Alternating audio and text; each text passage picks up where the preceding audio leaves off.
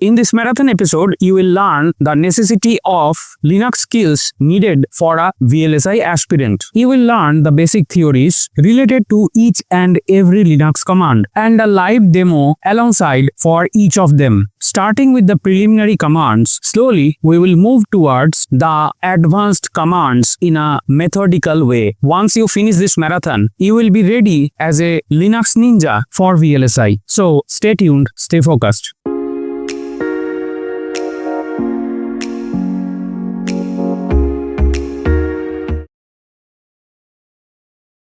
Hey folks, welcome back to the computer screen. In today's episode, we will be going to discuss these points. Software categories, their fundamental, commercial software categories, what is Linux, famous Linux distributions and logos, Linux desktop environments, various look and feels, why you must know Linux for VLSI, VNC server and viewer. Also, we will look into SSH clients. Layered connectivity used to Linux in VLSI. So folks, this is the menu for today, and without any further delay, let's begin. Software categories, fundamental. First of all, when we have any computers, we obviously have to have a software inside it. Now, broadly, the computer softwares can be classified into two categories. The first one is system software or operating system. Mostly you are familiar with Windows, that is a system software or operating system. The next one is application software or app. So, application software is like Office. Let's look at some of the examples. System software examples are Windows, Mac and Linux. Also Solaris. So, these are system softwares. These system softwares take care of the booting of the computer system. And the application software such as Office, Notepad, Paint, all of these you are familiar with, and many others. These are general softwares, that is application softwares. These are used for their specific purposes. Now, once the machine has booted up and ready, that time we launch the application softwares. Now, you understand fundamental difference of the two kind of softwares. Now, commercial software category. We have just talked about two broader category of the softwares. Any one of them can be recategorized in closed source software, which has subdivision of freeware, shareware, and proprietary software. Now, what is a freeware? Freeware is a software where you don't have to pay any license fees. You can go ahead, download it, install it, and start using it. Shareware is a software where you also do not have to pay the license fee. Condition is you will get advertisements in the software once you are connected to the internet. And here, if you want to remove the advertisements, you have to purchase the license. The next category is proprietary software, which is neither like freeware nor like shareware. For this category, you have to purchase the license. The another category is the open source software, where it is similar to freeware. However, you have the access to the source code, where in the closed source softwares, you cannot see the software code. Whereas in open source software, you can access the source code from some repositories and you can make your own fork of that particular software if you are a programmer. Now, our proprietary operating system is Windows. Generally, we use it from the schools or college days. And the Linux comes under the open source software. Now, why open source? We'll come to know about the various distributions. Linux, when started, it was only a single particular flavor or two particular flavor. From there, it has branched out in many flavors. These flavors are termed as distributions or distros. So, we're done with this particular slide. Let's move on. What is Linux? That is a good question. Now, let us see the answer. Linux is a family of open source Unix-like operating system first released on September 17, 1991 by Linus Torvalds. This operating system core is called the Linux kernel. So from the name of the creator, name the operating system as Linux. So the core is termed as kernel. Better you pin into your mind. Later on, you will see what is a kernel and how the architecture is there. Typically, have the GNU utilities come in several distributions to serve the different purposes. So, we are talking here about the various distributions. I just talk about some of them later on. We'll see some logos in upcoming slides. So, wait for that time. Non-commercial Linux distributions are like Debian, Fedora, and Ubuntu. So, these are very much famous. At least, the Fedora and the Ubuntu are very much famous. There are a lot of other famous distributions also. So, we'll show them. Commercial Linux distributions include enterprise distribution of Red Hat and SUSE. So these two are most used Linux operating systems in VLSI because when they are used in the companies, they have to use a purchased copy so that they get a proper support in case of there is some issue in the operating system. So here we are done. Let's go to the next point. CentOS is open source version of the Red Hat. It came to the end of life in December 2020. Yes, last December only. If I have made the video before the December 2020, then I could have mentioned the CentOS is a very good alternative of the Red Hat because it is built on the Red Hat code base. Now, after the end of life, it will continue as CentOS Stream or RHL Beta. Whereas the Rocky Linux has emerged as a successor of the CentOS, a complete rework. It's a fork of the CentOS, and people who are using the CentOS earlier now moving to the Rocky Linux. Now, why I mention about the CentOS and then Rocky Linux? In many of the companies, instead of Red Hat Enterprise, many of the small companies, they use the CentOS earlier than December 2020. Now, I think they are migrating to the Rocky Linux. So this is just for your information purpose. I have kept these points. Famous Linux distributions and logos. Now, I'll go through in this slide some of the famous Linux logos, their names, so that you can have a good idea of what to look for in case you are having a installation. Obviously, you cannot have the enterprise distributions because they are priced. However, you can go for the free ones. Now, let's start. First one is Ubuntu. Already in last video, I have shown the installation of Ubuntu to the VirtualBox. Next comes the Debian. Actually, Debian is the father of Ubuntu. So Ubuntu is a fork of the main Debian distributions. Next is the Fedora. Fedora is also based on the Red Hat code base. Next is the Linux Mint. Next is the Arch Linux. We have the SUSE. And so we also have the Red Hat Linux. Also, we have the Garuda Linux. Now, I will ask you a question to find out in the internet why the Garuda is getting popular in the Indian subcontinent. Please go ahead, look for the answer and put your answers in the comments. Rocky Linux is just I mentioned, which is a rebirth of the CentOS. We also have the Gentoo Linux, we have the Puppy Linux, and we have the Kali Linux. Kali Linux is used for the ethical hacking purpose. So folks, these are the few very famous Linux distributions and their logos. So we are done with this particular slide. Let's move on. Linux desktop environments look and feel. Now, when we use the Linux in GUI mode, we can have 3 different kind of desktops. First one, yes, you have seen this particular desktop in Ubuntu installation. And it is called Genome. This particular desktop environment is called Genome. The next one here, it is called XFCE. So this is another kind of desktop environment. You can see the change, look and feel is very much different. Obviously, these things are very much distribution specific. Some distribution is Genome, some distribution is XFCE. The third one is called the KDE Plasma. This is, you can see from the very beginning, it is having a menu bar and all, which kind of Windows look alike. KDE can be found in the Ubuntu installation. So these 3 major desktops can be found. Okay, so if you are logging into a particular Linux based machine, there you can come across any of these 3 desktop environments. So you will not be shocked that okay, I learned some particular desktop environment and now it looks different. No, there are several distributions, so you are now familiar with most of them. We are done with this particular slide. Let's move on. Why you must know Linux or the VLSI. First, at learning stage, many free and open source VLSI tools are available in Linux only. In this channel, you can see that I have already created a series on STA, where I have used the open source software called OpenTimer. So this is, you can install in Linux only and in Mac, but not in Windows. So such many softwares are there out there in the open source domain, which you can install and try and learn. So that can be your basic motivation of learning the Linux. However, wait for the next points. All industry-level VLSI tools installs and run on either Red Hat or SUSE distribution. That means beyond this channel, if you try to enter into the VLSI industry, there you have to face either Red Hat or SUSE. This is a must.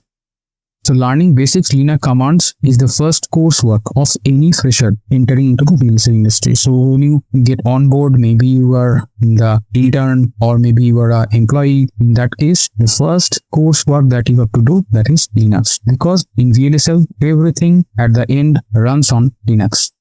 Most of the time, you have to log into a remote server through the VNC viewer, which connects from Windows, that is starts from Windows and end up in Linux server. So your Linux knowledge is must. There are a few more points. Let's see them. Load sharing facility, LSF by IBM or Univa Grade NG, that is UG, both works through Linux.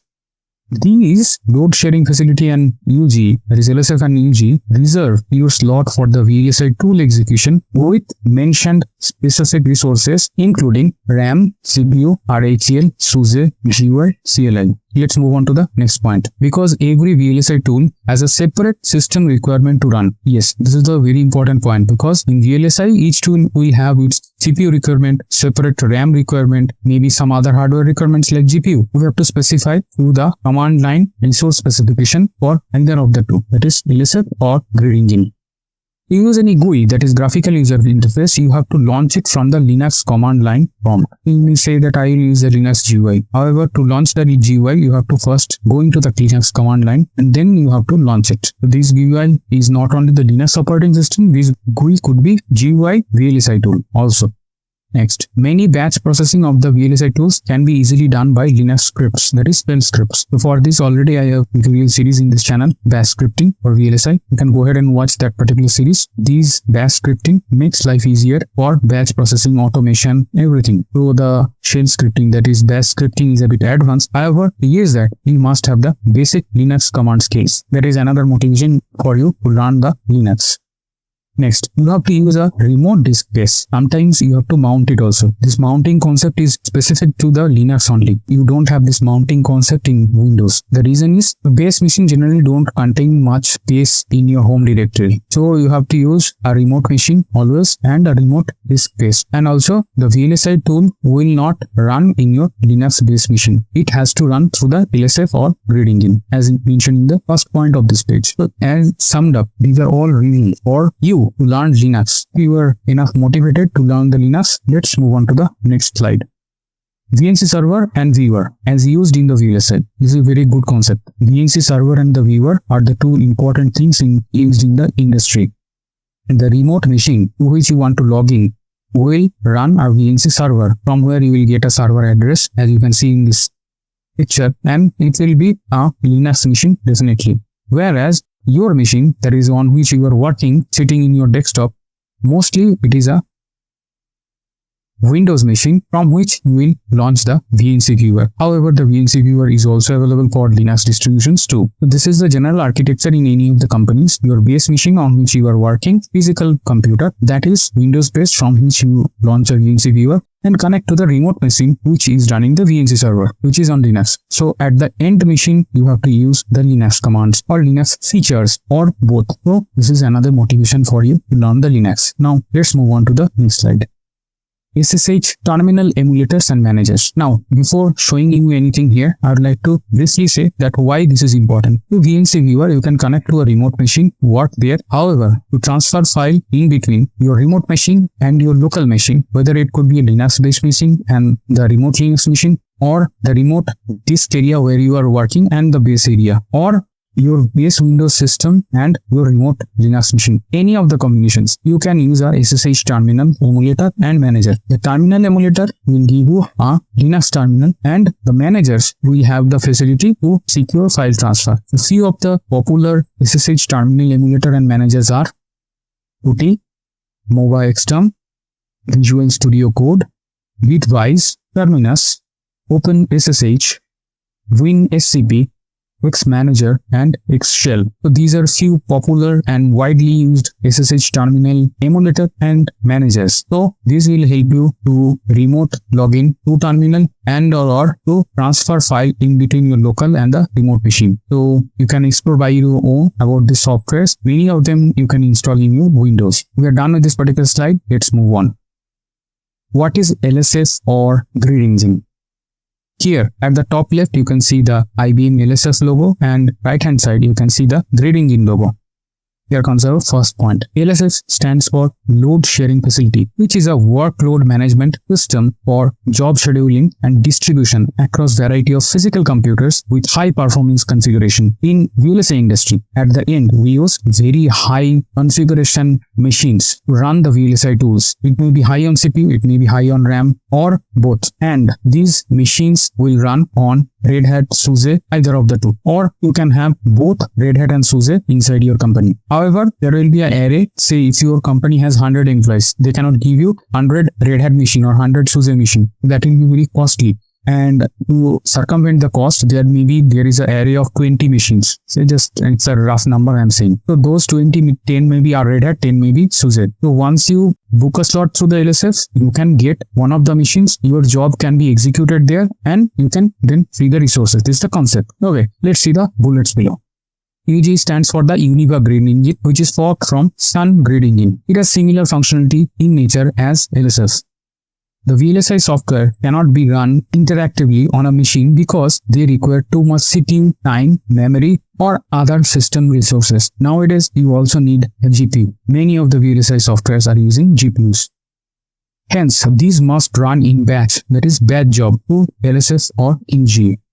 LSF or UG takes care of the batch management, time to launch, job queue management. So everything, top to bottom. There are 20 machines and 100 employees. So each of the employees in a time sequence, they will fire job for the machines. So there will be queues. Say each one has fired one job. So there will be 100 jobs, but 20 machines. This LSF or UG will make sure that 100 jobs must start and finish properly in the array. It will pick up the proper machine and then execute the job and finish it. Okay. Based on the job specification, or LSF or UG will start allocating machine, start execution of the job, and where there is enough system resources available for the jobs to complete. So not only it takes care of the beginning and ending, however, it also checks that the proper system resources are allocated. If that system resource is not free, the job will wait in the queue. Once such particular system resource is free, the job will run. Once the job is completed, the running program exits the queue and frees up the physical machine. So this free machine is now available for the next job. So the slot is free and open for the next execution. So there may be the next request maybe from the same employee, or it may be from the different employee. Okay. So in this way, the smart and efficient management of the resources is done through the LSF or grid engine. Layered connectivity to Linux in VLSI. This is a very important slide. So sit tight and watch it carefully. This is your Windows-based machine where you physically use the keyboard, mouse, etc. and you have the monitors. It is generally Windows, in which you will launch the VNC viewer. I have already exemplified what is a VNC viewer. Now, this VNC viewer takes you to the Linux base machine, that is remote machine, but that is base machine. This base machine will have limitation that your home directory will not contain much space and you cannot run high-end VLSI tools here because this is a very smaller configuration machine. Now, from this base machine, you will launch the LSF or UG commands, which will pull up a LSF or UG machine. And the LSF grid or the UG grid will provide you the high-end Linux machine where the job will run. So in this layered way, the VLSI tool is run in the industry. Now let me bring my mouse. Generally, once you have the Windows machine on and you have the VNC turned on and you have gone to this stage, so you will stay at this stage only and you will move to and fro here and here in these 3 layers. Okay, so this is the general practice. And once you log out, you may log out from this and you come back to your Windows. Again, once you logged in VNC, first you go there and then you go to the Linux base machine, and from there you fire the LSF or UG jobs, which will run at the high-end Linux machines. So this is the architecture, how the Linux machines are used in VLSI. So folks, we are done with this particular slide. Let's move on. So in today's episode, we are going to discuss Linux architecture inside out, what is Linux kernel and shell, some famous shells in the Linux, PCSH, the favorite shell for VLSI engineers, repositories and software installation in Linux, file structure comparison, Windows versus Linux, file tree structure in Linux, and finally, we will be discussing what is mounting concept in Linux. So, this is the menu for today. Without any further delay, let's begin. Linux architecture, inside out. You already have seen this picture in the thumbnail. So, let us start how the Linux works from inside out. If we think the inside thing, first, whatever physical thing is there, it is the hardware on which the Linux kernel is wrapped around. So the layer of Linux that is directly interacting with the hardware is kernel. Now this kernel has multiple processes, that is multiple running processes for various things. We'll come later. multiple devices are connected, their firmware are also part of the kernel, and many external firmware which are installed by the user also stay at the layer of the kernel. Next, the file system. In Windows, you might have a concept of FAT, that is file allocation table. On latest, you have a NTFS. So Linux also, there is a file system called ext2. Obviously, don't worry, at later point, we'll cover these things in this particular episode only. So that file system is taken care at the kernel level. Multiple device drivers also stay at the level of the kernel. So kernel also controls the driver and hence controls the external devices through the device drivers. Above kernel in Linux, we have the shell. So the shell is the word that you might hear, or you hear it more than anything, because you hear the shell scripting, we have tickle shell, we have tcsh shell, we have bash shell, anything that you hear. The shell word you hear many times. Above the kernel in Linux, the layer that wraps around the kernel is shell. It is few familiar names like is tclsh, bash, csh, tcsh, ksh. Ksh is the corn shell. tsh and tcsh are C shell and Tenai's C shell. Bash is born again shell, and tclsh you already know. This is the concept of the shell. Multiple shell names are popular, and all popular names I have tried to keep in the same picture.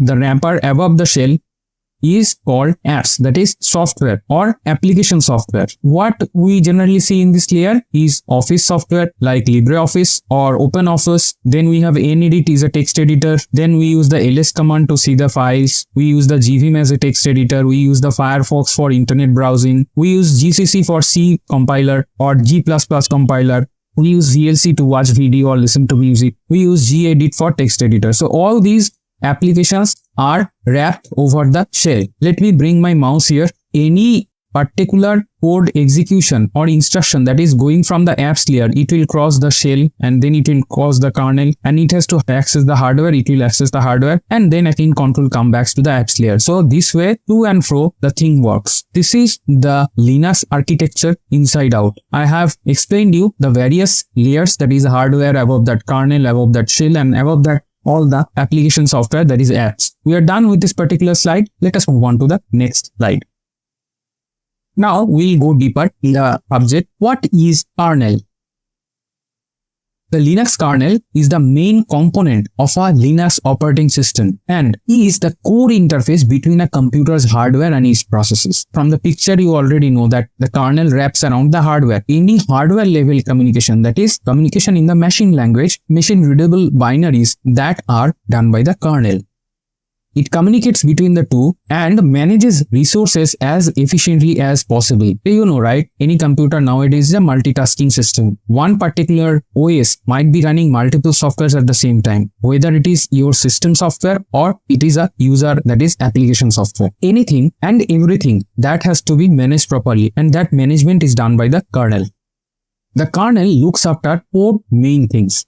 First, memory management. Keep track how much memory is used to store what and where. This is a very good thing because we are working on a particular application software, and that software we are saving some files. So at first the files are at RAM and then they will go to the hard disk. At hard disk, they will be stored as per the file system and the file tree structure. So all these things, the memory management is done by the kernel. Process management. Determine which process can use the central processing unit, that is CPU, when and for how long. So we have multiple cores for our CPU nowadays. The process management, any process may take one core, may take two core, or maybe all the core. So this CPU management and the core management, all these things are taken care by the Linux kernel. Device drivers as mediator or interpreter between the hardware and the processes. So all the devices, say, right now I am speaking through a USB microphone, and that microphone needs a driver to run. So that particular driver is taken care by the kernel.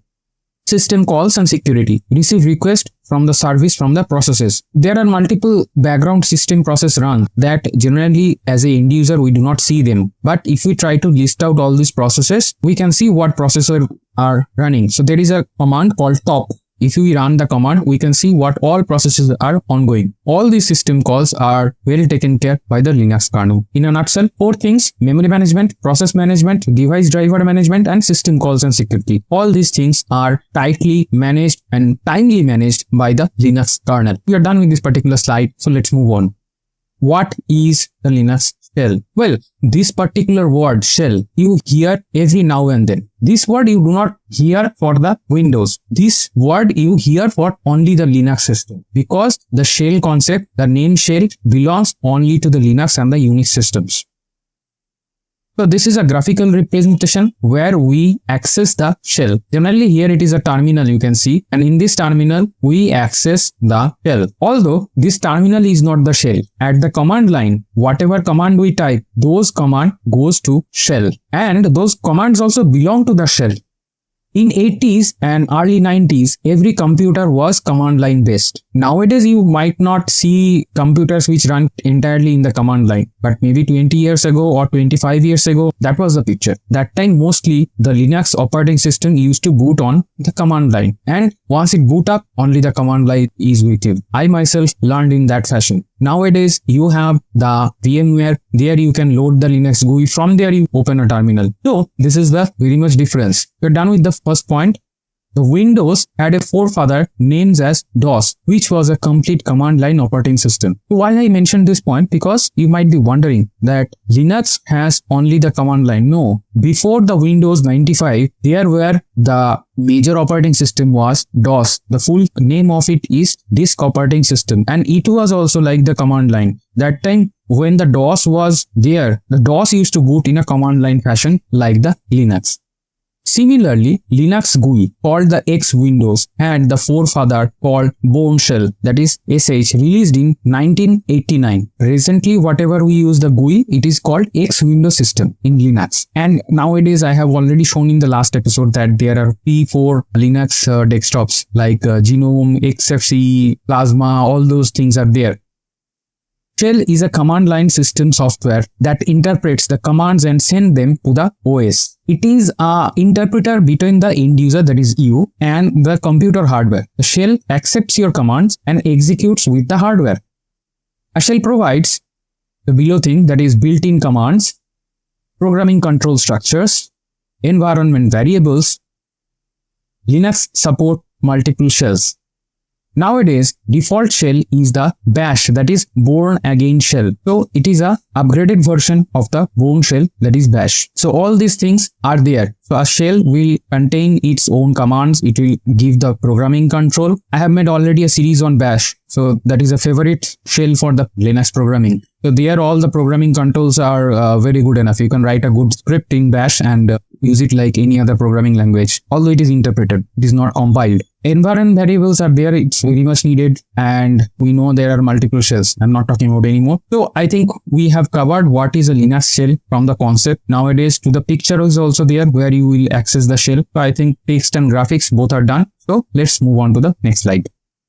Some famous shells in Linux. Here we are going to discuss about few shells. Those are very much famous in the market and you may came across them every now and then. Although in VLSI, 1 or 2 shells you will be facing everyday work. However, if you are a Linux enthusiast, you might find all the shells to play around. The first thing is bash, that is born again shell. Second is C shell. It's more like the C programming language. It's the scripting part. KSH is the corn shell.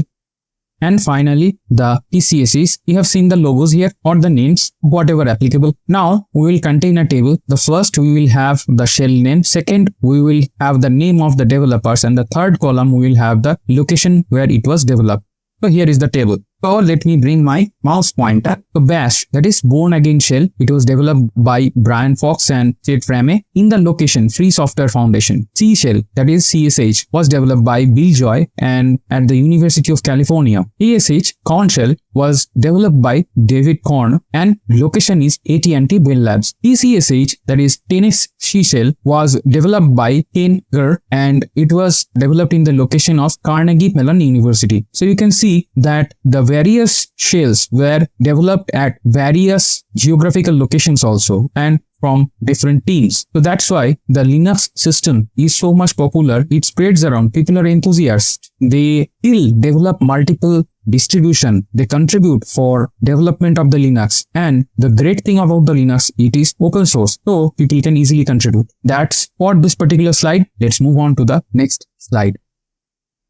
In this slide, we'll talk about the tcsh and we'll explore why this is the favorite working shell. That is your typing commands and all these things. Why it is favorite for the VLSI usage. So one point came here.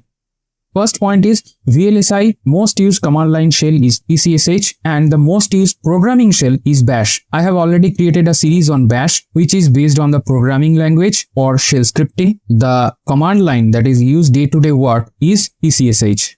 Next point, tcsh is a great shell for those who are slow typists because tcsh sometimes gives auto completion if you hit the tab key. And the third point, which was already there, command line editing and the file name or command completion. So I have mentioned this already that if you type some amount of the file name or the command and then you hit tab, it gets completed in the tcsh.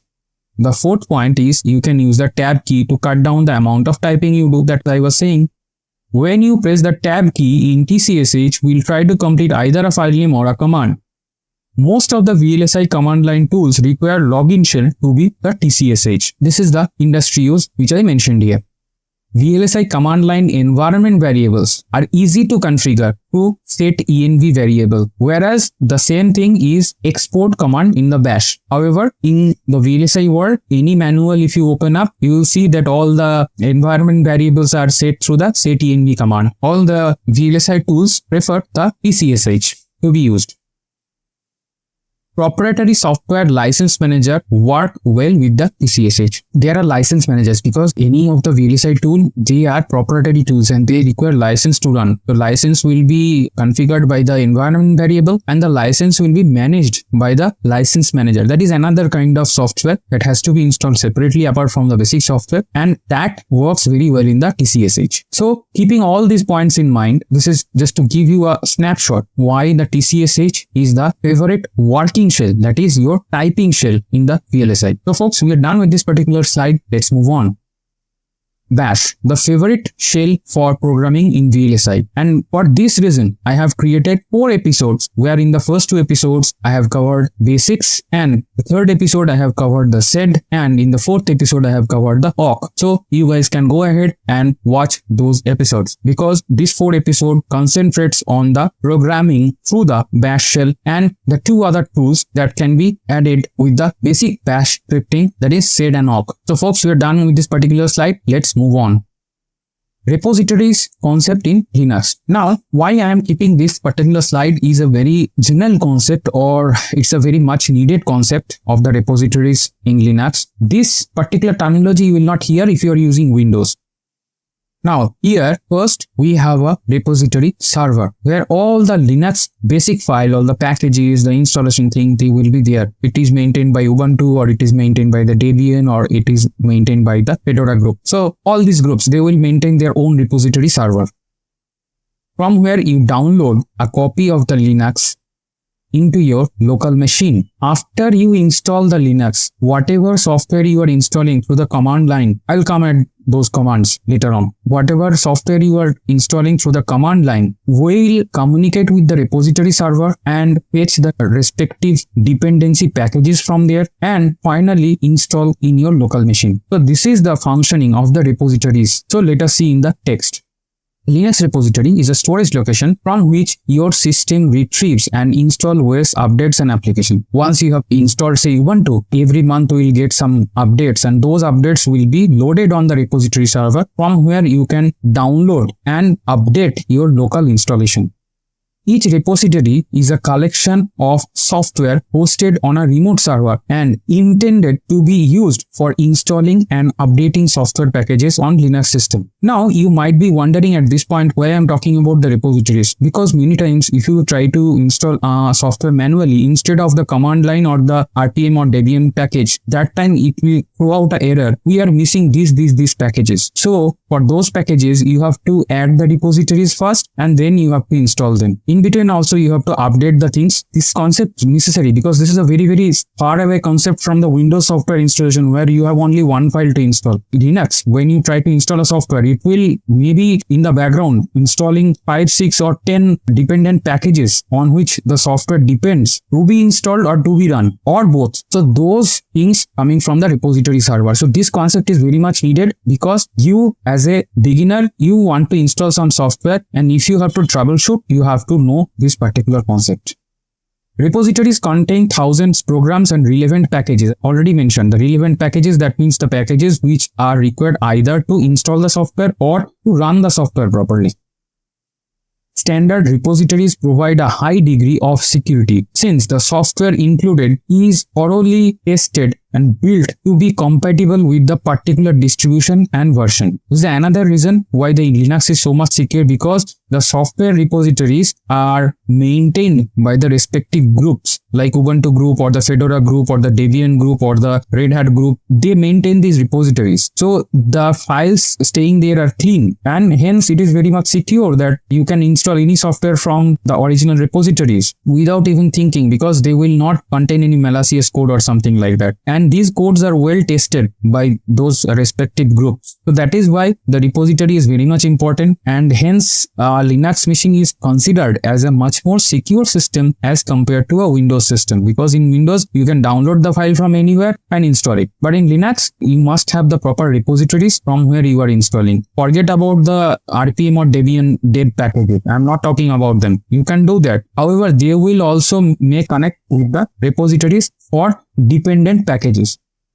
You can expect the installer updates to occur with no unexpected side effects. This is the very much good thing. Apart from any security threats, they will not come. The security threats will not come if you are installing from a proper repository. And also, you will not have a crash or something kind of stuff where you are installing from a repository. That means they are well tried and tested. Then they are uploaded in the repository server. I think this slide is done and the concept transfer is also done from my side. So let's move on to the next slide. Software installation in Linux. So far we have become familiar with different repositories, hardware, kernels and everything that is Linux inside out. So now let's look on to the fact how we can install the Linux. I will just exemplify here. I will not show any demo here. Later we can go through such installation, or you can go ahead and patch OpenTimer. I have already installed. There I have installed all the repositories first and then I installed the packages. Okay. That thing you can go ahead and see the OpenTimer installation. The video you can find in the static timing analysis playlist. So here, first for the Ubuntu or the Debian, these 4 commands we use. Let me bring my mouse. First one is the apt-get install. Then we give the program name or the package name. And if you want to remove it, we get apt-get remove. We generally add sudo because any installation or uninstallation requires the root permission, and Ubuntu here it is sudo, sudo. And we use the apt update to update the packages and upgrade to upgrade the packages already installed. Say we have a package version 1.0 and we get a 1.05. So for that upgradation, we use the apt-get upgrade. So all these 4 commands are used for the command line installation. I can tell you that the command line installation is much more easier than any GUI, because if some error is thrown out, the GUI will not give you the exact reason what is going on and why that installation has been stuck, but the command line will give you the message. So that's why the command line install I prefer, and I'll suggest you that you go ahead and install it in the command line way, because you can troubleshoot if there is an error. At least you can copy paste the error in search engine and you can find out from the respective Linux group forums what happened, because generally these are software errors and they are common and they are reported in the respective forums like the Ubuntu forum or Fedora forum. So we are done with this particular 4 commands. Let's move on to the next. So for Fedora or Red Hat, we have the yum. So yum install, then the package name, yum remove the package name, yum update the package name. So this is the way we do it in the Fedora. In SUSE, we use zyper. So zyper install, then the package name, and zyper remove the package name. For BSD, we use the pkg command. So pkg install, package name, pkg delete, then the package name. So this way we do it in the BSD. So mostly in this tutorial, I am using the Ubuntu distribution. So you can keep your focus here in these particular commands, which I will be using again and again. Although I have given you different flavors which are used just to have a broader picture and a bird's eye view how the installation is done in the Linux. So folks, we are done with this particular slide. Let's move on. Repositories are in Ubuntu. We have already discussed what is a repository and why we keep a repository. In this tutorial, I'll be using the Ubuntu throughout. I'm educating you through this particular slide what all repositories are there for Ubuntu. The first one is the main. This is the officially supported open source software. Canonical is the group which maintains for the Ubuntu. Canonical provides official support for these packages. Every open source software package included in the default installation is included along with some other important packages. So this is the purpose of the main repository. Restricted, officially supported closed source software, that is hardware drivers, support for the length of the release, restricted, and this is for closed source softwares, this repository.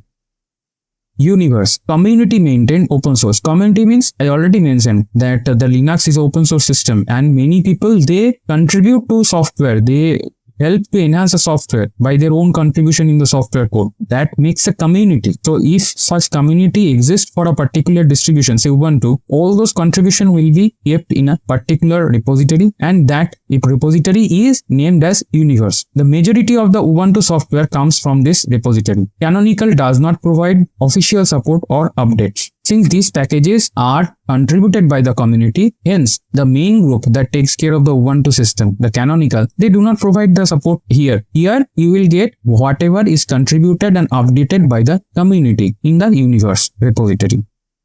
Multiverse, unsupported closed source and patent encumbered software. So those which are not supported by the Canonical or they are closed source or some patent is there. So all those software will reside on the multiverse repository. So I'll show you in the Ubuntu where you can see all these repositories later on the hands-on episode. So just for your knowledge, you can think the main, restricted, universe and multiverse. So the main is by the Canonical and the universe is by the community. Rest of the things are closed source. We are done with this particular slide. Let's move on. File structure comparison, Windows versus Linux.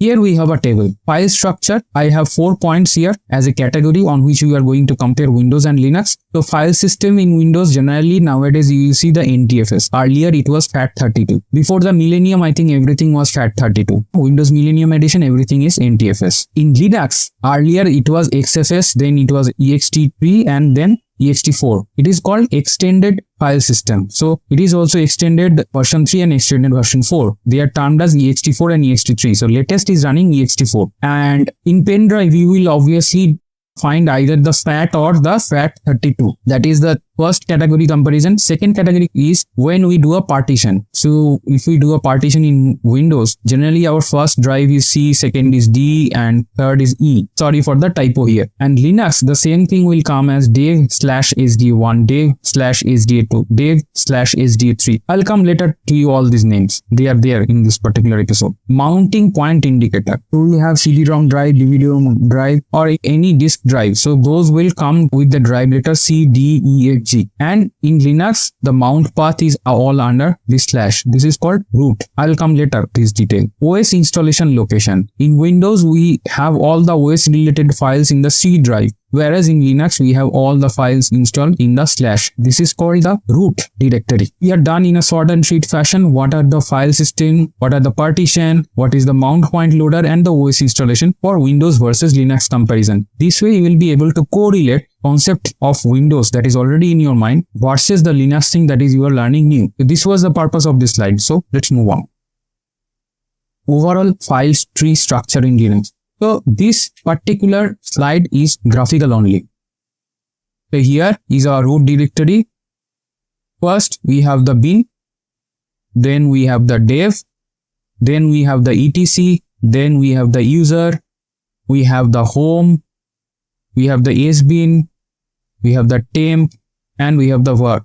So under the root, we will have all these directories. These are major directories. However, these directories can have subdirectories. I am not talking about them because that will make your concept much more complex. And right now as a beginner, I will not make things complicated. Later, you can learn by yourself what are the subdirectories and all. Linux has a file tree structure as compared to the Windows. Windows, we don't see this kind of file tree or this kind of structure. There we see only drives and each drive will have its own file structure. All these things you will see common in any of the Linux installation, whether it is Red Hat, whether it is the Ubuntu, whether it is BSD, whether it is Garuda, all these kind of Linux, you will see these folders common, which will stay under the root folder, that is slash. The root is the topmost folder in which they will be there. So what these things mean, I'll come in the next slides. Let's move on in detail.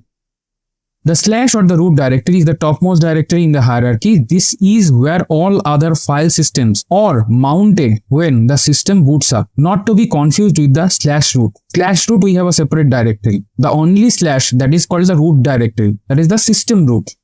And the slash root, this is similar to a slash home directory, but for the root user or the super user, that is the system administrator.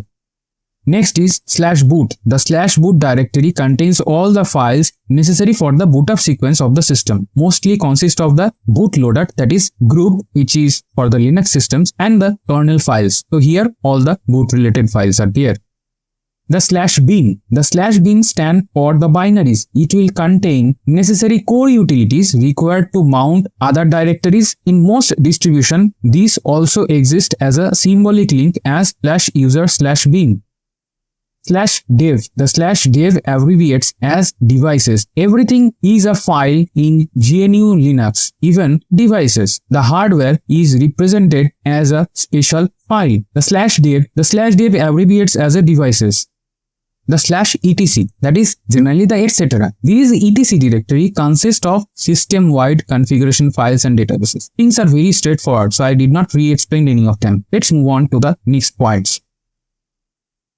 The slash user directory contains the executable binaries and other shared resources. The home directory has a folder for each and every user. So each user has a home directory for them. It enables to have user-specific configuration files. By default, each user has read and write access to their home directory and must need special elevated permissions modify files outside their home directory. The sbin. It is like a bin directory, but commands used by the system administrators consist of important commands for starting, maintaining, and recovering the system. So all the system related binaries will be stored here. The slash tmp. This is the place where the temporary files are stored. This directory cleaned up during the startup. So this is more like the temp directory of the Windows. If you are familiar, then you can correlate. Slash var. The var directory, which is the important information like caches, log files, etc. are stored. This is similar to the slash tmp, but the files aren't clear during the startup. So this is the difference between the var and the tmp. tmp is cleaned up at the startup, but var is not. Although it will contain similar files like caches, log files, and etc. So we are done with all these points. Move on for the next points. The slash media, the mount point for the devices such as USB devices and other media devices. The opt is optional where the locally installed software exists. So this is for locally installed software.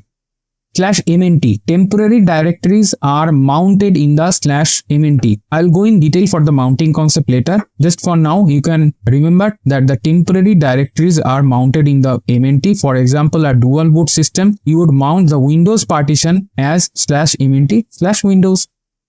The slash lib. The slash lib directory has some important C libraries required by the slash bin directory. There also exist lib32 and lib64 depending upon the system architecture. It exists as a symbolic link to the user lib in most distribution. So I'll cover later on in this series what is symbolic link and what is hard link. These are all important directories that I have discussed under the file tree structure of a Linux. We are done. Let's move on to the next slide. What is mounting in Linux? Now this is a very different concept as compared to the Windows. Why? Because in Windows, if you insert a pen drive, right, or if you insert a CD, you can directly read it. Nowadays, even if you insert a pen drive in Ubuntu, it will sense it and it will automatically allocate it as a drive. However, at the background, the mounting is going on. Now, what goes behind the background, I'm going to explain here, because if you eject a pen drive, even it is physically connected, you cannot access it anymore. To reuse it, you have to exert and insert it again. That means you have to reinitiate the mount process. Now, this mounting is very much needed because in VLSI, you sometimes have to mount a remote disk to what there. That is the relevancy. That's why I have kept this particular slide. In VLSI, when you are actually working inside a company, your home directory generally do not contain much space. You have to mount a remote directory to the mount command and use it. And I think for ease, this mount command may be included in your cshrc file. I'll come later on. Yes, what is a cshrc file? But for now, you just become familiar with the mounting concept. Later on, you will find the usage.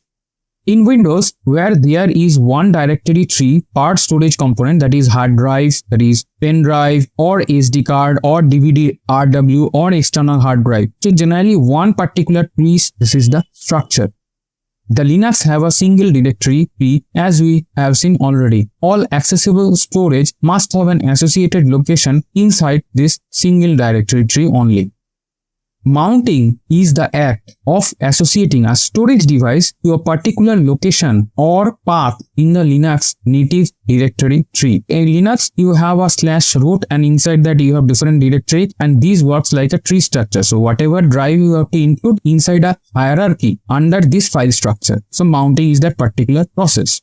Let's say a CD-ROM device hardware is location. This is the physical location. /dev, dev is for devices, and then CD-ROM. And the chosen mount point will be /media, then /CD-ROM. The corresponding command is mount, then dev/CD-ROM, then media/CD-ROM. We have space in between mount and the next section and the next section to it. This way mounts a particular CD-ROM. After mount files inside the CD-ROM is accessible as /media/CD-ROM, then some directories I have put wildcard and some files which also I have put wildcard. So in this hierarchy, you will access the directories and the files inside. When you have finished using the CD-ROM, you unmount it as unmount /dev/CD-ROM or unmount media/ both will work. You can unmount using either of them. In GUI or GNOME desktop, you click on eject or safely remove. Comes with the right click context menu. This works as the unmount command in the background. After this step, although the CD-ROM is physically connected, you cannot access it until you mount it again. So this is the concept of mounting, and this way the mounting and unmounting works in Linux. So this is slightly different from the Windows system, which keep in your mind. So we are done with this particular slide. Let's move on.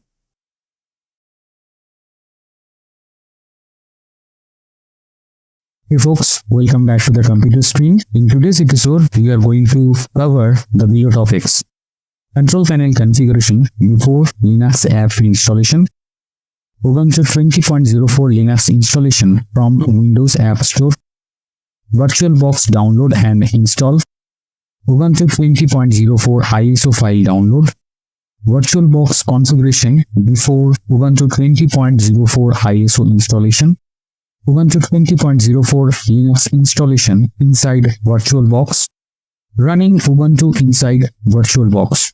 So folks, this is the menu for today. So without any further delay, let's begin. Hey folks, welcome back. We are in our Windows operating system and now we are going to install the Ubuntu built-in app for the Windows operating system. So first, let me go to control panel. Here I have to make some changes.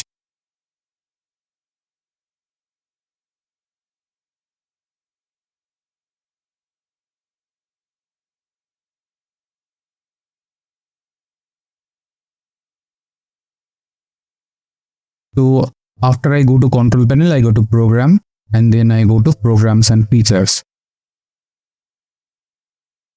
So here you can see this particular option, turn Windows feature on or off. You have to go there.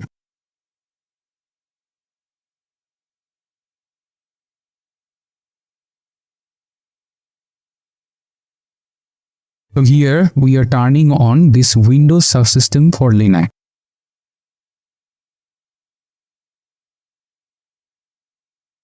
You can see it, I have kept it highlighted, Windows subsystem for Linux.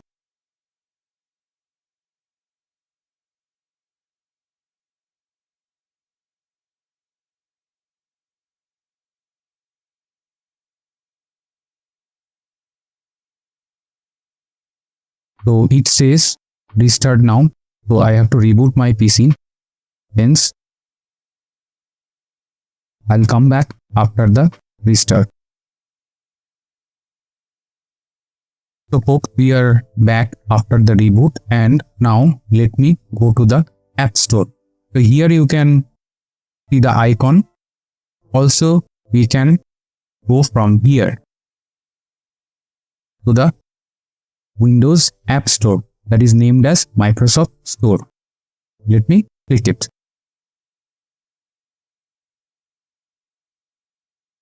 So next what I do, we search for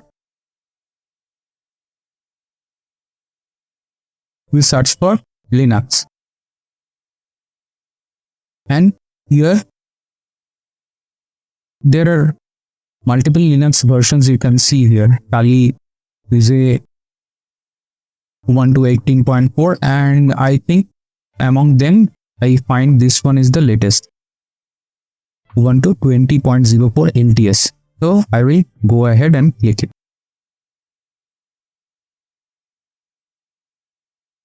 Before installing, if you want to check, you can go ahead. You can check your operating system and the hardware requirements, the system requirements. I think my machine is okay because I have a dual boot already and I'm running Linux already. So I'm not going to verify it. For your case, you can check whether anything is needed more for you. However, once you have the Windows 10 installed, I think your system is ready to install this particular Ubuntu app. So one more thing here, as it written that Ubuntu 20.04 LTS on Windows allows you to use Ubuntu terminal and run Ubuntu command line utilities, bash, ssh, git, app, and many more. So this will give you the basic command prompt, that is Linux. That should be your expectation, that after installation you will get only the shell, and for this particular course you need only the shell. I think that is enough. So let me click on get.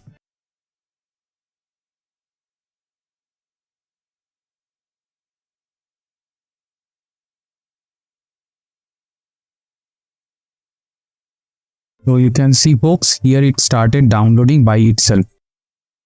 Let me wait till the download finish.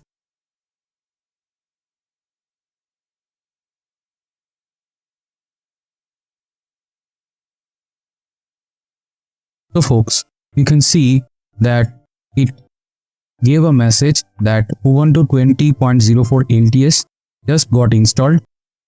So this particular utility we have installed, and here we can pin it to start. So I have kept this pinned inside start.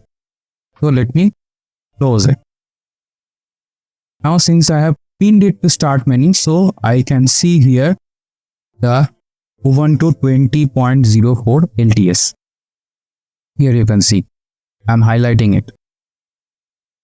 I'm going to click on it.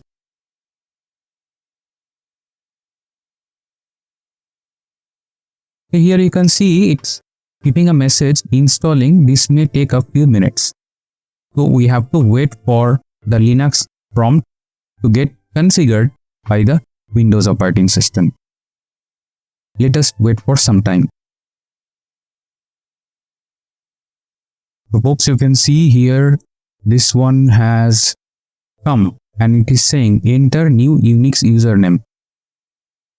In Linux system, generally you log in with a username and password, and obviously this is not your Windows ID and password to which you are logging to the Windows. Okay, this is separate. Let me give a name here.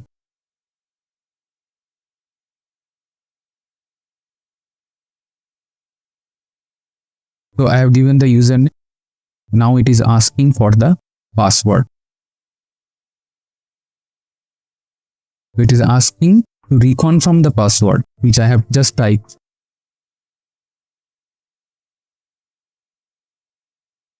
So you can see password updated successfully, installation successful. To run as an administrator in Ubuntu as a root, you have to use the sudo command, and all this thing, documentation, man page, everything is there given. And here to check for new updates, run sudo app update. And here you can see that our shell has come here.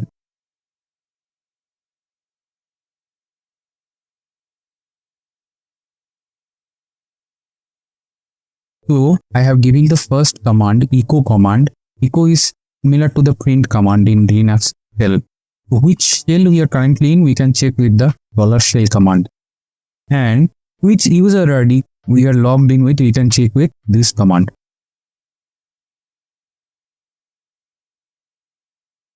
So now we can see we are using the bash shell and this is our username. Our installation is complete. Clear command. Now what I'll do, I'll close this one.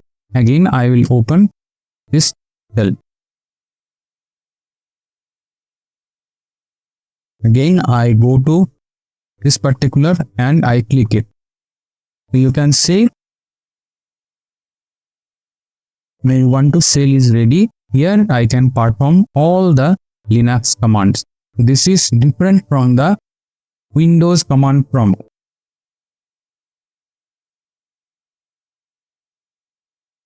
I am keeping side by side. So this is our Linux shell. This is the command line prompt for our Ubuntu system. You can see by the icon. And this is our Windows command prompt, that is giving as our Windows command line feature. So don't confuse with them. This is what we are not using. So we are closing it. What we are using is this one, that is the Linux shell inside the Windows. So I'll close it. I think folks, we are done for this particular thing. So let's close it.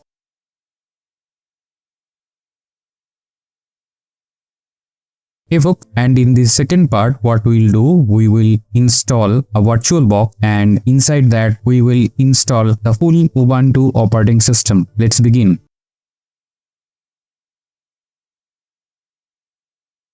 I type VirtualBox.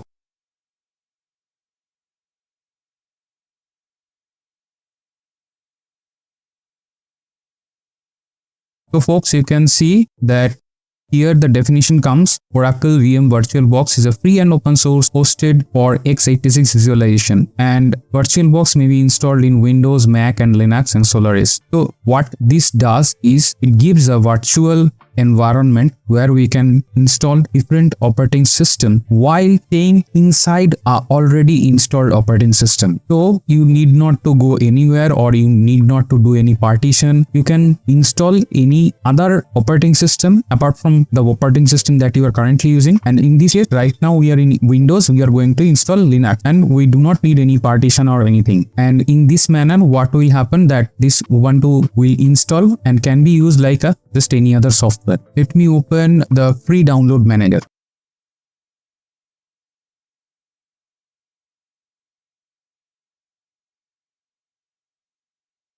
So we have reached to virtualbox.org.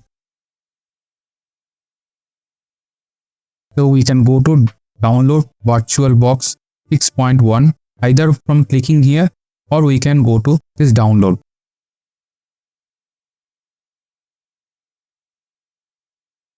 So the link in the left pane, it worked, and after clicking this download, we have reached to the download page. So you can see here you will find the VirtualBox binaries and the source code. Here you can see that we are already on Windows. It is also available for other operating systems. So in case you are using the Mac OS, so you can go for OS X for that one. If you are using Solaris or Linux, you can go there. However, our goal is to install Linux within Windows, so we will pick up the Windows binary. So let me copy the link address, and a faster download I will do it with the download manager.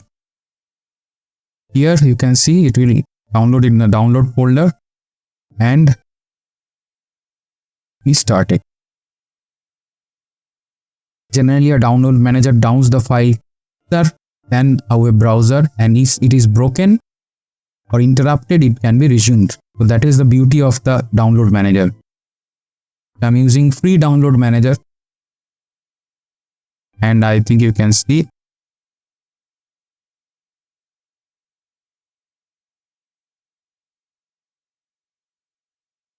you just thought there is a network error, and then automatically free download manager reinitiated the download and it has completed the download. We can see here it is, you can see that it has completed the download. So let me close it, and let me also close this one. We do not need any more. So I'll provide this link in the description of the video so that you can directly go here. So close it.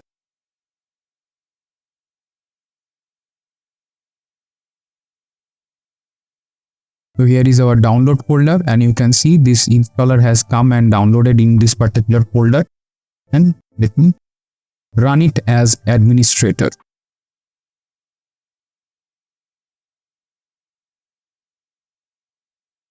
So folks, you can see after I have launched the installer, it has come, and I will proceed with the install.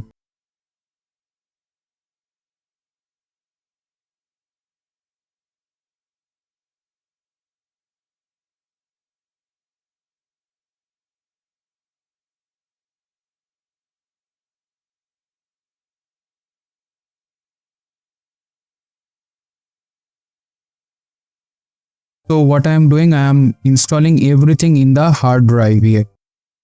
And in this path, this particular path, you can see here, this will be installed.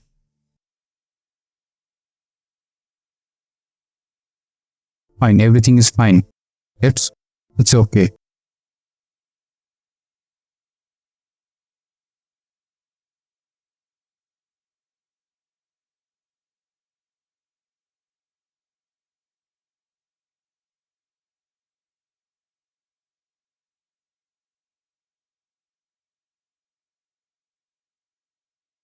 You can see I have proceeded with the installation steps.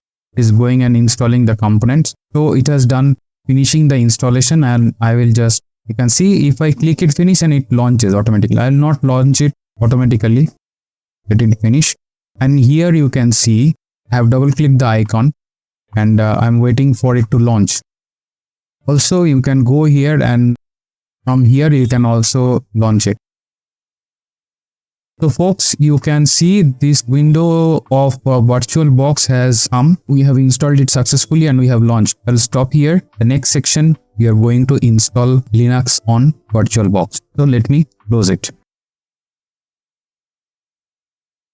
So folks, in this particular section, we will be downloading the Ubuntu ISO from Ubuntu website.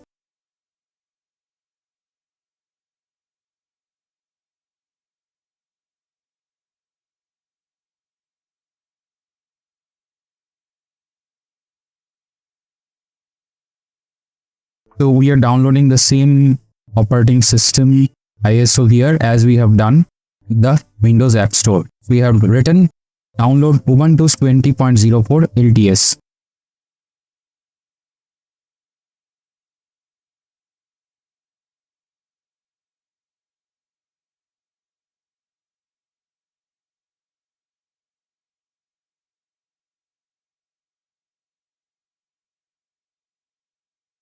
So we are staying on the same operating system, although there is a up-to-date version available. In your case, if you want, you can install the latest up-to-date version, Ubuntu 21.04. This is 21.04. However, we are installing Ubuntu 20.04, and there is a subversion, that is LTS. The LTS means the long-term support. So once you install an LTS version, the system updates and all those things are, I think, for 3 to 5 years, somewhere in the timeline. And within that timeline, you do not have to reinstall any kind of further versions. So automatically everything will be installed as they update. So this is the theme of the LTS version of Ubuntu. Let me turn on the free download manager. Let me launch it. Go here. Let me download.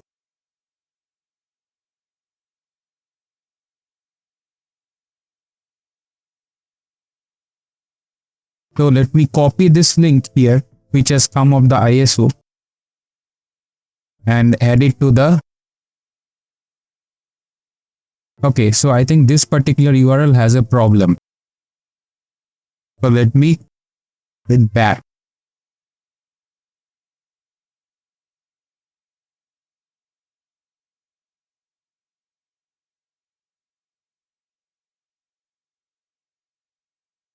Because the last link was a bad link, and then what we did, we picked up the second option that came in the search. We'll copy the link address.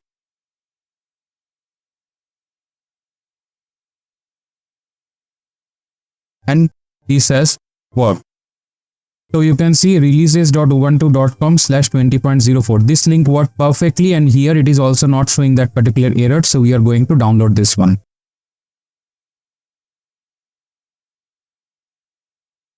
So I'm just going to reiterate the first one link, the download option did not work. So we moved on to the next one, that is not the ubuntu.com, that is the releases.ubuntu.com. This link is opened here, and here we can go for this particular link which I copied and added in the pre-download manager, and it is downloading. So you can see the downloads manager has a much more higher download speed than your regular browser. So it is downloading, I think, in Mbps speed. So let it finish. Let the download finish, and then we'll talk again.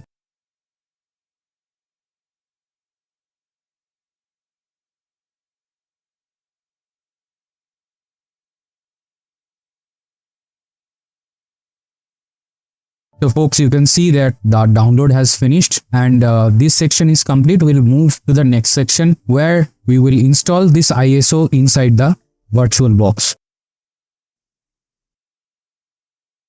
So folks, we are on the next section. In this section, we will install the Ubuntu ISO image as a full operating system inside the VirtualBox. Let me start the VirtualBox. One desktop link is here, and another way you can go up this point and click it to run the VirtualBox. So once you see this VirtualBox is here, you can go ahead and here you click me. Here I am typing Ubuntu.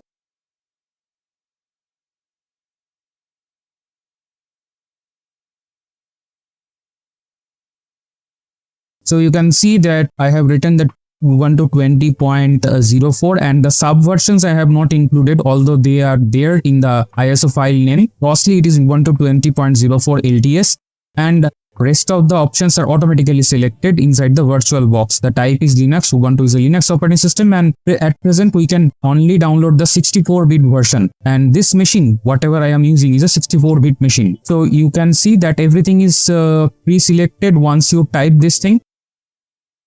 And pick the memory size. This is RAM size. So I have 8 GB RAM in my machine.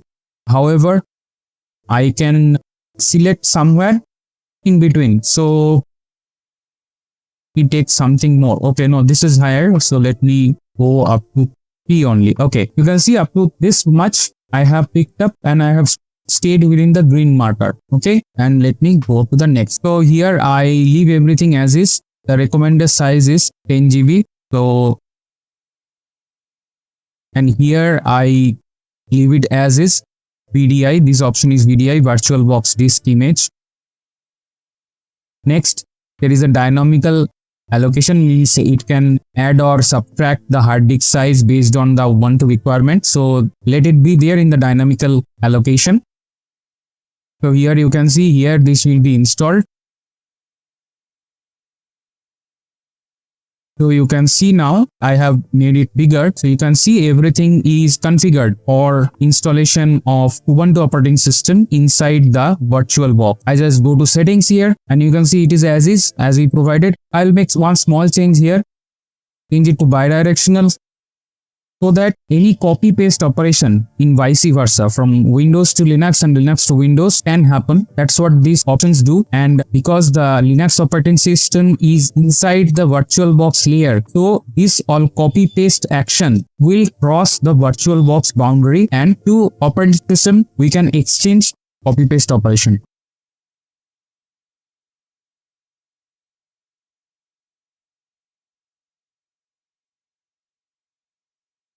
So here there are multiple CPUs. I am just picking one. I think everything is okay here, and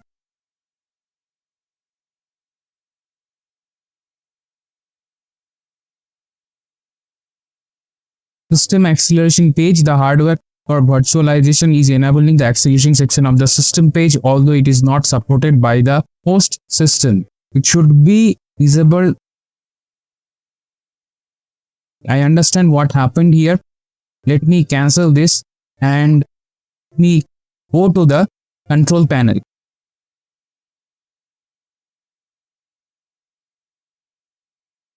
me go to the control panel here. Programs and features. Let me go. Turn on this one. Turn on features. Here there is a virtual. So you can see here the virtual machine platform. So this must be enabled from the control panel. Otherwise, we are seeing that particular error, right? So let me enable it.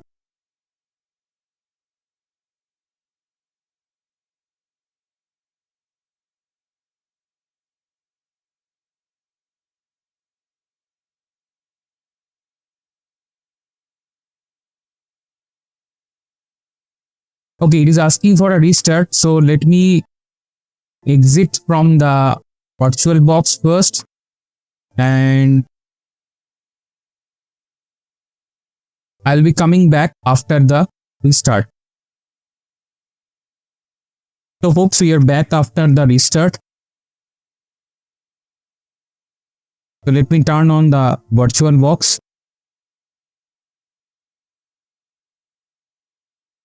So you can see that here we have configuration inside the VirtualBox is there, where we are going to install the Ubuntu.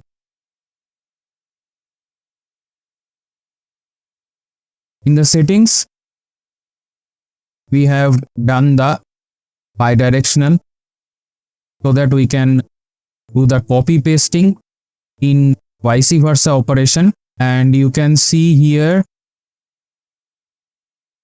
everything is okay now. Earlier the error was coming, has been fixed by the setting change that we have done in the control panel.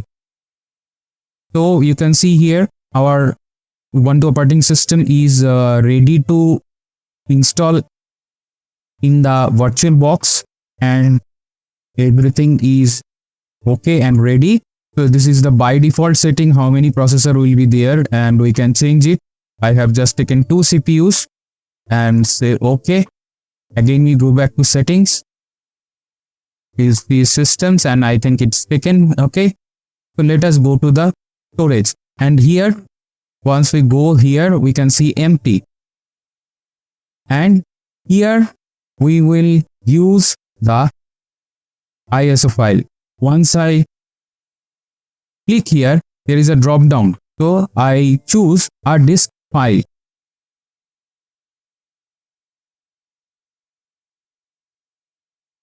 So let me navigate to the downloads folder where we have downloaded the Ubuntu ISO file. You can see it is here, Ubuntu 20.04, and we have the subversions, and it's a 64-bit ISO, and we pick it.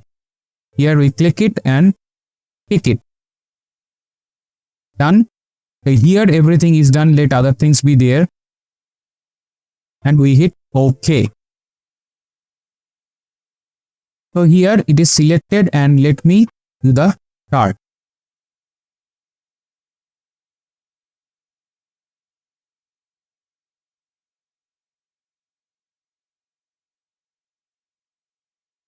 So you can see here the Ubuntu installation has started inside this particular window.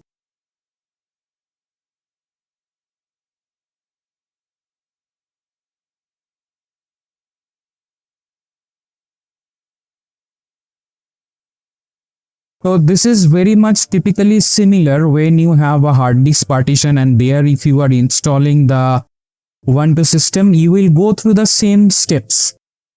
In my machine, I have a dual boot, that is Windows 10 and Ubuntu. So when I installed these things, I went through all the steps. In case you have only one particular operating system, that is Windows 10, then you will be using this VirtualBox to install the Ubuntu operating system inside Windows system.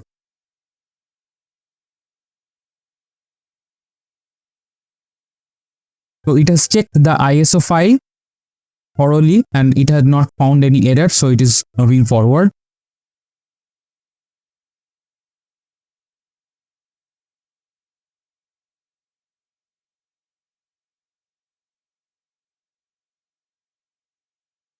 Here there are two options. try Ubuntu, install Ubuntu. So we will go for the install Ubuntu and we are using the English language. So try Ubuntu gives you a live CD version that everything loaded in the RAM and then you can play it. If you have a bootable Linux, you can do it. You don't have to install the OS in the hard disk, and from pen drive you can run it as a live operating system. Everything happens on RAM, and what is the disadvantage? That you cannot save anything. You can try everything, but you cannot save anything. Okay, so here we are going for the installation,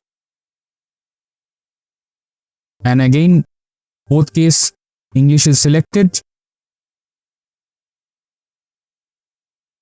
So I'll skip this option as I want to do the minimalistic installation right now. In your case, you may check these two options. However, I am going for the minimalistic install. So not this one. I am saying the normal installation, but not the additional update while installing Ubuntu. That will take more time and eat up my internet bandwidth. So what I do, I uncheck this option. In your case, you can pick up these options.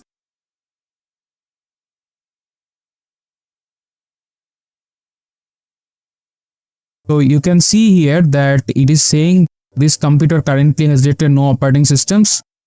Okay, no operating system inside this particular VirtualBox.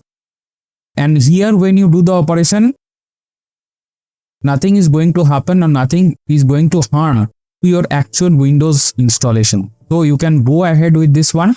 This is whatever happening inside this VirtualBox. So erase disk and install Ubuntu.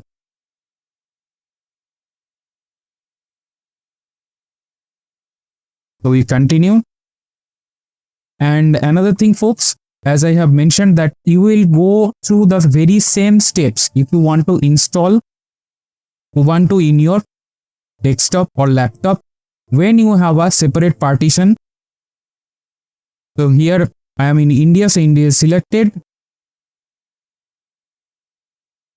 And let me type my username.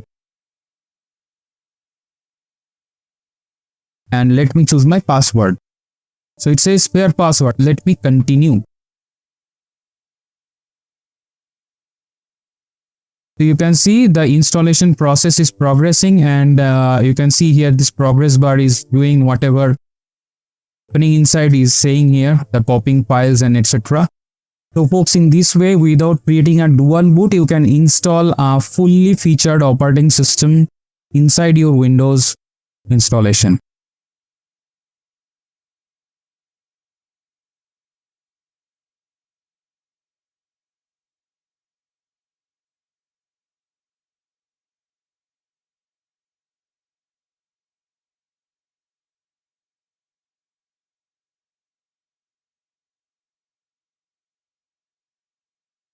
So folks, the installation inside the VirtualBox is complete, and restart now. So this is not going to restart your Windows. This is going to restart just the operating system, that is Ubuntu, inside VirtualBox.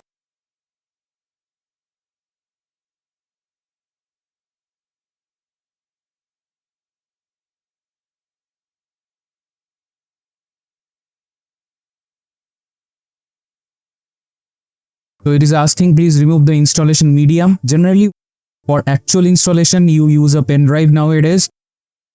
At this step, you pull out your pen drive. Okay, you cannot eject it safely or something like that during the boot. You just have to pull it out from the USB socket. So, however, in this case, we are not using any USB installer.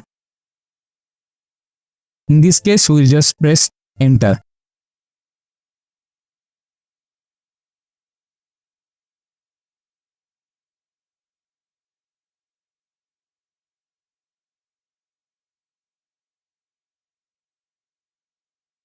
So you can see the Ubuntu has taken a reboot and the Ubuntu boot up sequence has started.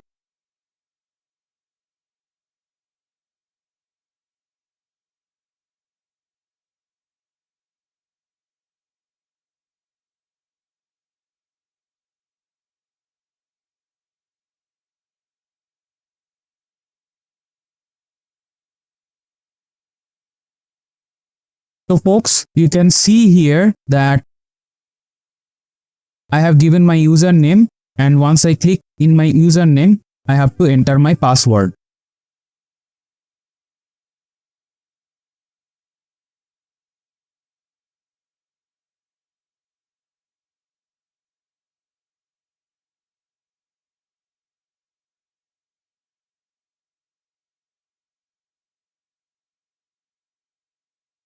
Just installed and successfully logged in to the newly installed Ubuntu system inside the VirtualBox. Let me skip.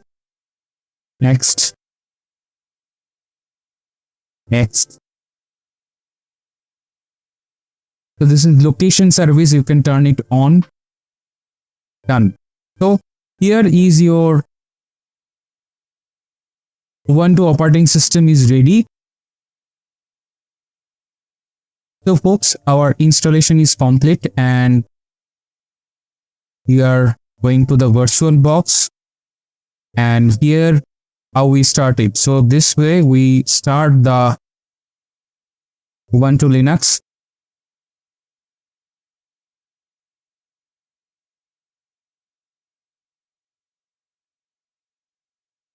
The boot up sequence is ongoing.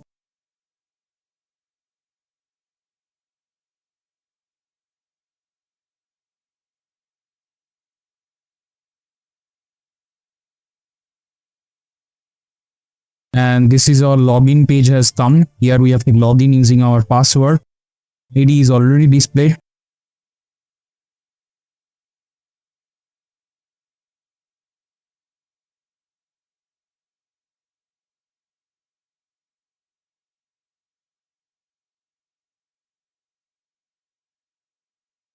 So here if you see these things we do not need, so I'll remove it.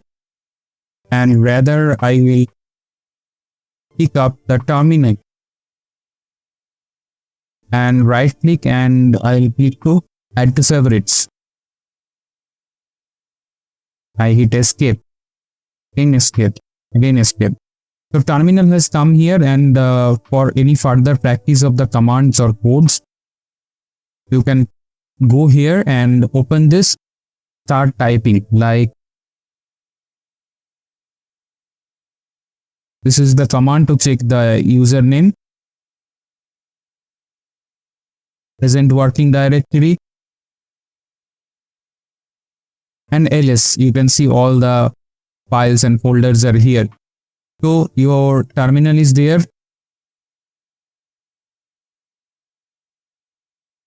And we are currently using the bash shell. So I think we are done with the installation of Ubuntu operating system inside the VirtualBox, and this way you can start using it and learn the commands.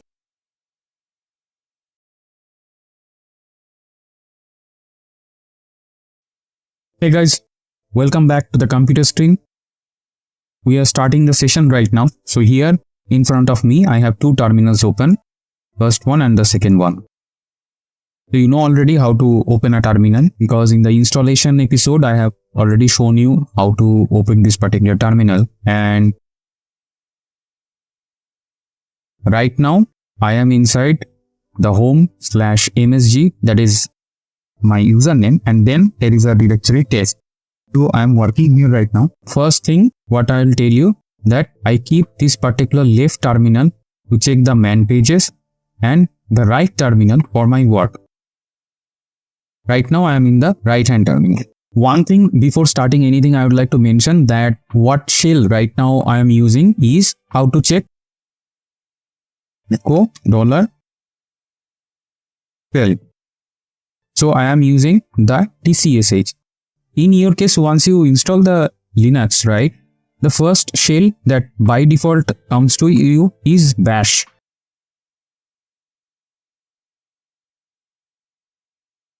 In your case, you will see this particular shell, that is bash. In my case, I have tcsh. Now your question is that how to set this particular tcsh, or in case you don't have the tcsh inside your Linux installation, how to get it.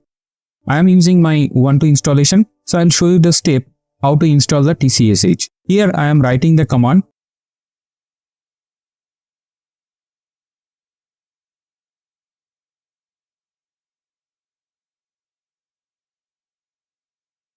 So you can see that I have written sudo, that means I am installing it as a super user, and I am using the apt-get install command to install the binary tcsh. Tcsh is a shell, however it's a binary. So I'll hit enter. So it is asking for the root password.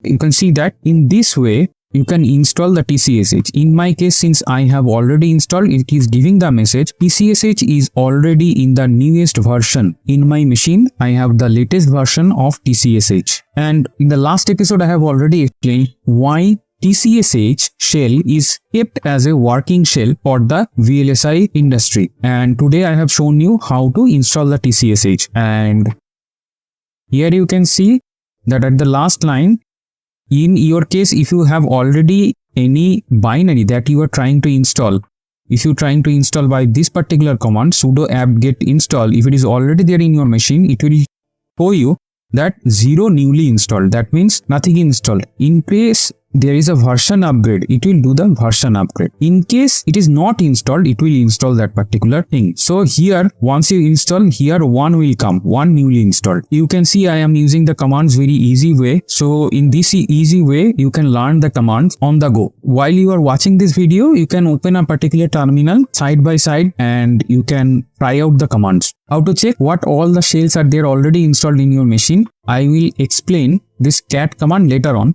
So just now let me use it. Cat, then /etc, then whereis.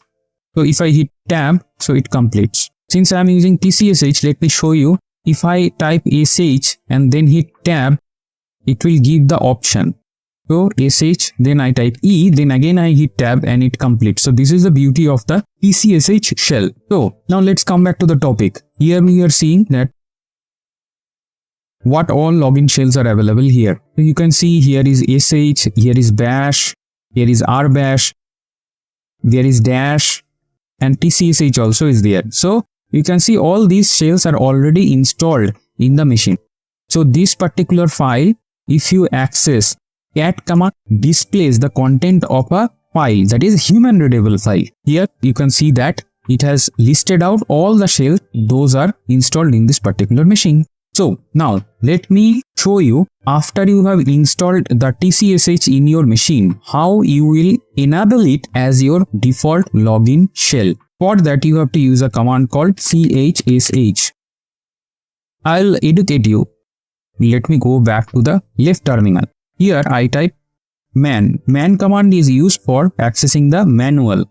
Then I type the binary name chsh. So you can see here chsh is to change the login shell, and here is the description. The chsh command changes the user login shell. This determines the name of the user's initial login command. A normal user's name only change the login shell for his or her account. Super user may change the login shell for any account. So if you are root, you can change it for anyone. So you cannot change any other user's login shell. That is the restriction in Linux. So let me get out of this particular command. And now let me go into this particular shell back. chsh, here I type it and it asking for the password. That is your password. In my case, I am giving my password. Now here it is saying changing the login shell for msg. msg is my username. Enter the new value or press enter for the default one. So here what I see that it is asking for the login shell. tcsh is installed. Either you can pick this or you can pick this, anyone. I am picking this and putting it here. In your case, here it will be bash. You will replace it with this particular tcsh. Now, if I hit enter, it takes.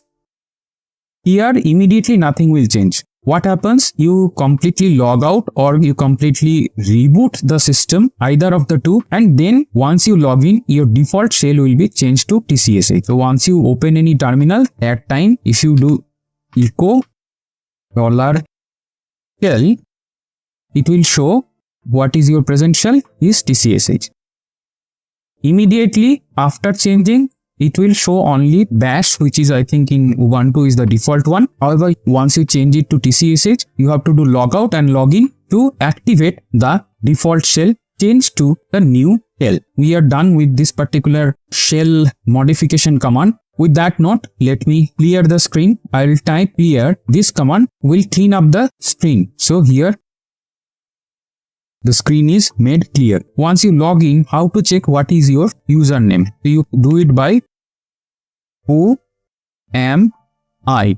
So you have to write it continuously. So you can see this is your login name. In my case, this is my login name. If I write tilde and then enter, it is saying home/msg. So tilde means to my home directory. Right now I am in home, then msg, then test. Okay, so here inside this directory. However, this tilde, say if I write pd then tilde, pd means change directory. So here again I write pwd. You can see that earlier we was in this particular directory, we use cd tilde and we reach to this. Now I would like to go back to my previous directory. For that I will use cd then dash. So I am again back in my previous directory, the test directory, that the place where I started. So let me clear the screen. The next command that we are going to try out is date. So if I type date and press enter, you can see that it is showing today's date and the time. I have configured the time zone to be IST, Indian Standard Time, and hence it is showing the IST. If I do date minus u, it will show me the time zone with respect to the UTC. Let me clear the screen and start again with the pwd command. pwd. So once I do the pwd, you can see that it is showing present working directory. Now there are two switches to it. So first, let me write the first switch L. If I type L, it will give the logical path. In case we are inside a linked directory, that means a directory which is not actually a directory, instead it is a shortcut. In that case, this L will give the logical path. And to see the physical path, you can use P. So in this case, this is a physical directory. So both the logical and the physical, that means pwd with L and pwd with P, both are giving the same result. Let me clear the screen again. The next command is nothing but a simple letter, that is W. If I type, it will show all the people who are logged in the system. So you can see here, when in actual VLSI, you are logged into a remote machine. In that case, what you will find that once you type this W command, you will see that multiple users are logged in there. Because in VLSI, you start with a Windows machine and then you logged into a remote machine. So in that particular machine, if you type this W command, you will see all of the other users who are logged in. The next command is which. Now, which command gives you the path. Say pwd already we have used. However, this is a binary, right? So if I type which pwd, it will show the path of the pwd. So when we type the pwd, it is running from user bin pwd. Now there is another similar command. Where is pwd? Once we type it, what it is getting listed out? It is giving the binary path, it's giving the header file path, it is also giving the documentation, and here also the documentation. So now whereis can give both binary and the documentation. If I want to search only the binary, what I will do? I will add here -b. binary. So it will return only the binaries. Here you can see it is returning the binary as well as the header file. So both are in the same category. That means either header file or binary. So the software part, not the documentation part. If I want to search the documentation part, what I will do? I will do here N. So this will give me the manual. So where the man pages are stored? Here. Talking about this man pages, I already mentioned there is a command called man. So here if I go in the list terminal and type man pwd. So here you can see this manual which is actually getting accessed from this particular path. So the man command actually reads this particular file and displays it. So you can see pw is the print working directory. Here L is the logical, I have already mentioned. P is the physical. You can see all these things I have talked to you. You want to go in detail of any binary in Linux, you can type the man, and to come out of this you have to press Q. Q means you can see here in the line which is at the bottom, press H for help or Q to quit. So you have to Q to quit. So you will come out of the man page. Let me come back to the right hand terminal again. Here we are showing you right now the whereis command. So I have shown you the two options, that is to search the binary and search the manual. Here you can see where the binary is and where the manual. And if you type which, it will give you the binary. Let me go back here and check the man of which. Here you can see which to locate a command. It gives you the location of a command or binary. So here you can see the exit status. Whether it is found or not found, based on that different exit values are there. Let me quit it. Now the next command that we are going to try, let me clear the screen before that. So now we'll create a directory. So in Windows, what you know that you have to keep files inside folders. In Linux, the folders are called directories, and Windows also it is sometimes called directories, but most common name in Windows is folder and most common name in Linux is directory. So let me here do the directory creation.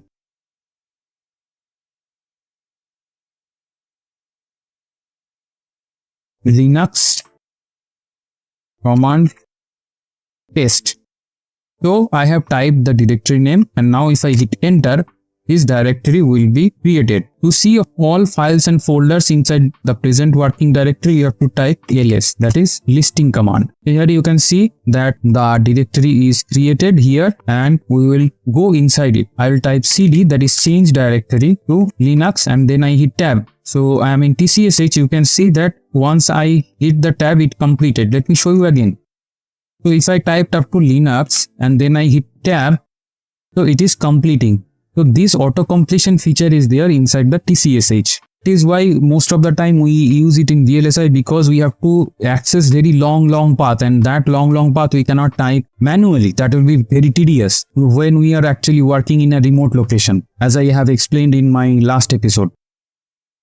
If I hit enter, I am inside the directory, and here there is nothing inside. So let me type the pwd command. You can see that we are inside the directory where we have created. I have done a typo here. I missed a N here. Instead of command, I have typed command. So it's okay. Let's make some other directories inside. What I will do is mkdir folder 1.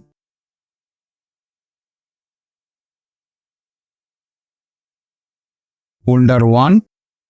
If I press my up arrow key in tcsh, the same last command comes up. So here I type 2 and then I type mkdir mydir. Now you can see that I am doing ls. Here you can see there are 3 different directories are created. Now the question is that how I can create multiple nested directories in one shot. There is one command. We have to type mkdir, then p, and then we write a/b/c/d. With this particular command, all these directories will be created hierarchically, one inside another in one go. If I hit this and then I type cd, then here actually I double click to select it and middle click to paste it. That is possible in this particular shell. That is another learning that you got. If I write this and I hit enter, let me write pwd and you can see that this long path we have created manually. This one is Linux command test, and then we have created all these directories. At one shot I am going here. Now I have to come back again to my directory. So I have shown there is an option called cd space dash, right? There is another option. If I write cd dot dot, what will happen?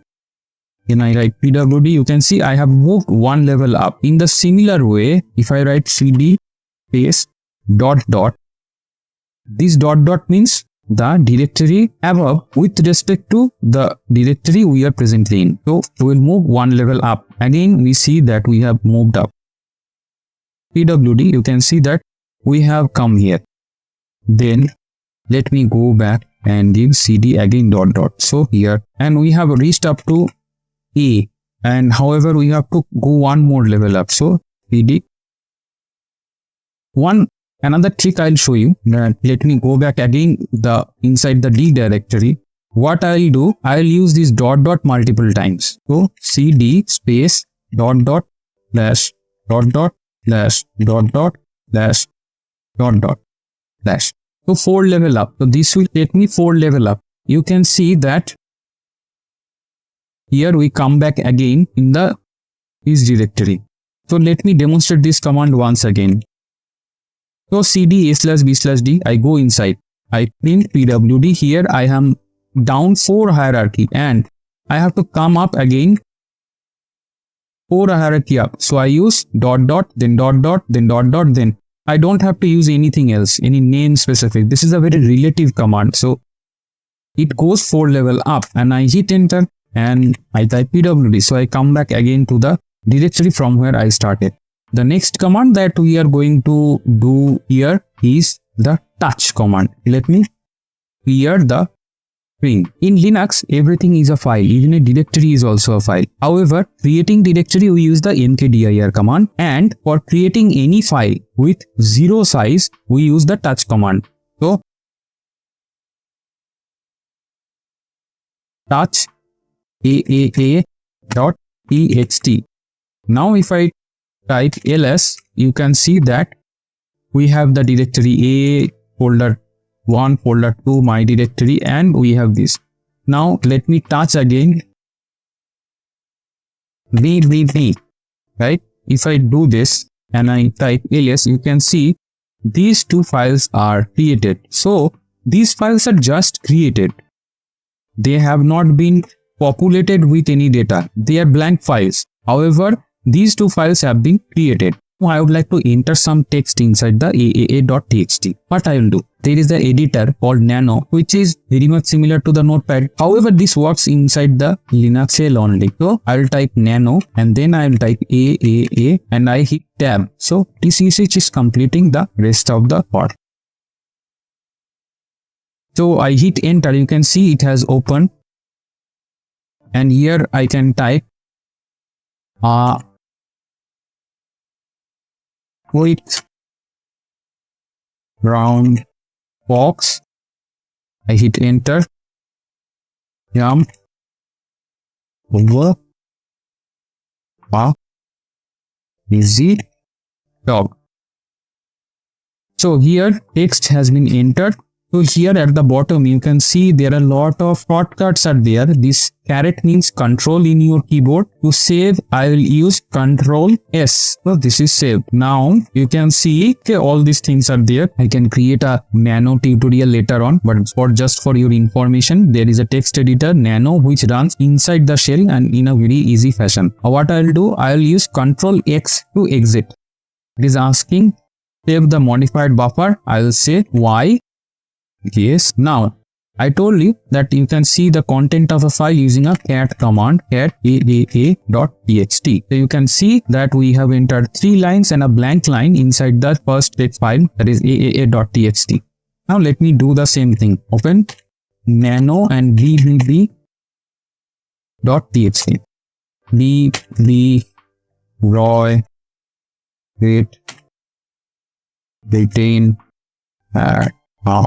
okay. Good. Wise. Well, you see folks, you may recall what this line means. This is nothing but the register color code. You remember this by this particular line. Here let me save the file, Control S, 4 lines, and let me exit. I exited. I'll use the cat command, cat bbb.txt here. You can see, and 2 files which have been created by the touch command is now populated using the nano command. Now the next file extension that I am going to create is not actually a mp3. However, I am using the touch command to create pong.mp3. So this is just for your example, and I will touch video.avi as a video file. So you know these are video file extension and audio file extensions. I have touched and created a 0-byte file with name and extension. So here my alias is already aliased. So if I type which alias, right, it will say alias with color. So here in my shell it is already ready that it will display with color. In your case, what you will do, alias dash color. If you type, you can see that the directories are coming in blue, and the mp3 is coming as green, and the video is coming as pink or purple, you can say, and the text files are coming as white. So each different file extension will be colored differently. I have set it as an alias. Let me touch few more files. Touch pong2.mp3 3.mp3 and 4.mp3 and touch video 2.avi and video 3.avi and video 4.avi. So here I have created multiple files. You can see if I type alias, it will show all the type of the files. Let me clear and go back to the starting point. Here, now let me do the alias. You can see all the type of the files are listed here. I have highlighted. Inside the directory, this is countable files. And if there is huge number of files, if you want to count them, what you will do? You will do alias star.txt. So it will give you only the file that are present inside the directory with the extension txt. Now the same thing I will show you. Let me go back one level up and I will type alias, then let me copy the directory name here, then slash start.txt. So what it will do, even if you are one level up, you can do this hierarchy thing that you type the directory name, then slash, then start.txt. It will give you the files. So you have learned it, you can use it. Let me go back to the previous directory, that means inside the directory. Now I will type alias, then star.mp3. So what it will do, it will list out. Alias is listing basically. So it will list out all the mp3 files here. Now if I do the alias for star.avi, it will list out all the video files here. These are now horizontally reported, right? If I want to list them up vertically, what I will do? ls minus l. You can see here all the details will come. These are file permissions. I will come and here you can see the owner and all these things here at the time at which they are created. You can see all these detailed thing come. Let me clear the screen.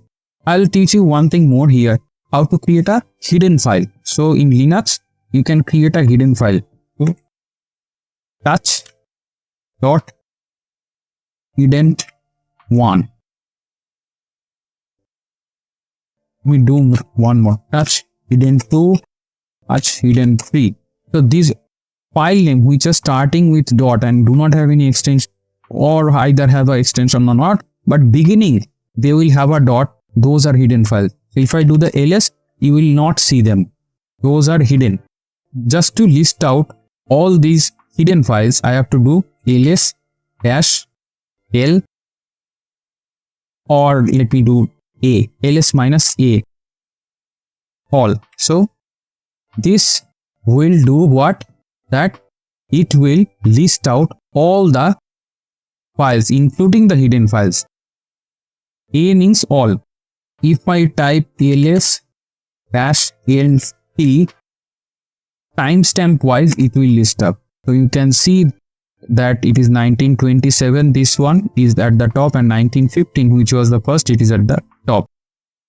If I want to reverse it, this listing, what I'll do, I'll put a R here.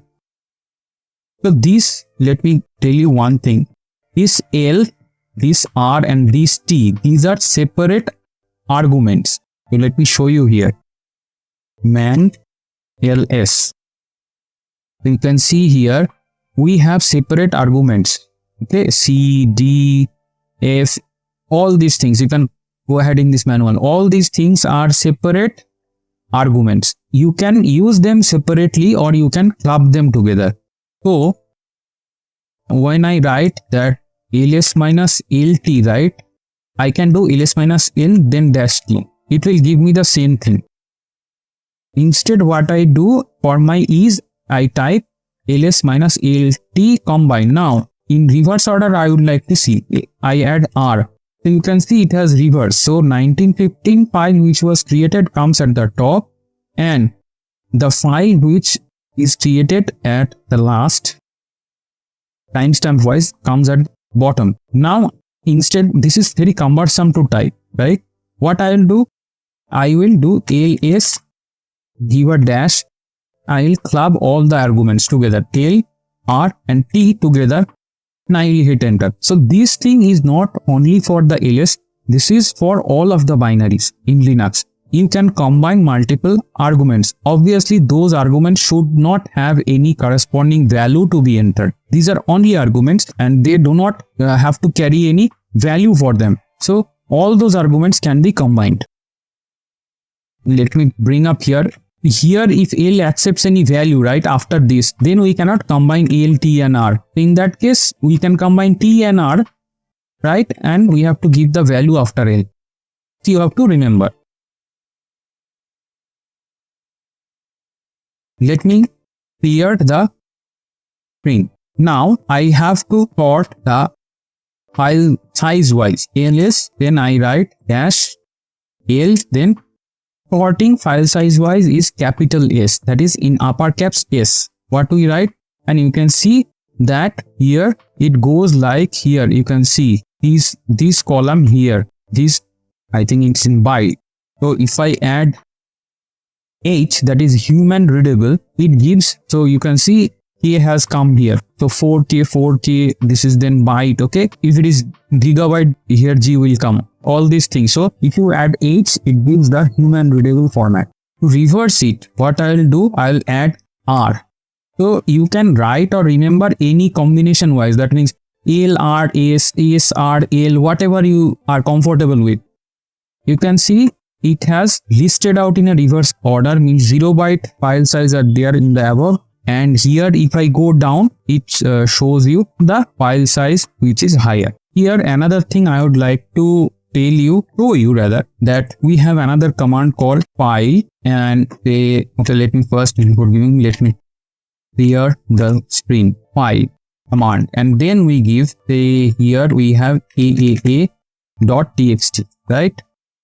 So here if I type file and then write the file name, it gives the type of the file. So this is ASCII text file. Okay, file, then song.mp3.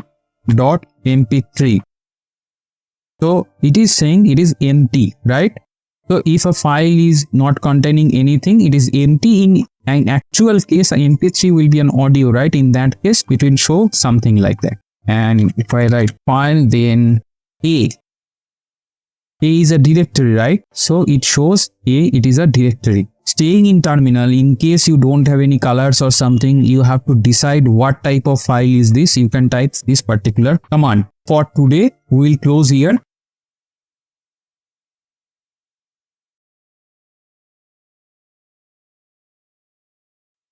Hey guys, welcome back to the computer screen. We are starting from the point where we have left in the last episode. So let me show you some additional facts that last day we have just touched based.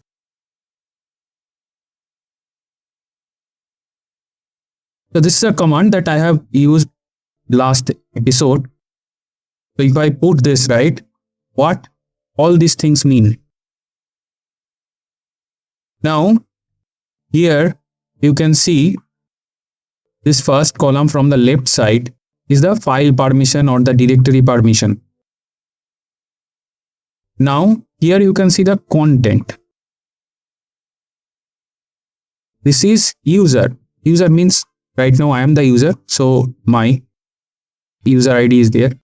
Next, it is also same here in this case. However, once you are in an actual company, here what you will see that this is a group's ID. This column is the file size in byte. Now here you can see the month, and here you can see the date, and here you can see the time, and in the last column the file name or the directory name. So if you remember that I have used a particular switch which is named as -h that converts these file sizes in a human readable format. Let me use it and repeat the same command. Now once I do this, you can see that this was in bytes. Now it is showing in kilobytes. So you can see here it is also showing in the kilobytes. Now this is the factor that you must remember whenever you are working with ls-l, you must include the h, because this h helps you to get the values quickly, because our human mind is kind of habituated with the kilo and giga and all those kind of abbreviations instead of the bytes here as it is written. So that will help you to understand or grab the file size much more easily. This particular command and the columns is done. Let me clear the screen. So let's move on to the next command, cat command. What does this cat command means? Let me first show you the manual. Here you can see that the cat concatenate files and prints the standard output. So this means that this particular cat command concatenate the content of more than one file and show you in the computer screen. So here all the particular switches are there. All these switches means different things. You can go ahead and try out them. So for now, just I will exiting the particular man page, and let me show you one cat example. Cat, then etc, then services. So I hit tab and it completes, because right now I'm using the tcsh shell. So here you can see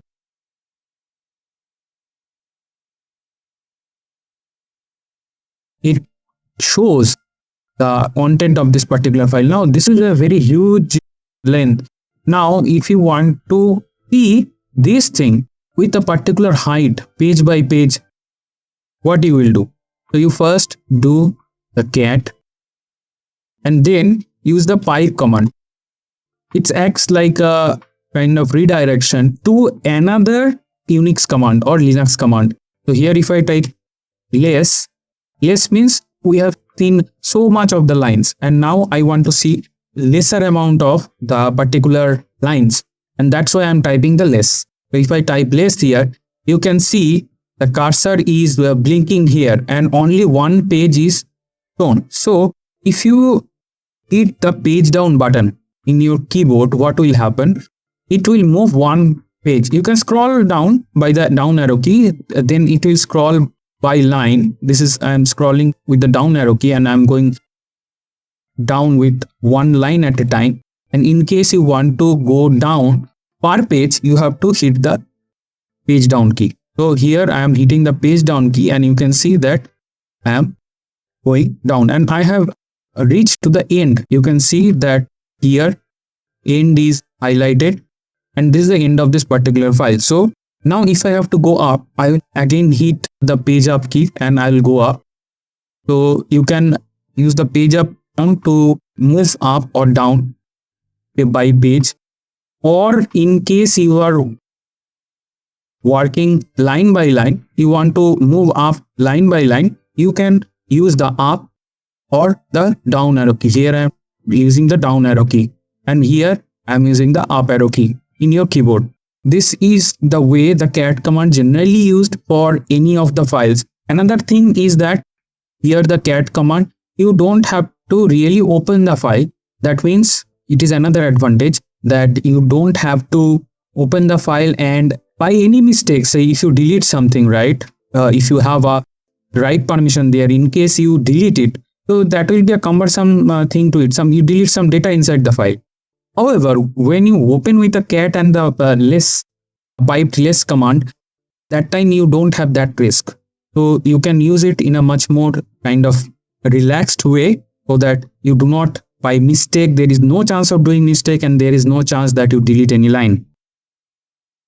Now let me move to the next command. Let me clear the screen. I'll show you again. It is the command peer man peer.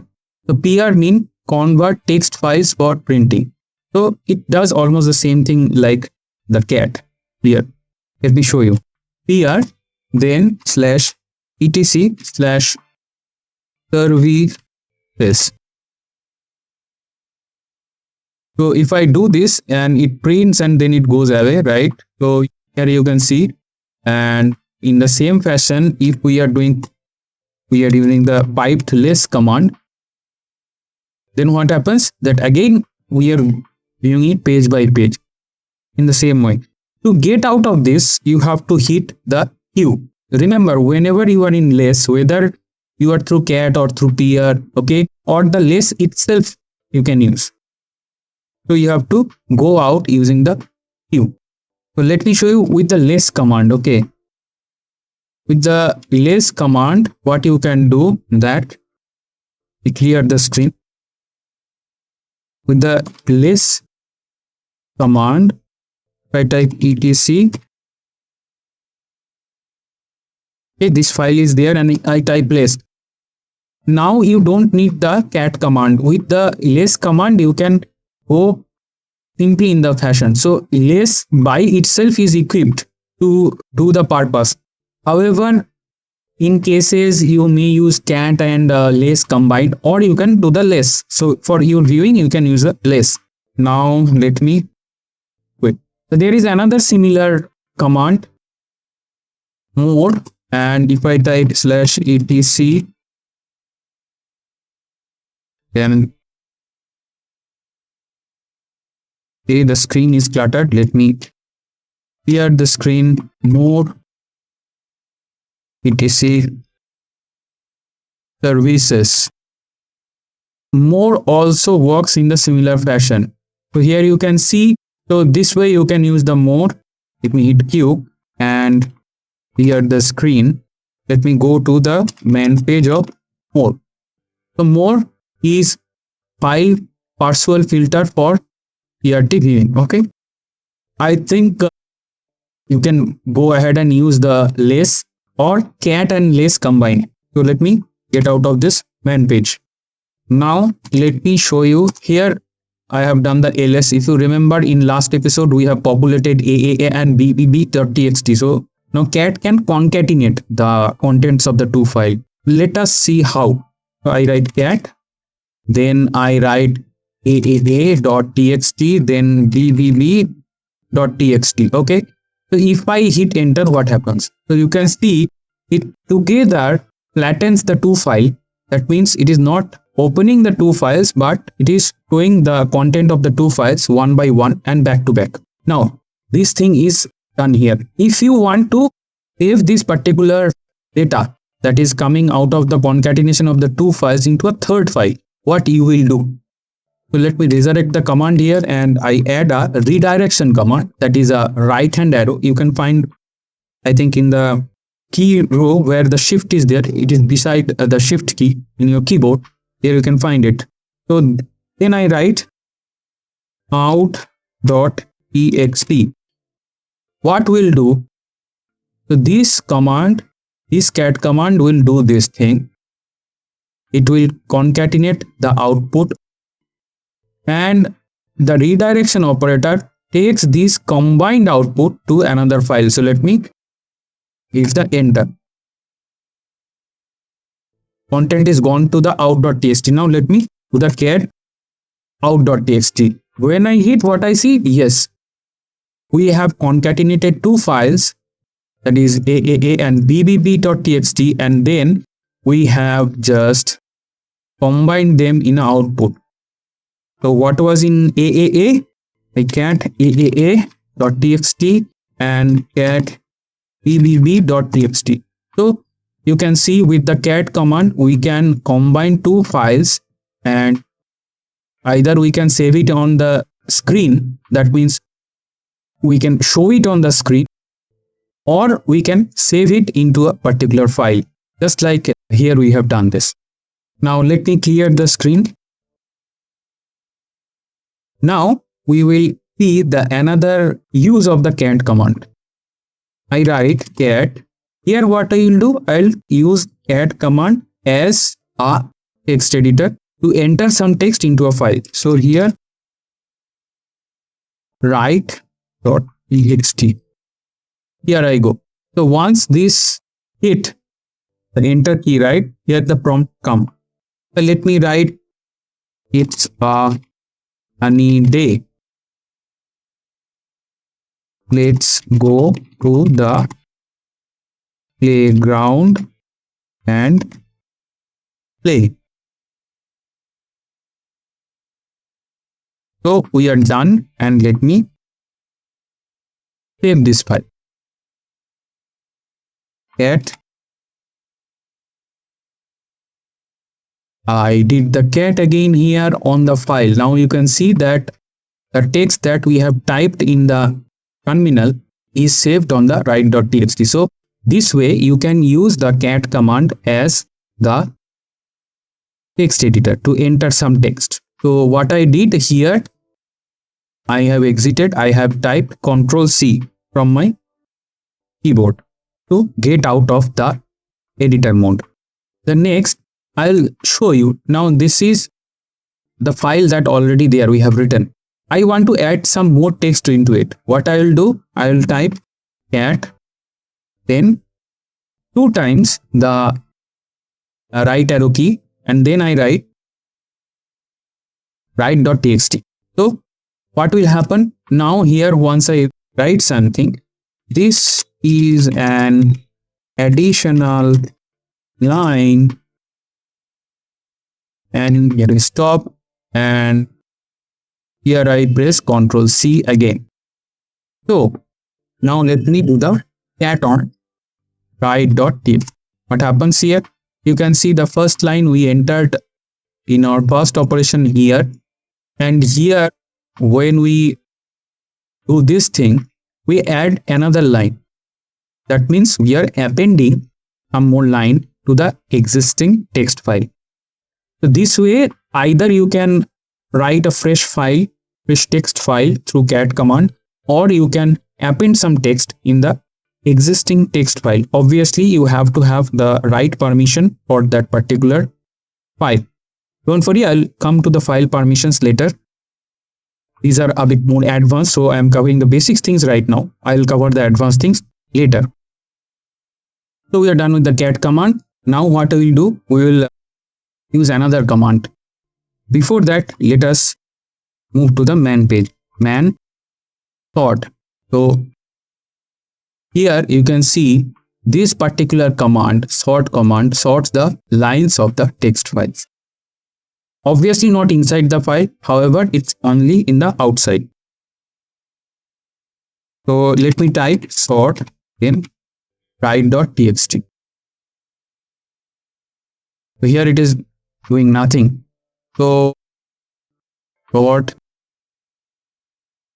out.txt. So here you can see, okay, let me cat the out.txt. So you can see that this is the original file right here, and here it is getting sorted using the sort command. So here it sorts among the lines. So this is the purpose of using sort. You can go to the man page for more exploration. Now let me move on to the next command. Before that, let me clear the screen. The next command is that the head command and the tail command. Now these two commands are used either to view a first few lines, that is using the head, and last few lines using the tail command. As you can see that this file is very huge. If I write this and then I do the line count here, 417 lines are there in this particular file. Now we want to see first few lines.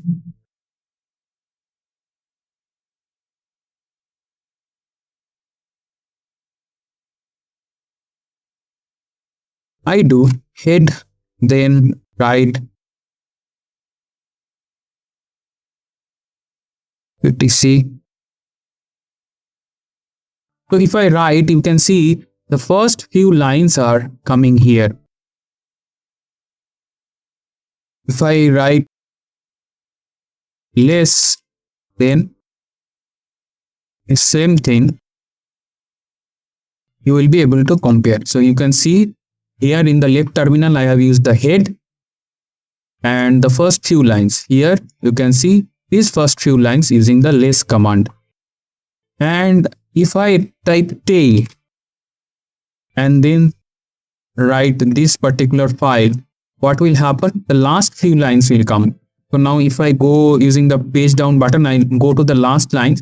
So here you can see couple of last lines are coming here. Obvious question is that how we are having the control that we will display only few particular lines. Now this will be done using a next argument inside this particular head or tail command. Let me clear the string. I type head, then dash 10, then the file name. So it will print the first 10 lines of this particular file. Alternatively, instead of a minus sign, if you use the plus sign, the same thing will be done. So either you can use a plus sign or you use a minus sign, whatever is your choice. Now, again what I have to do, that I have to do the last 10 lines to print of a file. I'll type tail, then dash 10 or minus 10, then this one. So it prints the last 10 lines. So here you can see the last 10 lines are printed. So let me go to the main page.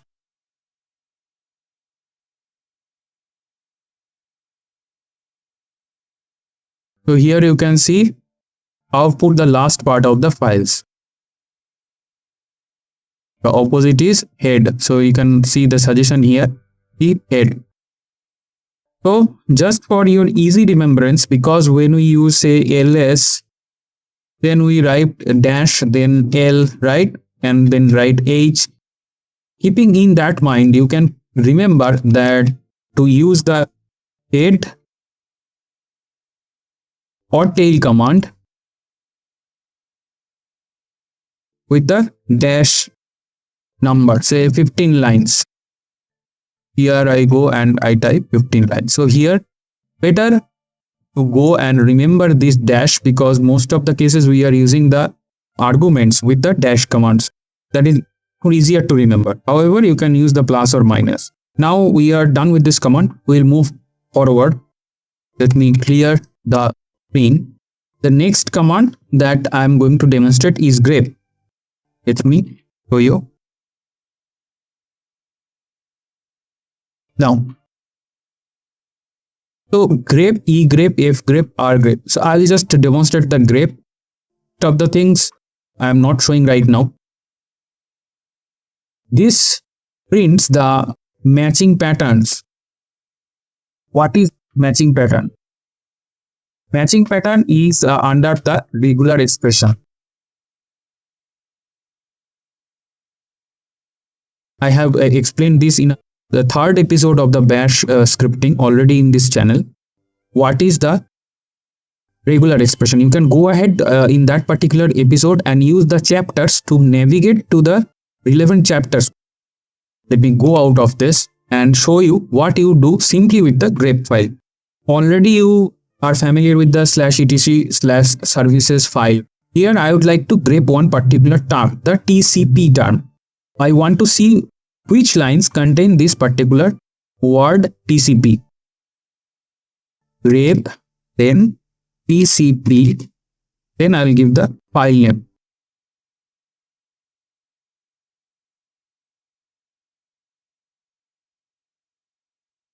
So once I type, right, you can see that here lot of lines, those are containing TCP, are listed out. If I want to do the exact opposite things, that means I want to see which lines do not contain the TCP. The basic negation of the search condition, I'll do here, clear the screen and resurrect the command here, and I add here -v. Whenever I type the -v command, it does the negation of the operation. That means whatever we were looking for, we go in a totally opposite direction. That means we will see the lines where this particular phrase is not present. So these are the lines. You can see here UDP and all are coming. Let me show you the commands.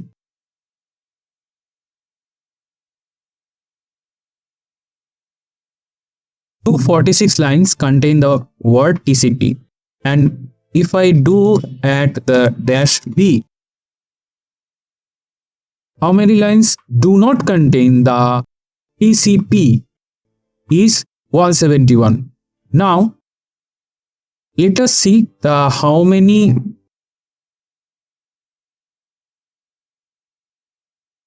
lines are there in this particular file. If you can see, if we add these numbers, this number comes up. So this means the grep command can be used to positively find or negatively find a particular word inside a file. Let me clear the screen. I have just shown you the line count, right? I'll show you some more variations. Let me show you the man page of the wc command. It prints new line, word and byte counts of each file. Count how many lines are there, or how many words are there, or how many characters are there in the file. So let me exit and show you with example. Typing wc-l, then /etc/services.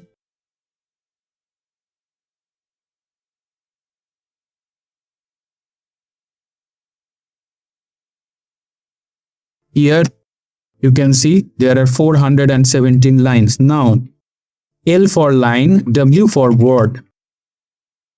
How many words are there? There are 94 words are in the particular file. Next,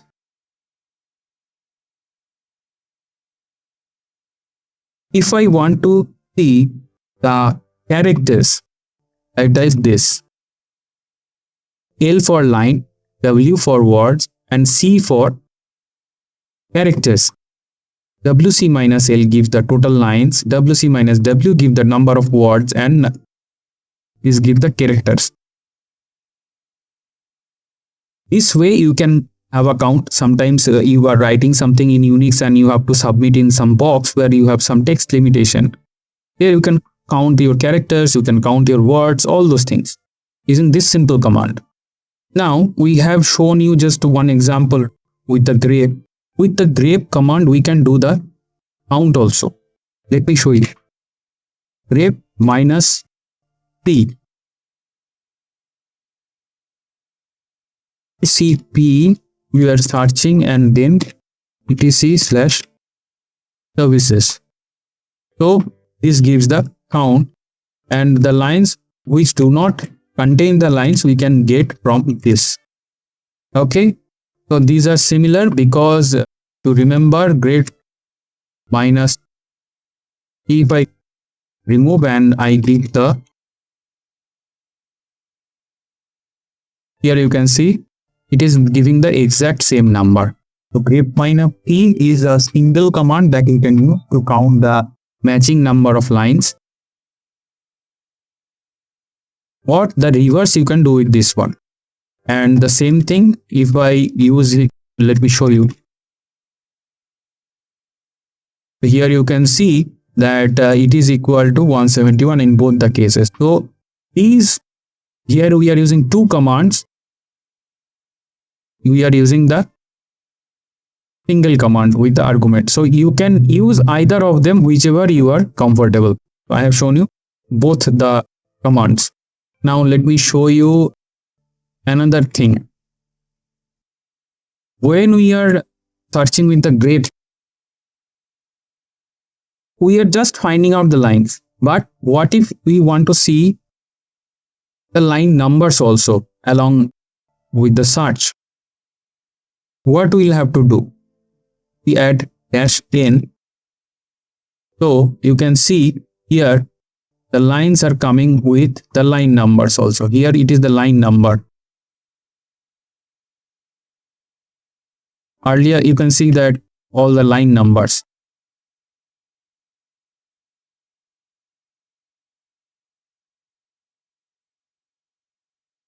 If you want to see the opposite grep minus v with n, it gives the line number. So here you can see again, here at the leftmost column, and here the colon is using as a separator. This is the line number, then it is the separator, and then it is the actual line. So this way the line number can be shown. Now let me show you some more commands. Such output.txt. Okay, I have just created one particular file. Now I'll show you how you can copy this file to another location. I will type cp and then output.txt. I'll copy it to the temp folder. So here it is. Now let me do the ls temp folder. Here you can see it has been copied to the temp folder. Temp folder I have already explained in previous episode. It contains the temporary files. Let me clear the screen and let me show you the cp command. You can copy the same file with a different name. cp output, then you type it output2.txt. So if you want to duplicate a file, you can use the cp command. So this way you can duplicate a file. Now you want to remove the file, that is delete the file that you have copied to the temp folder, or any file. Say if you want to delete, right, you use the command rm. Rm means remove, and I type here, let me select it, the file name. So I type rm. So this file is removed now and you cannot see this particular file. If I type rm, then /mp, then /output.txt, if I want to remove it, I can also remove it. Now the file is removed from the temp folder. So this way you can remove. Let me show you another thing. rm minus v. So v if I use, then I use output.txt. What happens? You see. So it gives a message. -v means verbose, and it echoes what it is doing. It is a good practice that when you are removing a file, you can use the -v command, so that you also get a confirmation that the file is deleted on the screen. Now let me show you some other usage of the particular rm command.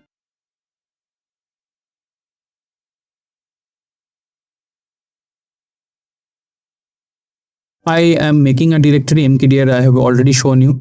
Now, if I try to remove it using the command, what happened? I have used the V, so it will give a verbose information. Here you can see that it is showing RM cannot remove the ABCD, it's a directory. Now, if I want to remove a directory, what I will have to do? I will have to do R.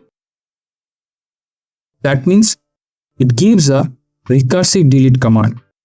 And you can see that now the directory is removed. For removing a file, you can use rm-z command, and for removing a directory, you can use the rm-rb or br, whatever you say, that particular command. Now, I will show you another command through which you can rename a file. Let me make a copy.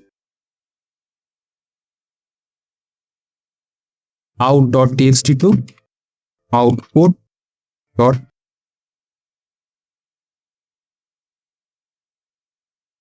I have copied it. Now I want to rename this output file to outx.txt. I can use the mv, that means move.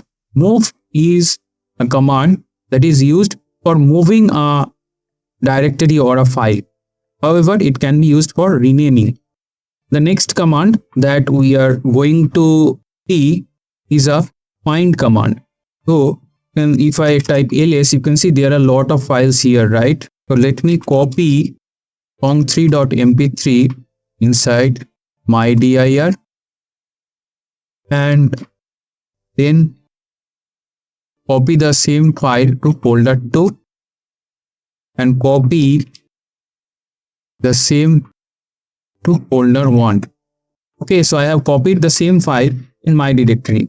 So let me do the ls. Okay, all the files are there. Now I don't know where this particular file, that means the song3.mp3 is present, and I want to search it. How I will search it? I will use the find command, and the next field that I'm going to give / means the present directory, or you can give a full path. That means here you can see this is / Linux test command. You can give the full path also. There is no issue. But here I am giving a relative path, that means / whatever the directory is, the point where we are right now, and the subdirectories. If I go, so it will not go above, it will not go in the test directory, it will be inside the Linux command test directory, and it will go further searching in the subdirectories. And then I hit name, then I make a double quote, and I just copy this particular file name.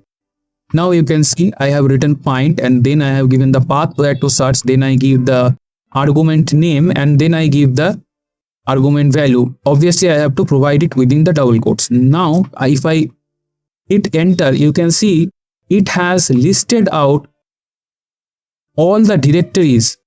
Even in the base directory where I am searching, all these things are there.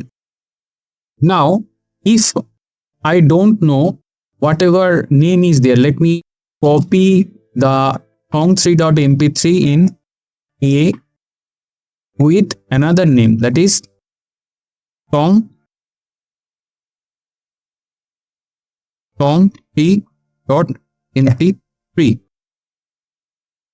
Let me copy it. Now what will happen? One character is upper caps here.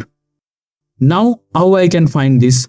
Both files are same, but the names are different because this is a small caps and this is upper caps. In this case, I am resurrecting the command, and here I am adding I. I means insensitive. So case insensitive searcher. Here if I search, you can see it is listing out the case insensitive search. That is, it is searching with the upper caps S as well as the lower caps S. Now if I remove this I, what happens? It do not give this result. So this means it's better you search with a case insensitive search. In that case, you will be able to find the file in case there is such small change where any particular character or two particular character is in upper caps. So in that case, you will be able to find it. I have shown you the find command. Let me clear the screen. Here next I will show you the command which is creating a soft link. So I will use ln. Ln is creating for soft link. I use S for the soft link.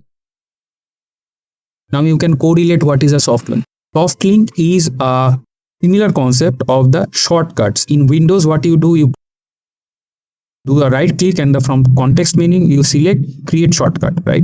So here in Linux command line, this is the same thing.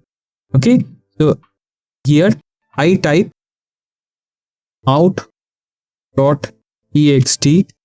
to link.txt. Once I type it, so you know, right, we already have the output.txt and I create a link. If I do the ls now, you will see the link.txt. And how to understand which are links, I have to do ls minus l. So here you can see it is pointing. So this link.txt is now shortcut of out.txt. So this way we can create a shortcut. Similar to the concept, on Windows we do right click and we select the create shortcut command, and here we use the ls minus l, then we give the file name of which we want to create a shortcut, and then we give the name of the shortcut which we want to create. So this way, how to see the link? If you do the ls minus l, all the basic files will be listed and the linked file will show an arrow. That means this file is a shortcut of this file. So this way you will get which is link and which is not a link. So this is the concept of the file linking. Now I will show the last command of today's episode.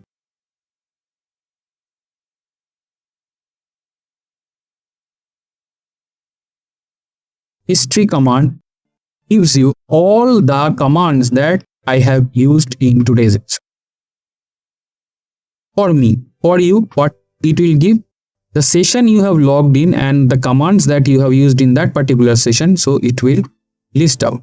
So all these commands one by one I have used. So the history command gives the list of the commands that I have used in this particular session.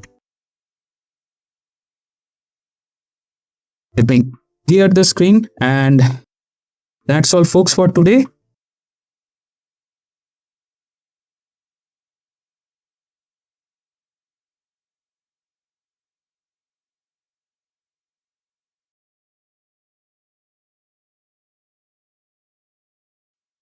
Hey guys, welcome back to the computer screen. Today we are going to walk around to a couple of advanced commands. All the basic commands we have done in the last two episodes. In today's episode, we will cover the advanced commands. So without any further delay, let's begin.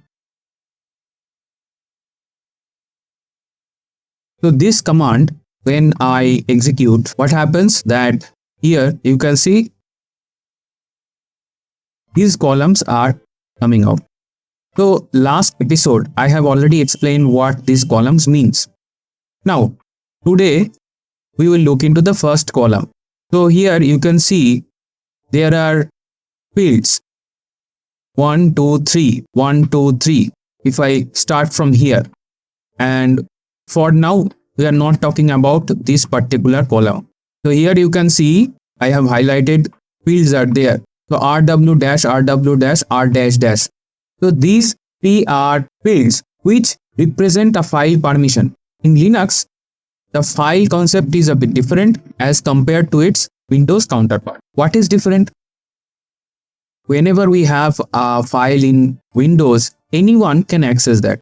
Obviously, that person has to be connected with the system. Now, in Linux, there will be multiple users, and multiple users, each one have their own area of working. And if there is a common area where multiple users can work, what will happen? Several users will be creating files. Now, Linux has a provision that if multiple users are working in the same area, even though one cannot alter another person's file until or unless the other person gives the proper permission. Now, how that is done? That is done through a command and these fields which is kept highlighted. So let me show you the command here. The command is chmod. It is to modify the permission of the file. So I will go in detail. Let it be there. The file permission. Here you can see there are fields already mentioned. So this first three fields corresponding to the user, that means you. The next three fields corresponding to the group means, say, in a company, there are several groups. Some are front-end group, some are back-end group, some are CAD group. Say, you are inside one of this group. So here in this highlighted field, the particular group's permission will be there. And the rest of the three field belongs to anyone else in the world who are connected to the physical device. Now, by this point, the explanation that I have given, you have already understood that why this is an advanced topic right now. I am discussing. Here you can see RW means read write and the third value comes as execute. Here you can see that read write execute, read write execute, read write execute is there. And here you can see read write read, read write and read. So these are flags. That means you can turn on any one of the read write or execute permission or turn off any one of them. So you can do it whatever combination you like. So here it is the write.txt. Let me change its permission to be executable. What I will do? chmod plus x. X is for execute. Let me bring up the same command. You can see here the difference. Here it was rw dash then r dash. Here you can see this has even execute permission for the end user and the group. Now to be very specific, how we can do that? We have octal value for each of the three sections. 7, 7, 7. Now 4 is for read, 2 is for write permission and 1 is for execute permission. So all these octal values you can add up. For this first three position, I want to have the read. That means what I'll read? chmod. I will keep read only. That means 2. Then for it, I will have only execute. That means 1. And third one will have only read permission. Read means again 2. So I give it chmod 212.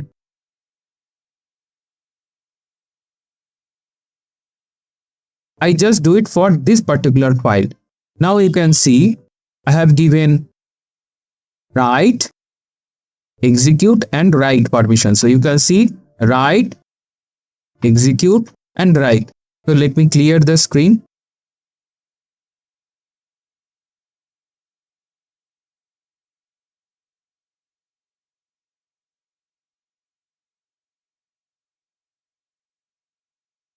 Four is for read,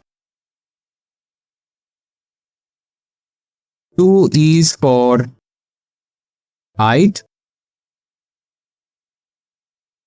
1 is for execute.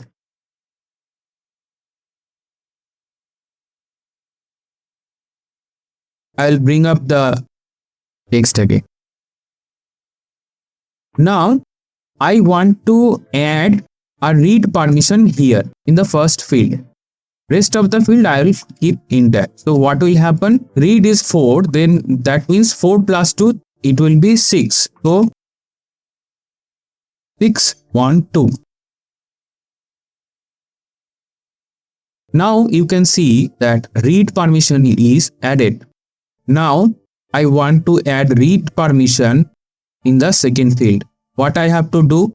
Read, we have to add 4. So 6 will be constant. 1 plus 4 is equal to 5. So what I will do? Here I write 5. And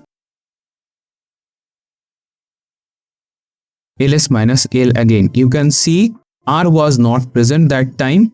Here r has came. Now for the third field, add only write permission. I want to change that permission to execute only. Now execute means 1. Okay. So what I'll do? I'll change to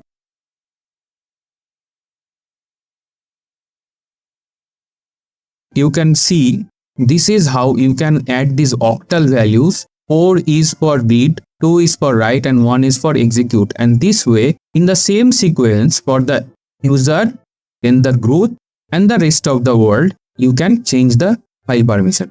Now, I'll show you another way of doing the same thing. Here, I'll add the read and write permission. So first, let me give everybody the read permission. I'll write the same command in a different way. chmod u plus or e plus r others plus r. Then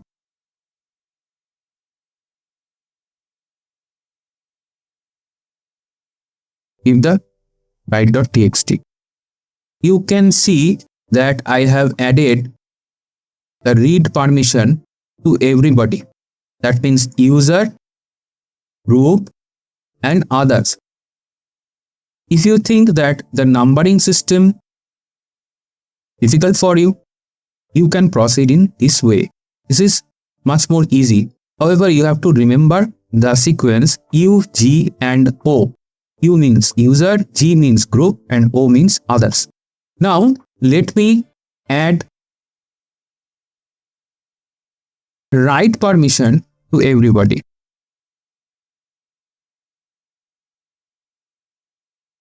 So you can see write permission is given to everyone. What I'll do next? I'll remove the execute permission from the third field and from the in field.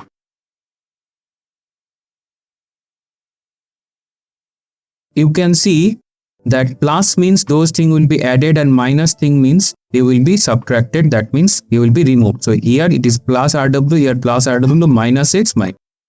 So here you can see earlier execute permission was there in the two fields here, and then the execute field has been removed. So this way you can maintain the read, write, execute permissions. Modify it a bit more. Here let me remove r and here let me do the minus r. You can see here the read permission has been removed. I want to give everyone the rwx permission. Read, write, execute. Read, write, execute. Read, write, execute. And I do this. So you can see now everyone has this read, write, execute. I'll next remove the permission from everyone. It's a crazy thing. However, we can do it. I replace the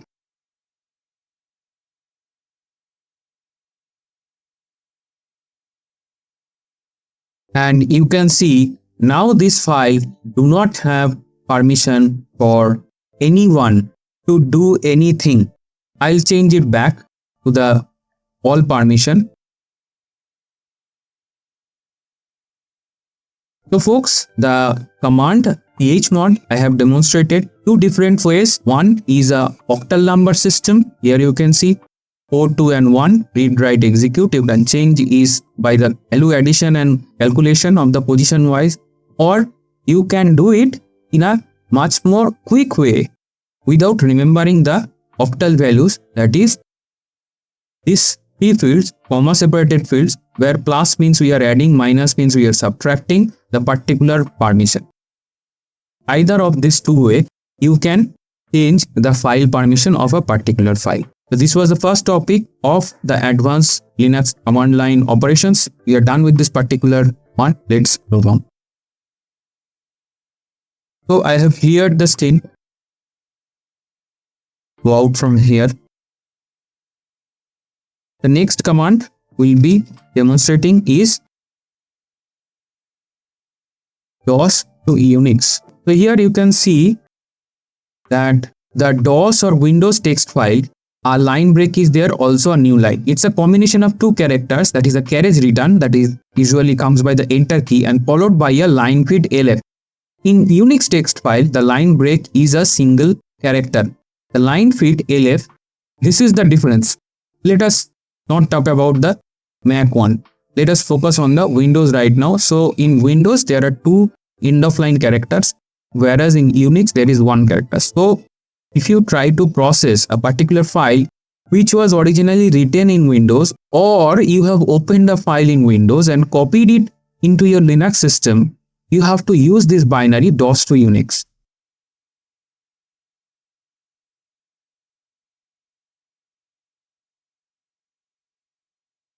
The reverse is also Unix to DOS. The purpose is just the reverse.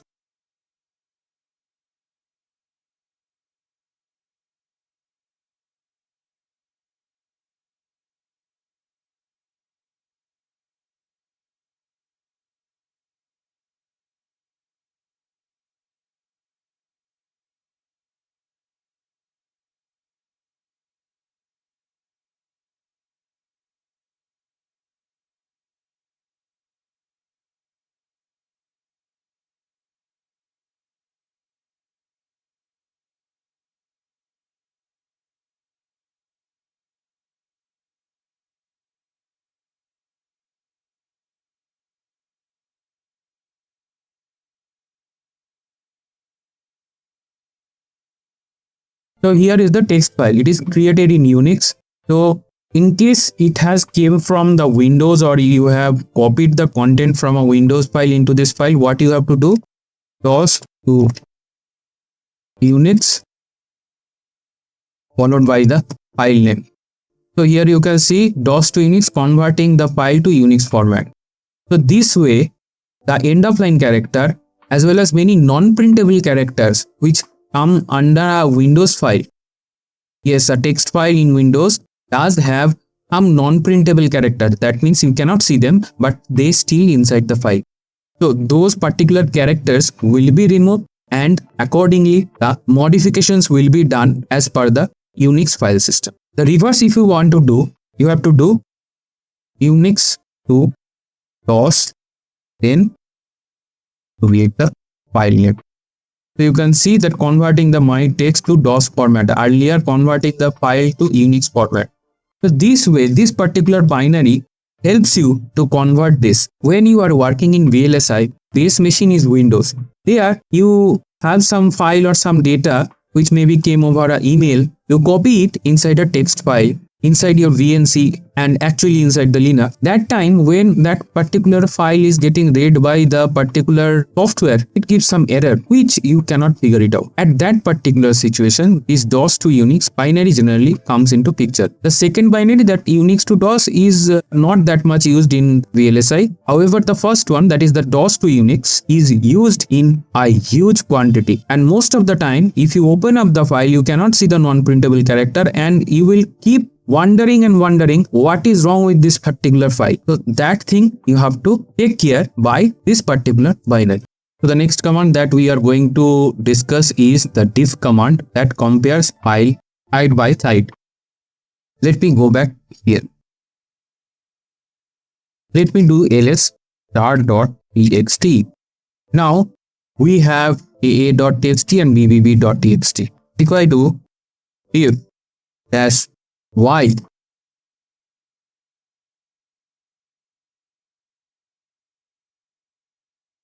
so here you can see these two files are side by side compared, and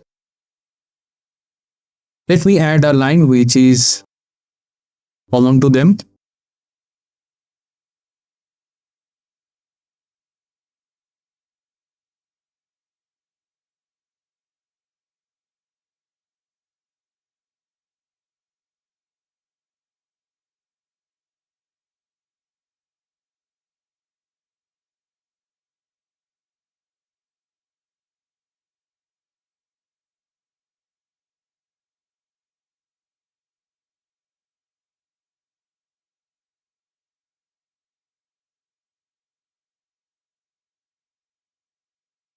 Let me do the same thing. I have to make one small change here.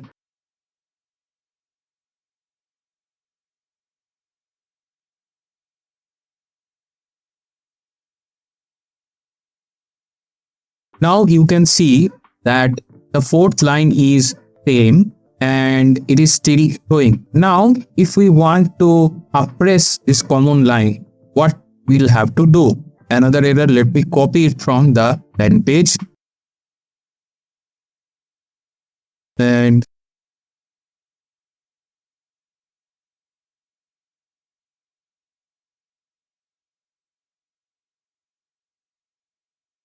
here. So you can see after giving the suppress common lines, what happened, that the line, the good morning, which was here and here, the same line, it vanished. This is a very primitive binary in Linux. A bit more advanced command, we can use the sdiff command. I'll show you here. Let me clear the screen here.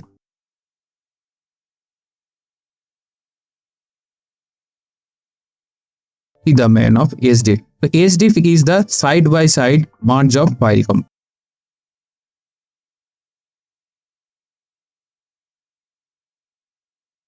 Sdiff, then dash s, then I give aa.txt and bbb.txt.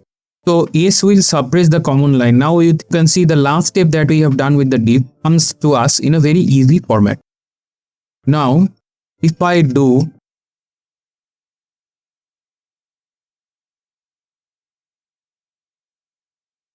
this is L. So here it is ignoring that particular line which is matching here. I think the dash S is a much better option. Now if I do the capital B, it will ignore the blank lines. And if I do W, it will ignore the white spaces. So these are the set of commands that you can with the sdiff command. Another thing I'll show you here. If you write here I, it will ignore the cases. Here, although both the cases are same, that means lower gaps, in case you have some difference with the case in the both of the files, this I switch will help you to address that particular situation. Let me clear the screen. Next command is tkdiff. So let me show you the manual here.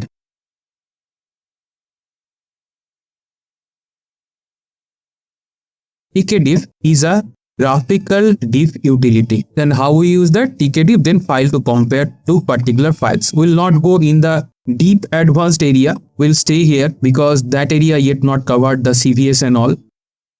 Here what we have used about this two file. Let me use. So you can see that a graphical diff has come here and you can see a lot of color coding is there so that you can see the difference. In actual file when you are comparing, I think the tkdiff is the best option to compare among the three particular binaries which I have shown. However, in some system tkdiff may not be present. At that time you have to request your Unix admin to install it, and meantime you have to use either the sdiff or the diff, whatever you have in your hand, to diff between the two text files to find out what is the difference in between the two text files. That means side by side you can compare. It will highlight what is the common and what is the uncommon thing there.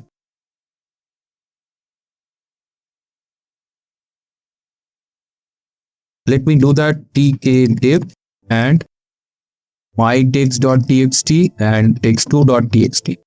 So here you can see that up to this, in both the files, we have the same text up to this one. This one is different. So what will happen? if you have two different versions of the same programming file or some other file where there is a slight change, so this particular tkdiff will help you to understand where is that difference is like. So here you can see it has marked the red with a highlight. Earlier the two files we are comparing were completely different. However, these two files we have up to this same and the rest is different. So this way the different part will be highlighted by the tkdiff, and since it graphically if the file is very long, you can scroll up and down, and also you have menus. I am not going in that direction right now. You can see the difference here just by looking. Close it. Next command we are going to do is the xargs. Xarg does what? Build and execute command lines from standard input. So this is nothing but a command that can process the piped output results one by one in sequence. So let me show you how. So here if I write find dot slash, you must have remembered the find command from the last episode. In case you don't remember, please go ahead, use the chapter and learn this command. I name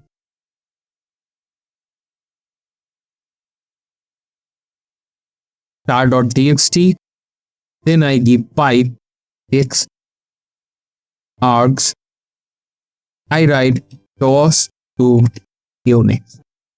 So this means now find will find all the text files under this particular directory, that means present directory, and all the subdirectories, and give one by one output to xarg, which will apply the another Unix command DOS to Unix on each of the file. So this means you are on the single go using one particular command from where you are getting a list, and in the next section using pipe and xargs you are applying a second Unix command on each of that particular file. Let me hit it.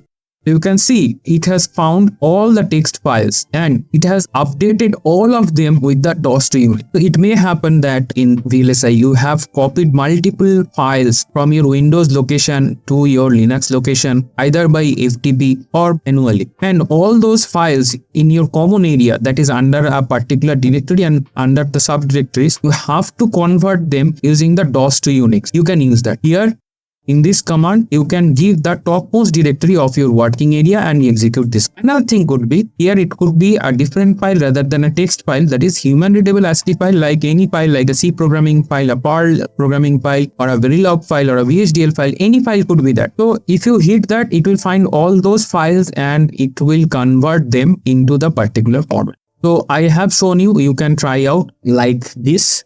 You can go ahead and read the manual of the xargs and you can choose what to do. I have shown you a very safe thing that you can do without any destructive operation. Show you with an example.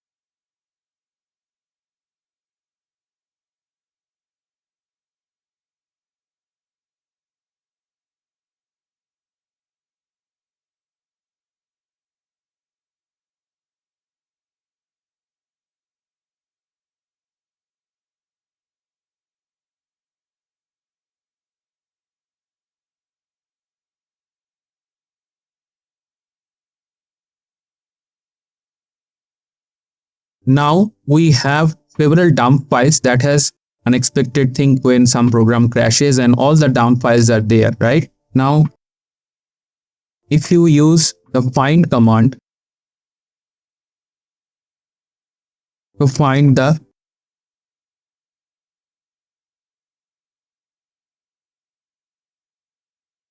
dump file, so you can see these dump files. Removing them one by one, you have to click and then to execute one by one. However, if you want to remove them automatically, all the dump files,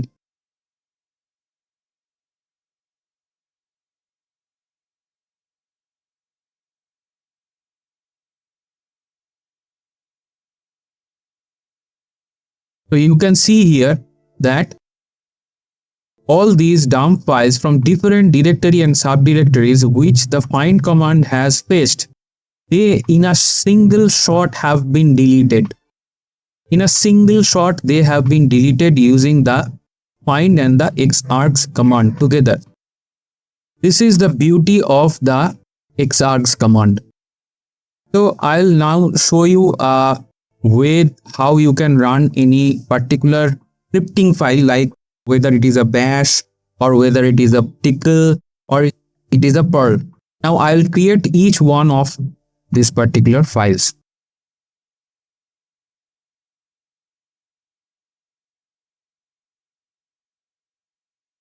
So I have touched the bash.sh. I am using nano to open this particular file. Let me start which bash. So here is the bash, right? And here I write #bang user bin bash as the first line, and then I write echo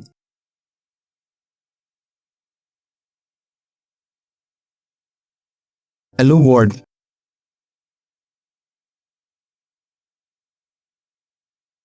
I do the save here and then save it, exit. Now I have to make this particular file executable.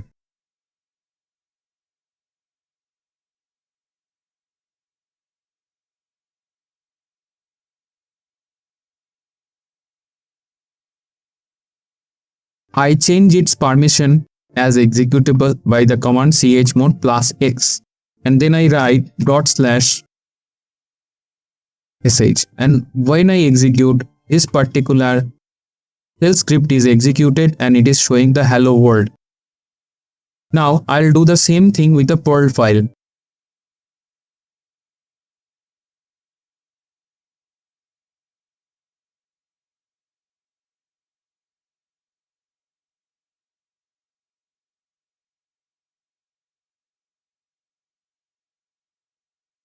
The extension has to be PL.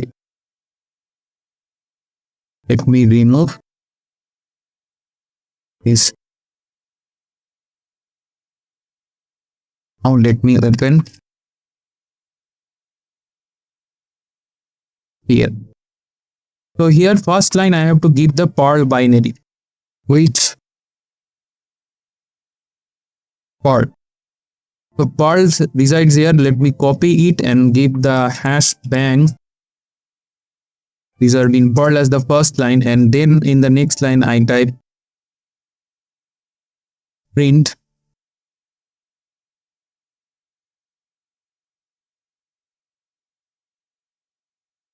hello world. If I hit save, so you can see that the syntax highlighting is there. It highlights the print command with a different color, the first line with a different color inside nano. So here let me exit.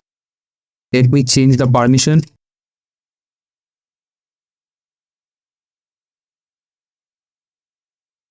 And let me now execute it. So you can see that hello world has come here. Now let me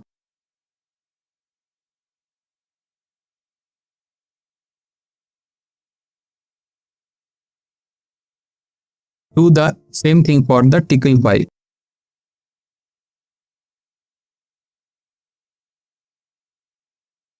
Here let me search for which tclsh. This is a tickle shell. Now I'll again do #bang user bin tclsh, and then it's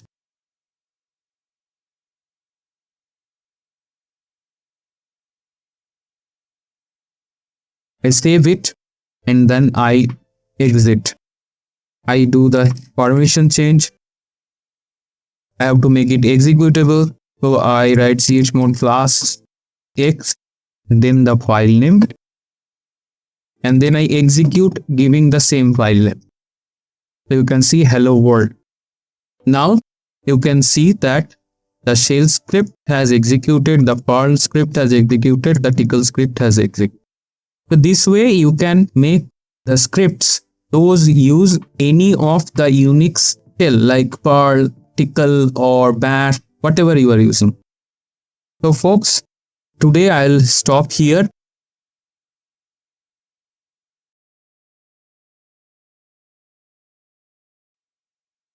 Hey guys, welcome back to the computer screen. We are continuing with the advanced commands in the Linux, and today the first command I will show you is tree. Let me show you the manual. Now the tree, by the name, you know that a tree has branches and all. So the tree command lists the contents of the directories in a tree-like format. And here we can see the tree is a recursive directory listing program that produces indented listing of files, which is colorized if the ls color environment variable is set and the output is pty. With no arguments, tree list and files in the current directory. With the directory arguments are given, the tree lists all the files and directories found in that particular directory. So here are the switches. Let me show you an example. If you remember earlier, we have created a hierarchy here. Let me go inside A, then B, L, C, then D, right? Let me do a mkdir E, E, and touch m.ex.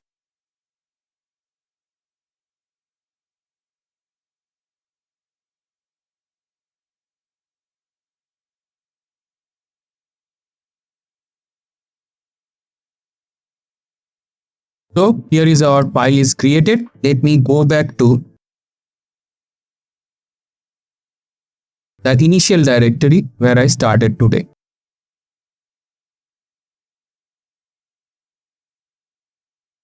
So here now, if I do the tree, what will happen?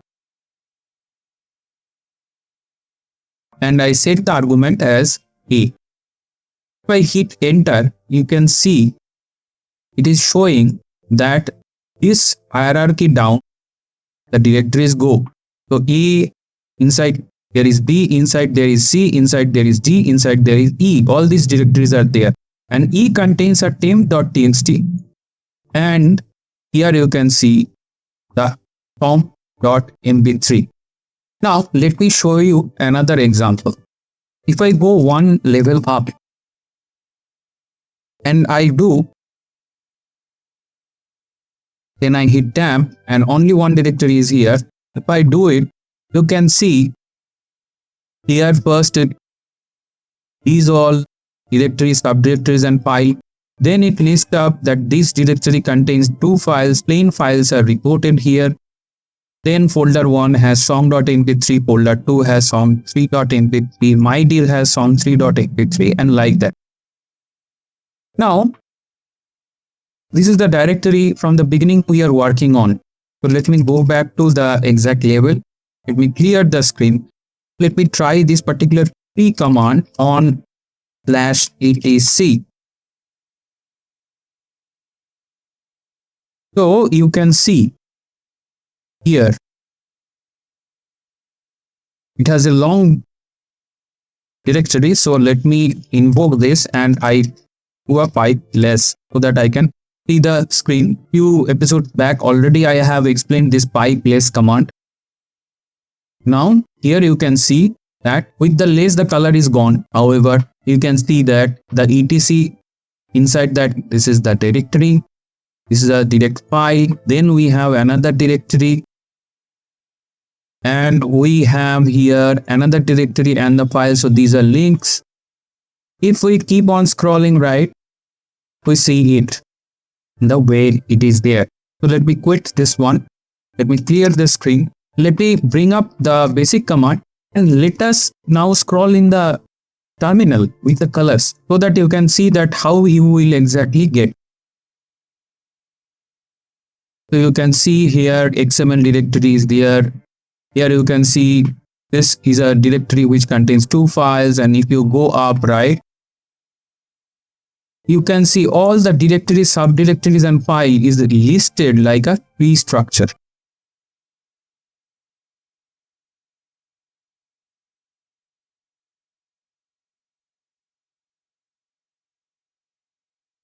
So I'm scrolling it.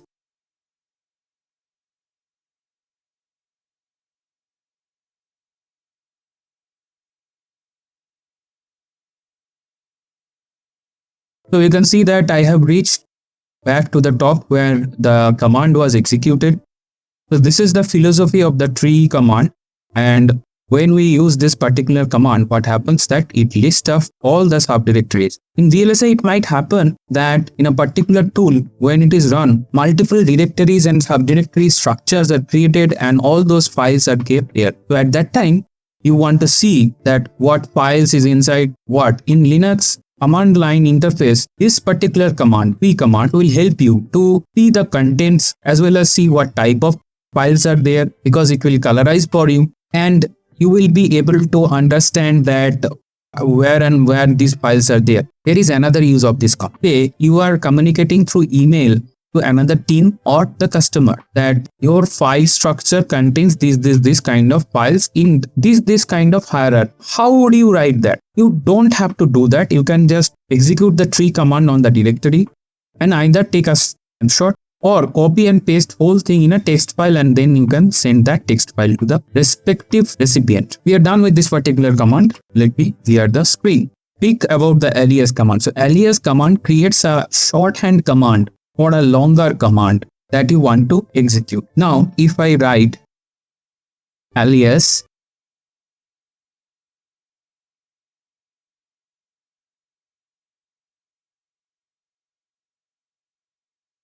so you can see I have used command alias, and this is the next shortcut. And here I have put the command that I want to execute. And obviously this is what I am doing in the tcsh shell. Right now I'm working in the tcsh shell, using it accordingly. I have already shown you how you can switch to the tcsh shell. In case you have not seen, please go ahead and watch the first hands-on episode, that is part 1 of the bootcamp. So let me come back to the point. Here what you can see that this particular shorthand command, whenever I execute, say if I execute LLL, it will do the ls-l.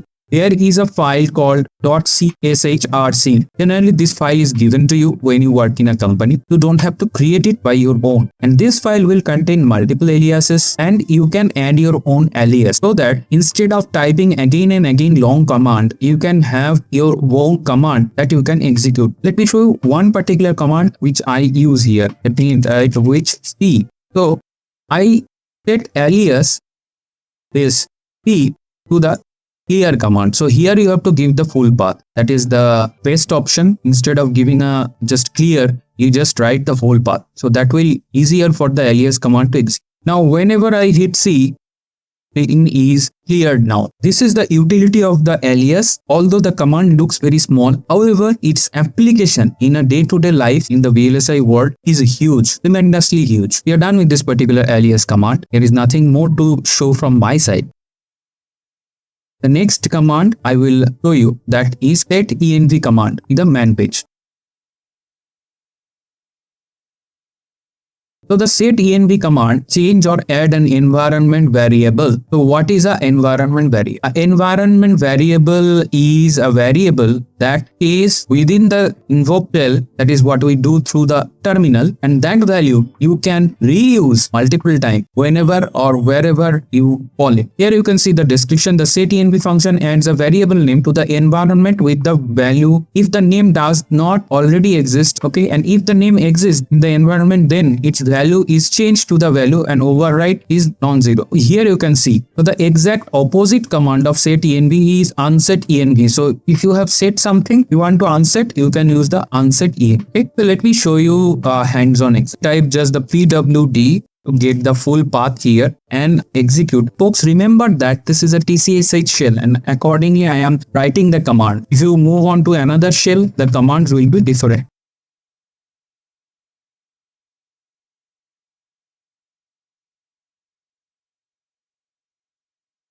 and here I set the is path command. So now another point to be noted, the environment variables are always in the upper caps.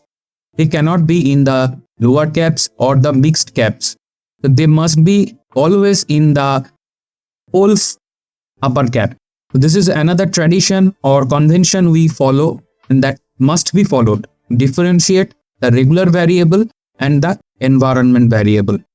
Now, if I do echo dollar this path, I hit tab and you can see that this path is already there, right? So it is showing that this variable is here. Now a question comes that I am new to a system and I cannot locate where the cshrc file is. Then how I will know what all the environment variables have been already defined? There is a command for that. Let me show you the man page.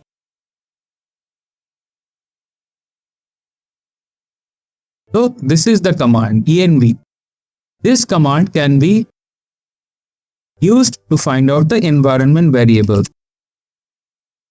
So here, when I executed the env command, right, you can see all the environment variables that is defined in this system, maybe inside the cshrc file or maybe elsewhere. Somewhere some program might have their own way of declaring. So here you can see that all the things are declared. Okay, let me clear the screen. This way the environment variable has been set. Now, what is the significance of environment variable in VLSI? In VLSI, generally the VLSI tools use a license, and that license path is set by an environment variable. If that environment variable is not set, the tool will invoke, however it will not run because it will not able to fetch the license. This is the reason why the particular environment variable is so much important in the VLSI. Now, we are done with this particular command. So let me move on to the next command. The next command is diff. So the diff command reports file system disk space usage. So that means how much disk space has been used. So here you can see the H command is human readable. I will insist that you use this thing because that clears the value so that you can easily grasp how much space is available. Right now I am in the directory. This particular directory, let me hit df -h and I'll do this for the present directory. The present directory we can call as dot. So I hit it. You can see this is mounted on this particular file system. The total file size is 356 GB, where 271 GB is used and available is 68 GB. So that is used is 81%. So this way you can find out that path where you are working, whether that path has sufficient area to run your VLSI tool and generate the output files so that your program do not crash. So this is a kind of preventive measure to check for the available space before you hit the running of a tool, because in VLSI multiple tools use huge amount of disk space, and if you do not have the disk space, the program will crash in between. Then you have to again do the root cause analysis and all, and unnecessarily your time will be wasted, LSF machine will be wasted, and you will be not able to achieve the deadline. So this way, this particular command will help you to judge the disk space, and you can start working at in a particular area with the tool and the required disk space. In case you don't have a disk space, you can go ahead to your Unix admin and ask that please provide me this much amount of disk space which I need to run for this particular tool. After you get the allocated disk space, you can run your tool. Accordingly, your output will be there. So we are done with this particular command. Let me show you the next command. The next command is DUL. So this does the exact opposite. This is the estimate that how much space is used. Earlier you are getting how much space is free. Now if you execute this particular command, DUL -h, and then I give this particular directory. Okay, let me give my own working directory. So you can see that how much each of the folder is occupying. So this folder is about 4K, that is KB.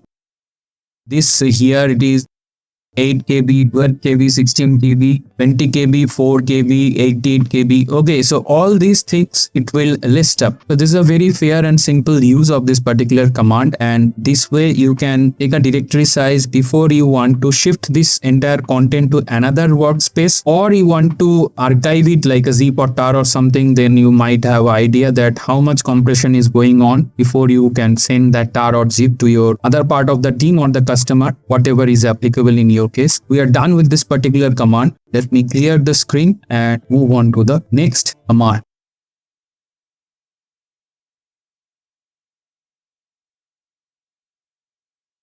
The next command is another system command that displays the amount of free and used memory in the system. Memory, I mean to say memories, not the hard disk. That includes both the RAM and the wget memory. So let me execute it. I always use the -h so that everything comes in human readable format. Here you can see memory, this is RAM. I have almost a 8 GB of RAM in my machine, and 1.4 GB of which is getting currently used now. Free is 3.5 GB and shared is 21 MB, and buffer or cache is 2.8. Okay, available is. This way this distribution is happening, and the swap file is 27 and used is 0 and B is the entire one. So both these memories, their status is given to you by this particular command. Let me clear the screen and move on to the next command. The next command is wget. So wget is a non-interactive network downloader. So it's basically a download manager. You have already seen in the first episode where I have used pre-download manager for the graphical user interface. This is a command line download manager. You can use it for downloading programs. Let me show you with an example. So here I have kept .url. So this is the download URL of the Google Chrome for Linux. Use wget to get this particular file download to my local directory. So you can see it is proceeding, and let me interrupt it in between. I have hit the Ctrl+C. So the download has been reached to 24%. What can happen that you are downloading and due to some network issue or power cut, your download get stopped at say 24%. What you will do? You will again do the same command and you will add a -e command. And you can see it has resumed from that particular point. Let me interrupt it again so that you can see it once more time. So you can see it is 59%, right? Let me hit the command again. You can see here it again starts from that 59% and it proceeds. So you can see we can resume a download. So here the download has completed. So you can see that it's a perfect command line download manager which can even resume an interrupted download. So this is one of the pretty much used tool in the Linux command line to download files. Maybe from your, right now we have, it could be any file what you want to download from another URL. So let me clear the screen.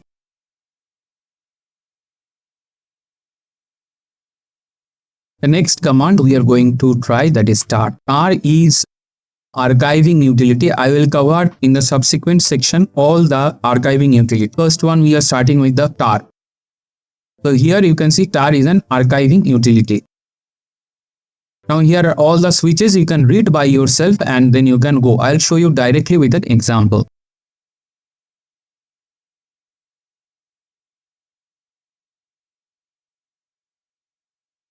So you can see that this particular directory AAA has the two files, that is a.txt and b.txt. Make a tar file up. That means I will compress this directory into a tar file. tar-tvf. P means create and V means verbose.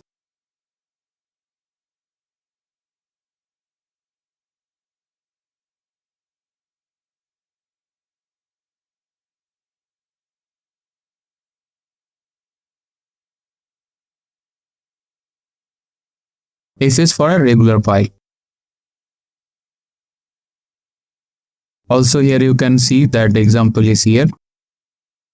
I will type tar as evf, then I will give the name of the tar file first, the target file aaa.tar, and then I will provide the directory name. So you can see it is verbose and it is creating tar file. T for create, and if we change the P with X, we extract that particular file. Let me show you. So you can see aaa.tar has been created. Now I want to extract this aaa.tar. So I change C with X, and this is sdiff. For you, you can use any sequence, that is F, V, X, E, F, X, whatever you want. You are not restricted. You can combine this later. The best way you can remember. With that note, let me move on. XVF, and here we keep the aaa.tar. So you can see it has extracted the files now. Now, in some case, you have a situation where without extracting a particular tar, in some situation, you have to see what is inside. So at that time, what you will do? You have to tar minus tvf.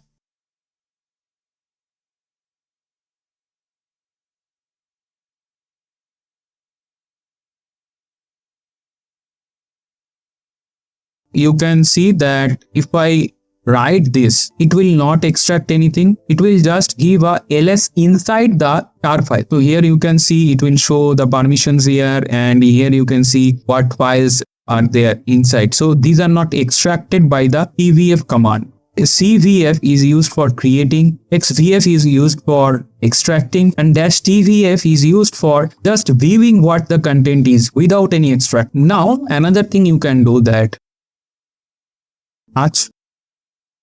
file.ft. We have done this operation so far on a directory. Now imagine if you have a file which is of gigabit size and that you want to compress. You can use the same command. sdiff, then file.pdf file txt. Now let me do the alias tar. Here you can see that it has been created. In the same way, you can extract this particular file or view what is the content using either the CVF, XVF or TVF. So these are the three switches. Example of tar is done here. If we clear it, let me show you the next command. It is zip.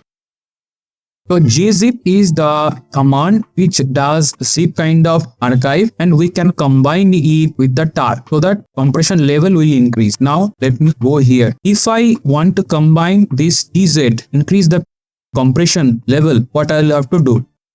R S T V Z. So you can see I have added the Z in the tar, and then I write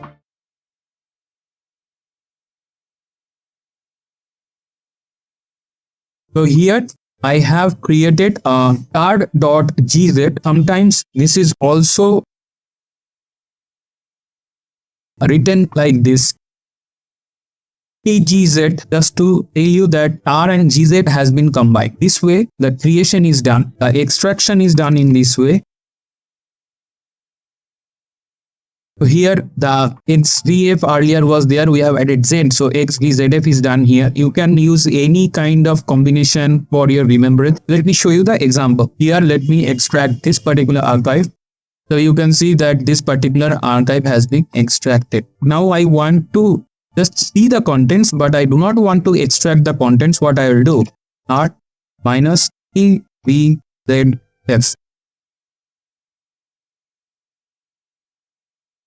And here I give this name. So here you can see again, it will list up the files inside. So I have shown you the three particular way of dealing with archives: creation of an archive, extraction of an archive, and viewing the contents of an archive without extracting it. These are the three very common things that we generally do with a compressed file before or after. Let me move on to the next particular command.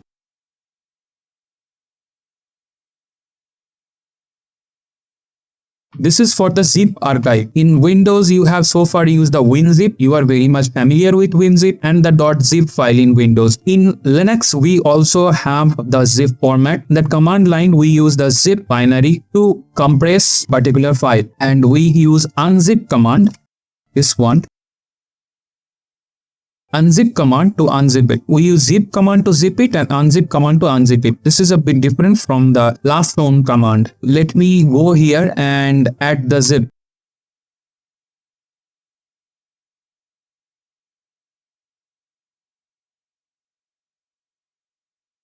I am compressing the AA8 into a zip archive. So you can see here, let me do the ls. So you can see that AAA zip has been created. Now I want to extract the zip file. What I'll do unzip AAA dot zip. So you can see that it has been. Now we come to the third kind of operation, that we have a zip file. We do not want to extract it. However, we want to see the content of what command we should use.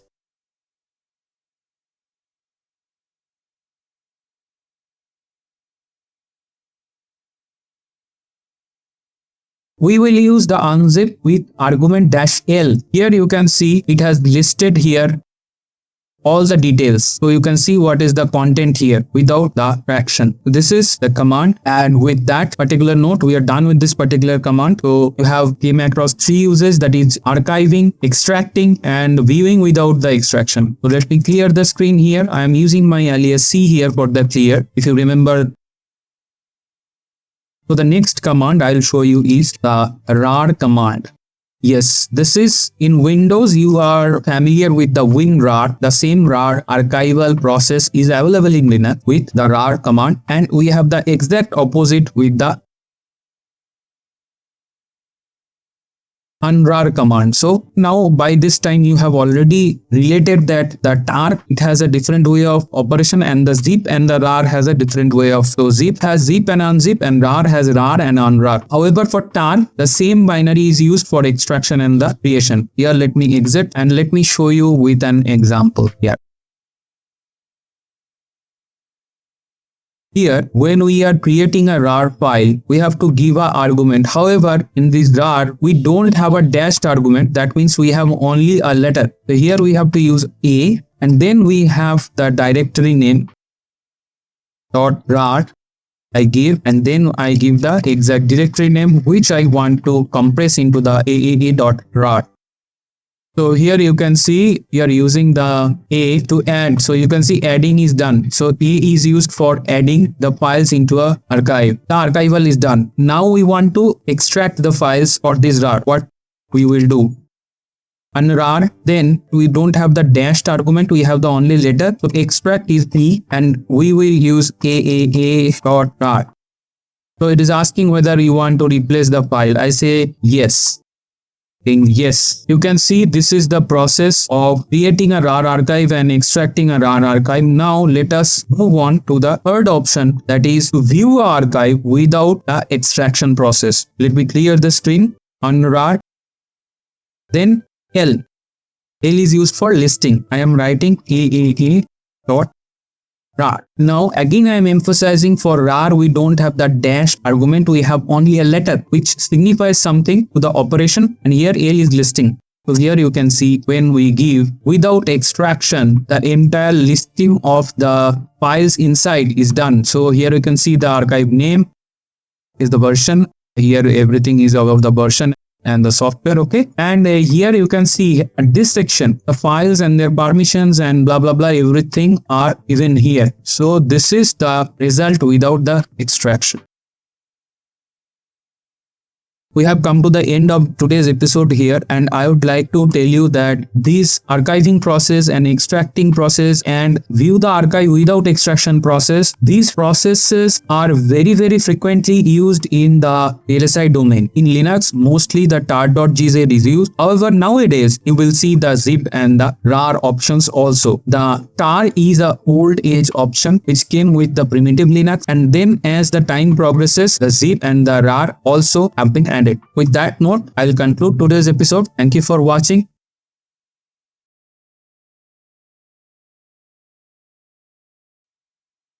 Hey guys, welcome back. Today we are moving towards the expert pro level commands that you can use in your Linux system. The first command we are going to try today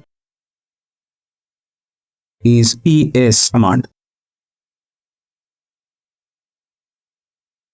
Here you can see the ps command report a snapshot of the current processes. Now, what are the processes?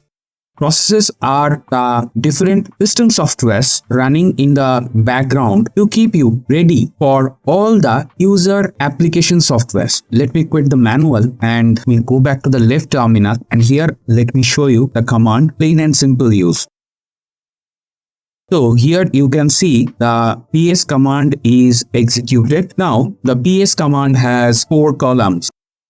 PID. The PID is the unique process ID. So for each different system software which is running, there will be one unique process ID. So here you can see this is the process ID for ECSH, and this is the process ID for the PS itself. The process PS also calls a system process, and hence it also has a PID. Now the next one is TTY. TTY means the terminal type that the user is logged into. Here it gives the time, that means the CPU time, that in minutes and seconds the process, that means this process, is running. Next comes the CMD. Now CMD is the name of the process or the binary command that either you have run system command or it is running in the background. We are done with the example. Here the plain and simple example you can see here, and let me now move on towards some more detailed examples. Now we want to use PS and we want to see every process on the system what all are running.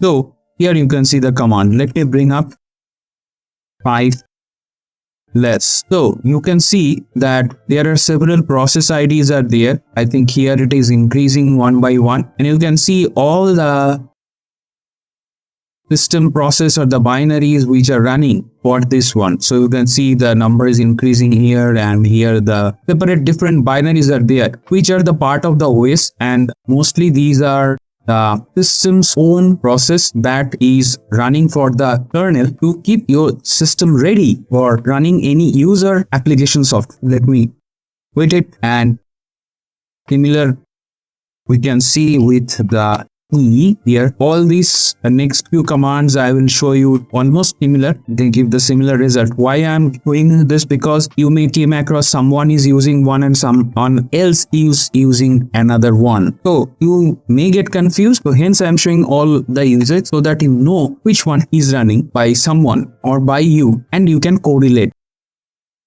The next one is PSEF. So here you can see that there are a couple of more columns also got added apart from the basic columns. Let me quit it. Rest of the things remain same. So here you can see some more columns are also getting added. Here, quit it again. Some more columns are also added here. So these are the couple of commands from here to here. I highlight.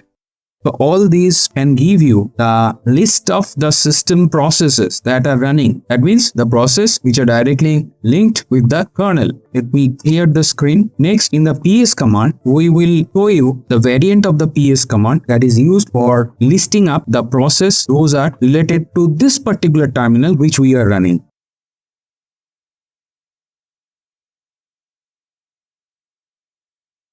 Here you can see only 2 are running, that is ECSH and PS. These two we turn on.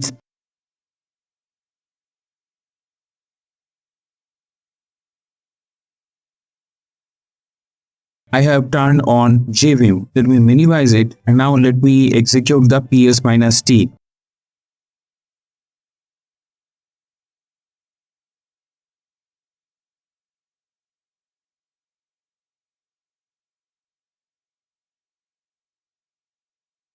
Now let me see what are all the running processes are there. So I'll give ps dash r. Only a single command is running. The next command gives you the process that is running by you. That means the user who is right now operating. You can see. So these processes are running there for you, and that's the definition and the example. Here the screen, the next command will show you to print a process tree.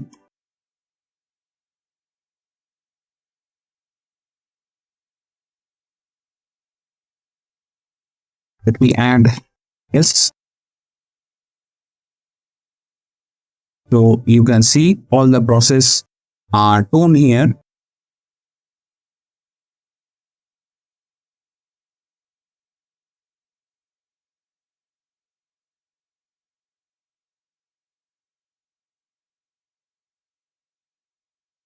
Now let me move towards the next command. In the right hand terminal, let me type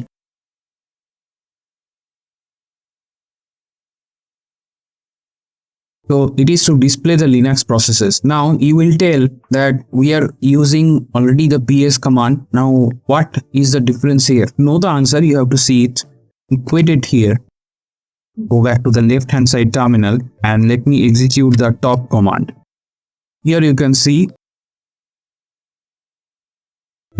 how much percentage of CPU is there, how much swap is there, all this data is coming. And let me explain you what all these columns means. The PID here you can see shows a task Unix process ID. So the unique process ID is shown by PID, which was also there in the PS. Now here we can see there is an additional column that is for the user. So you can see my username is msg and there is also a super user root. Both are there. Now next column is PR. PR means for the priority of the task. How much priority this task has. So you can see in the top nothing is static. Everything is dynamic. So it is changing because in a real system there will be priority of task. Once one task has executed, it is deprioritized and other priority tasks are going up. So that's why you can see there is a lot of change and up and down here in the priority column. The next column is NI. NI represents nice value of the task. Negative nice value implies higher priority. Now positive nice value means lower priority. So here this is a negative value, means it has higher priority, and here it is also negative, that means it is higher priority, and here it is positive, that means it has a lower priority. So the next column is vert. Vert means the virtual memory used by the task.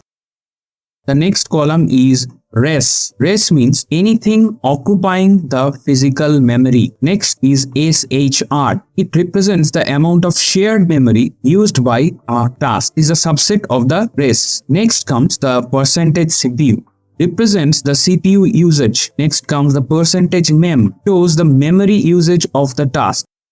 Here is time. Time means the CPU time. It is counted as the unit of hundredths of a second. And the final column is the command. That means the binary which is running. That is the definition and the description of the top command. Now you can see in PS, if I type PS here in the right hand side, you can see PS is a static entry and it gives a static value. Whereas the top, you can see this is a very dynamic process and everything is moving up and down and prioritizing, deprioritizing, everything is happening. Now, this was the general top command. So let me quit it. Once you exit right, the screen which was displaying to you, it fixed there and you come out of the display. Let me clear the screen here. I use C as alias for clear the screen command. So here, the next is I want to specifically run the top for a particular user. Here you can see my username is msg here. So top -u and then I type the username msg. You can see that it lists up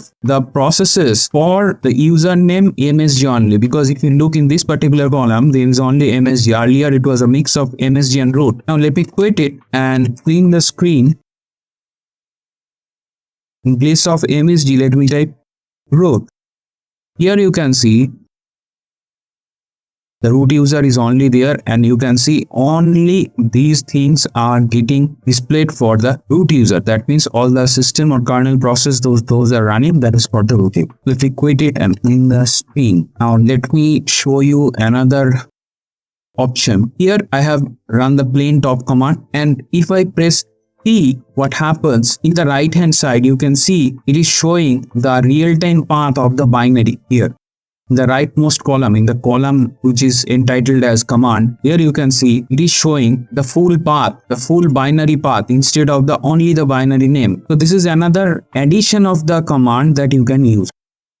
The next command I will show you is the kill command. Let me show you the manual. So the kill command sends a signal to the process, kill it. Now this is a very similar command, a similar process that we do with the Control-Alt-Delete in the Unix system. Now this is very similar process to the Control-Alt-Delete operation in the Windows. Now in Windows we have GUI, whereas in Linux most of the things are terminal wise. So here we are using the terminal, and let me launch a process and check.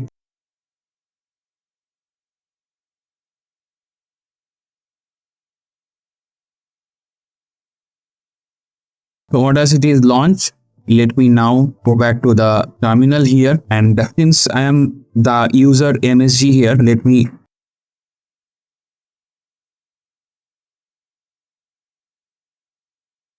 invoke the top command with the user im.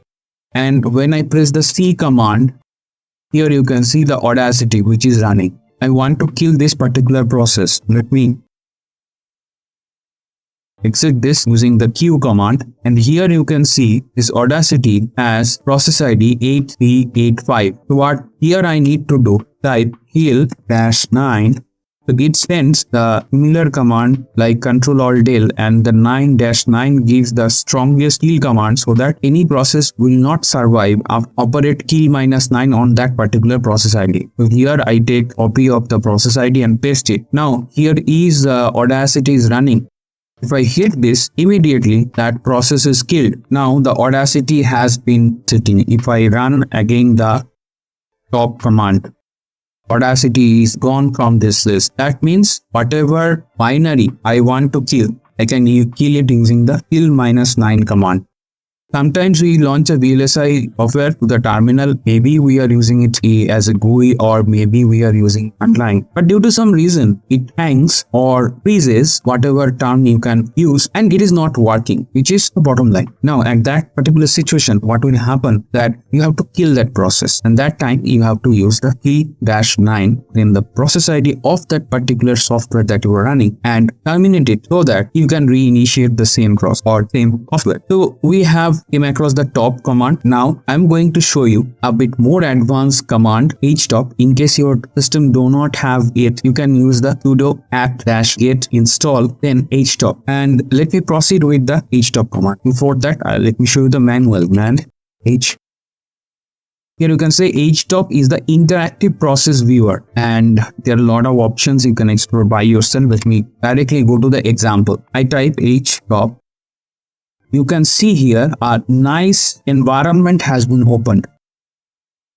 So you can see here are 8 CPU cores in this particular machine, and you can see how much those CPU cores are currently being used here. So the representation of htop is more colorized and user friendly here as compared to its ancestor top. Here you can see that PID is here, user is here, PRI is here, NI is here. Now if you take it, it keeps on going and it is segregating everything. And here you can see how much memory is being used. You can see 1.91 GB of 7.7 GB is used. 7.7 GB is the RAM capacity of this machine which I am right now using. And it has a swap memory that is 27.9 GB. It has 27.9 GB swap memory here, of which 2.54 MB is scale. So you can see how many tasks are running here. All these things are ongoing. So here another good part of the htop is that here at the bottom you can see F1 is for help, F2 is for setup, F3 is for start, and F4 is filtered, F5 is tree, F6 is sort by, F7 is by nice, minus and nice plus, and F9 is kill, 10 is quit. So let me here launch the Audacity again. So here you can see the Audacity is here running. The beauty of the top, graphically if you select it and then if you hit F9 here, if you hit F9, it will launch the tick term which is happening in the background, and if you hit then enter, you will see enter to send and escape to cancel. If you hit enter, Audacity is closed. We go here, is showing terminated. So this way, the htop is much more up-to-date and easy to use version of the top. Graphically, you can use with the menu at the bottom. You can easily choose what to do, and accordingly you will get the visual navigation as you have seen. So this way you can use the htop. So another thing here, what you can learn as a next command is the uname command. You can see here uname print the system information. All the commands that I am showing today are related for your system or kernel. That means the expert pro level command. Uname I'm going to demonstrate to you. If I type uname -s, it is going to tell you the kernel name. So here it is Linux. If I type b, it will show the version. You can see this is the Linux kernel version. Now if I type m as a switch, it will give the architecture name. Now if I type P, it gives the processor architecture, which is same as the machine architecture. If I type O, it gives the operating system type. So it is GNU Linux. Linux is the kernel and the GNU Linux is the OS, that means the distribution. If I type I, again it is showing the hardware architecture, which is same as this. Now the next command is uname-a. Here you can see that it is Linux and this is the machine name. You can see here is similar to that, and you can see this generic, and you have seen this version right here. On here you have seen, here is the architecture. Finally here you have seen the OS type, and that is it. So the last one is a all-inclusive one. In case you are aware of all these fields which I have, if you have all of them in your mind, you can just go ahead and put uname-a to know all the details at once. With that particular note, I will move on to the next command.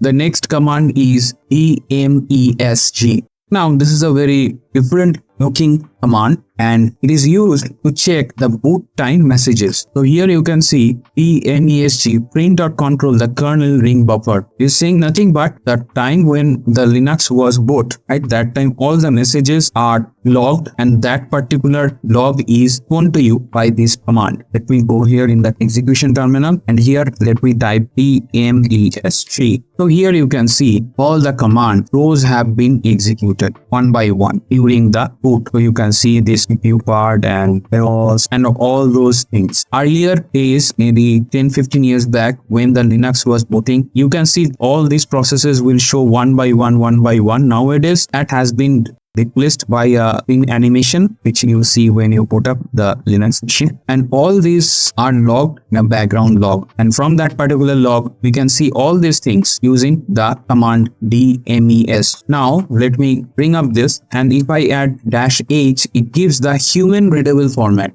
Here another part is that once you execute -h, gives you a pipeless type of environment. If you press the down arrow key, you will go, and you can see it is much more easier to read now. Earlier it was some kind of scattered, or some format was not very easy to read. Now this particular format is very easy. In case you want to see what happened during the boot, or any particular process did not start during the boot, all this data you can get from here.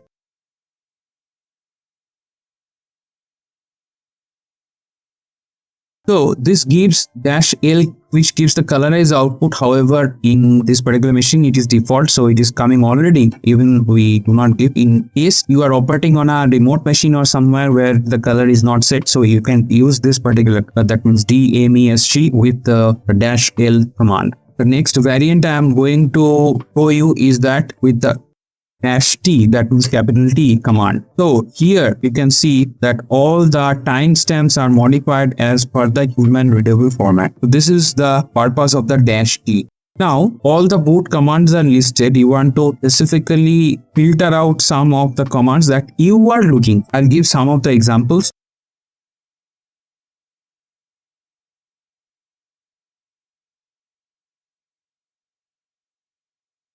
So SDA is the hard disk path or the partitions, as you know already. If I want to check during the boot what happened to different partition, I execute this command, the dmesg command, when we print the boot log, and from there we are ripping out the SDA. So here you can see that all those SDA related command filtered here for us. Now instead of SDA, if I want to see USB, so you can see what the USB related stuff. So it is different. Let me clean the screen and run the USB again. All these processes are for the USB.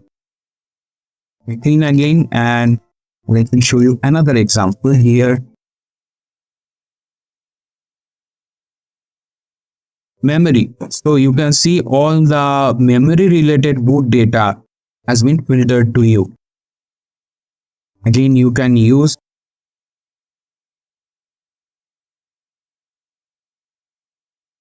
get command with you want to see the first 10 lines or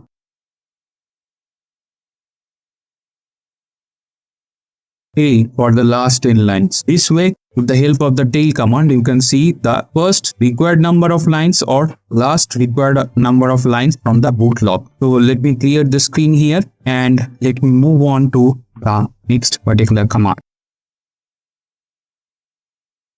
ID is the next command and it prints real and effective user and group IDs. So if you are working in an environment where multiple users are there and multiple groups are there, how you can see that your user ID belongs to which particular group is using the ID. So if I type ID, you can see here is my username and user ID is this, group ID is this, and groups which are there are instead here. So there are a lot of groups. So as I have talked about the groups command, let me show you another command, that is,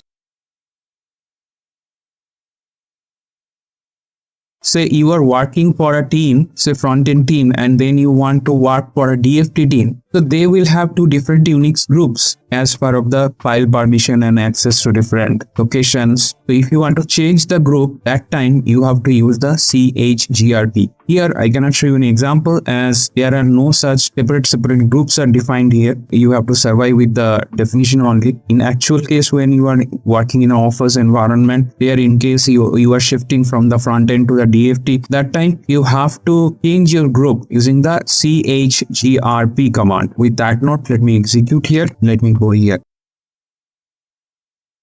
The next, I will display all the CPU related info, and this is not a command. This is a file which is staying inside this is location, which we will see using the cat command.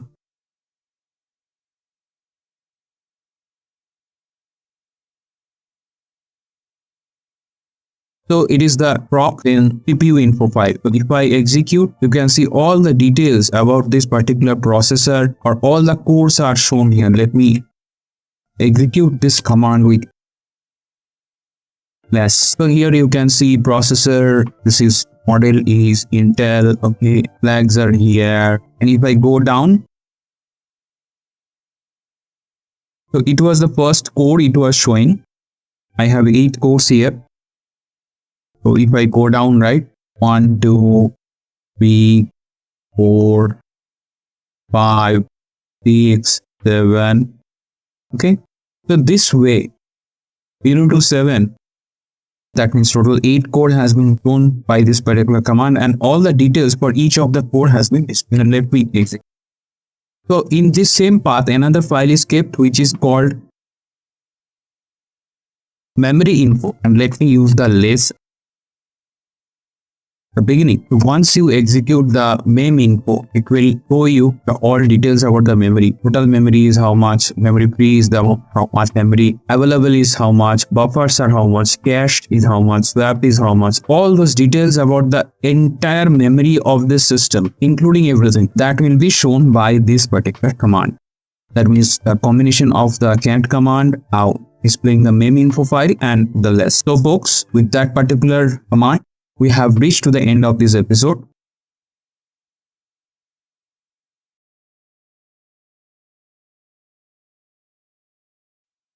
Welcome back guys to the computer screen. In today's episode, the first thing we are going to explore is the .cshrc file. So I have made a copy here in my local directory of the .cshrc file. Let me show you. I'm using gvim.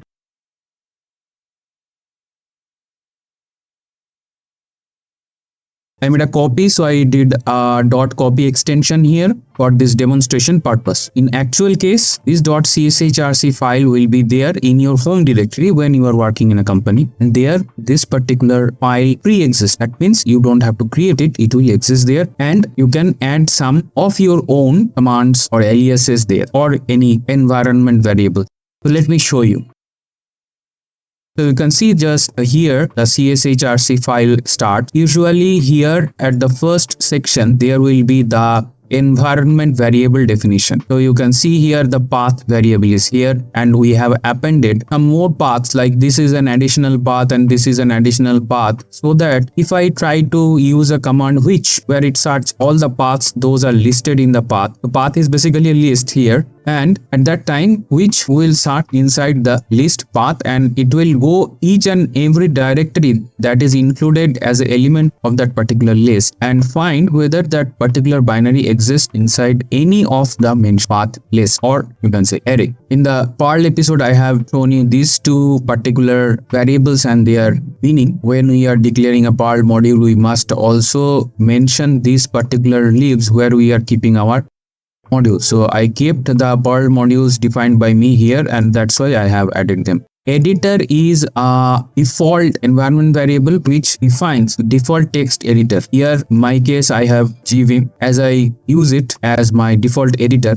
This is a dummy I have created for you. This is usually the LM license file you will find when you are working in the VLSI industry. The license file are set with this particular variable, and there will be some similar variables too where the tool license will be stored. So generally there will be a path in a remote disk where the license exactly will be there, and this has to be set. Otherwise the EDA tool you are running, it will not run. Here is the history file size, etc. and history size. These are default. You can set them as you can see. And also here I have kept a particular file here and associated it with the environment variable history file. Now this way you can associate many of all those stuffs that you can relate with a particular environment variable. Here in the first section there is an XML parser which I have created here. Is another installation directories. So ibus is font processing unit, so I have set all the environment variables related to ibus, and such typical environment variable section will be there in case of your .cshrc file. I'll suggest that you keep a backup of your cshrc file before you start editing it, because if you do a kind of pattern mistake or something, you will be able to restore the original file.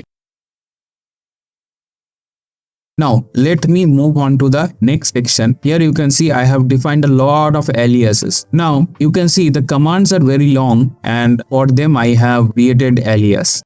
Here you can see here is the VHDL simulator. GHDL is there. So for synthesis it is -s. So I have shorthanded it with VHD syn.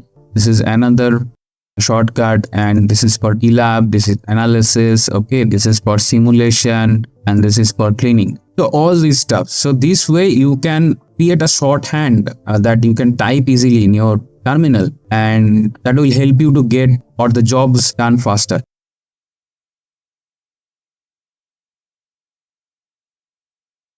So here a lot of other aliases have been defined. You can see that I have alias Perl help with ph, and this way I have a command is shorthanded ph. With all these things I have shown you.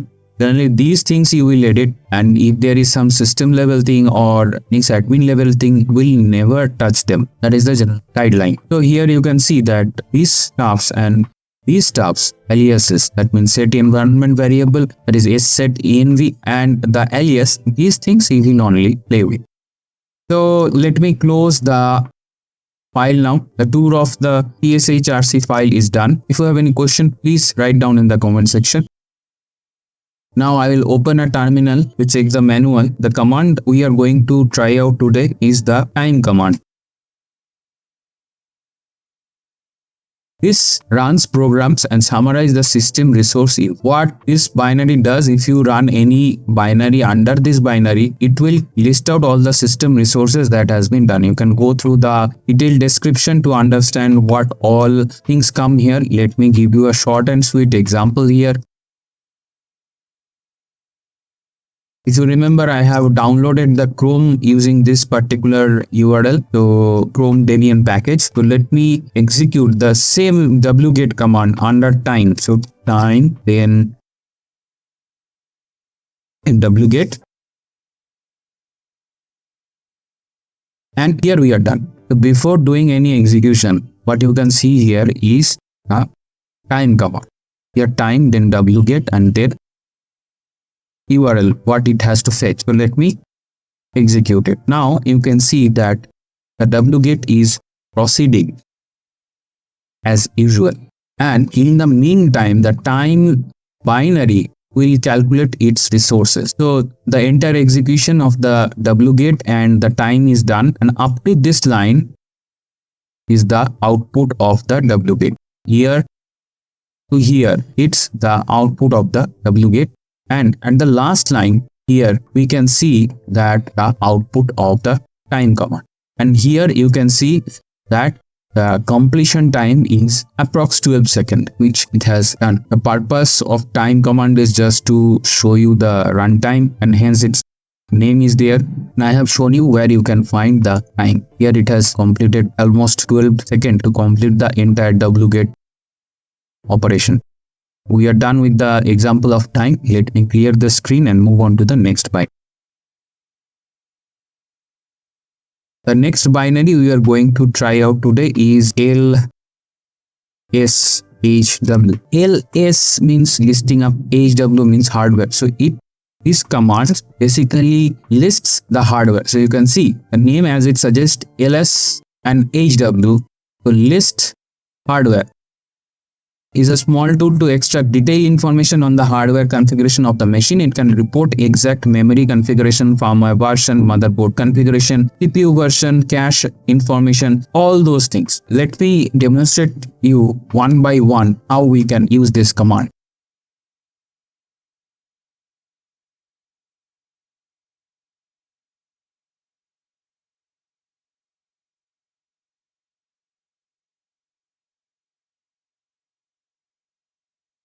Here I am generating a HTML file. The output will come as a HTML format in the screen. I am using the T binary to pass it to the index.html, on which the data, which is the outcome of this command, will be stored to T. Now let me execute it.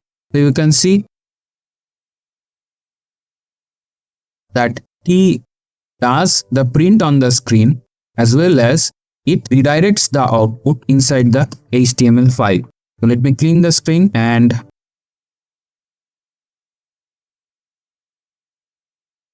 this is a pure HTML format. I have launched the Firefox. Let it open. So here is the path.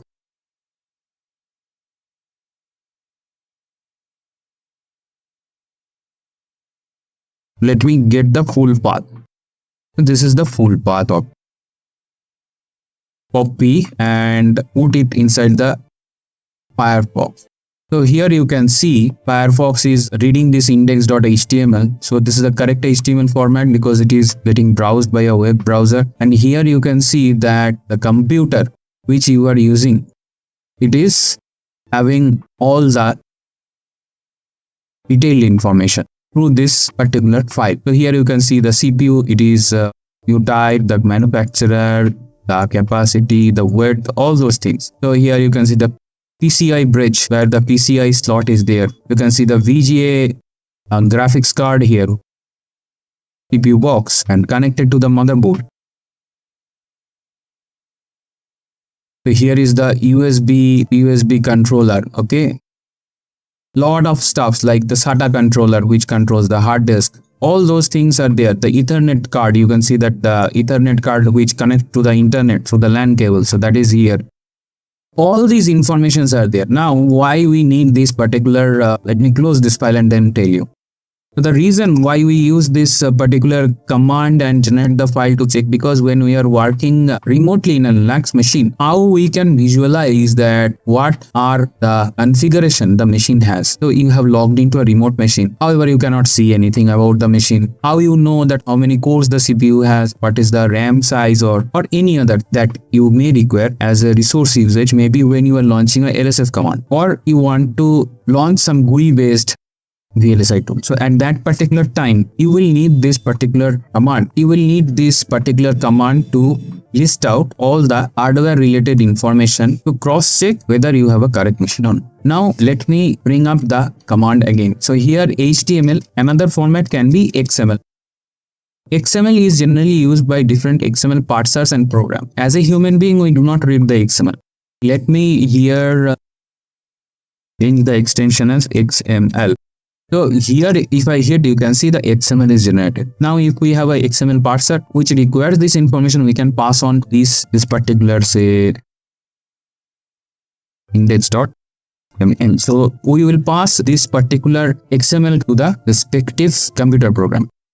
This is also done. Now we have gone in the detailed way where we have dumped all the. I will show a more quick way you can quickly see in the terminal itself. So it is.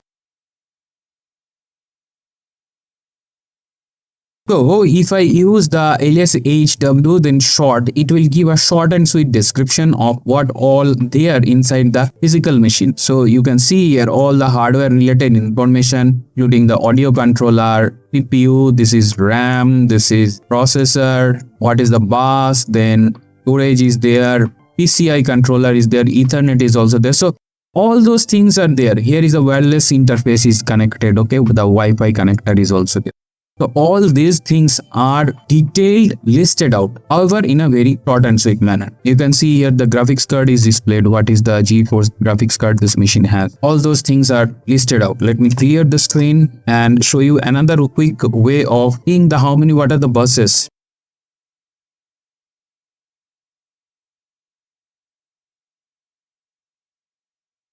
Bus info.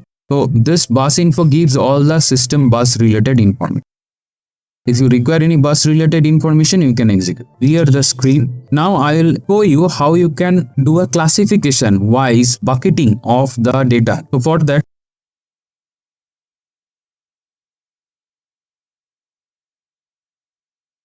I will use the class command here, and if I type network,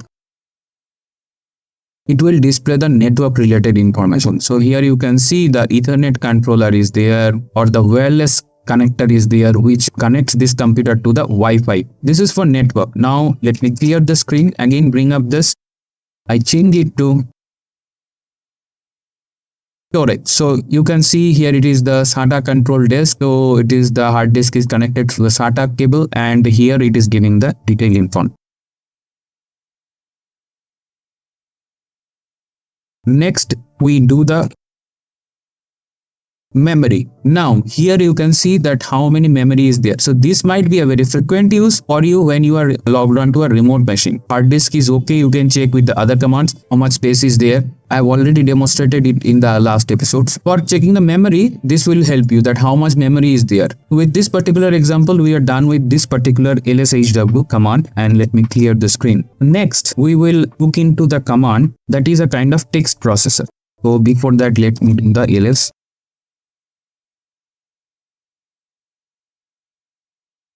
These are the text files.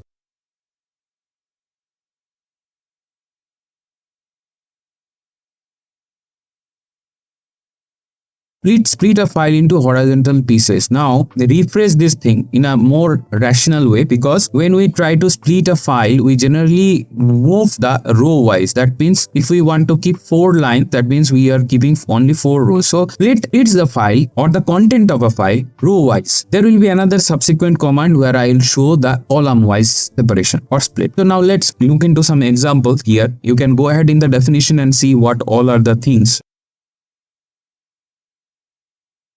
So first what I will do, split then dash L. This gives the line number, how many lines or how many rows I want to have in each segment. And I will add one more flag here, -e, so that I don't get any file with 0 size, that means with 0 rows. So this will take care of. So this -e will take care no file with 0 lines are print. I'll pick up the test.txt from the above list of txt file and I add -- verbose. Verbose mean it will speak what it is doing. You can see creating file xaa and xab. These are two files are created. Let me cat the xa. So here it is the first part and cat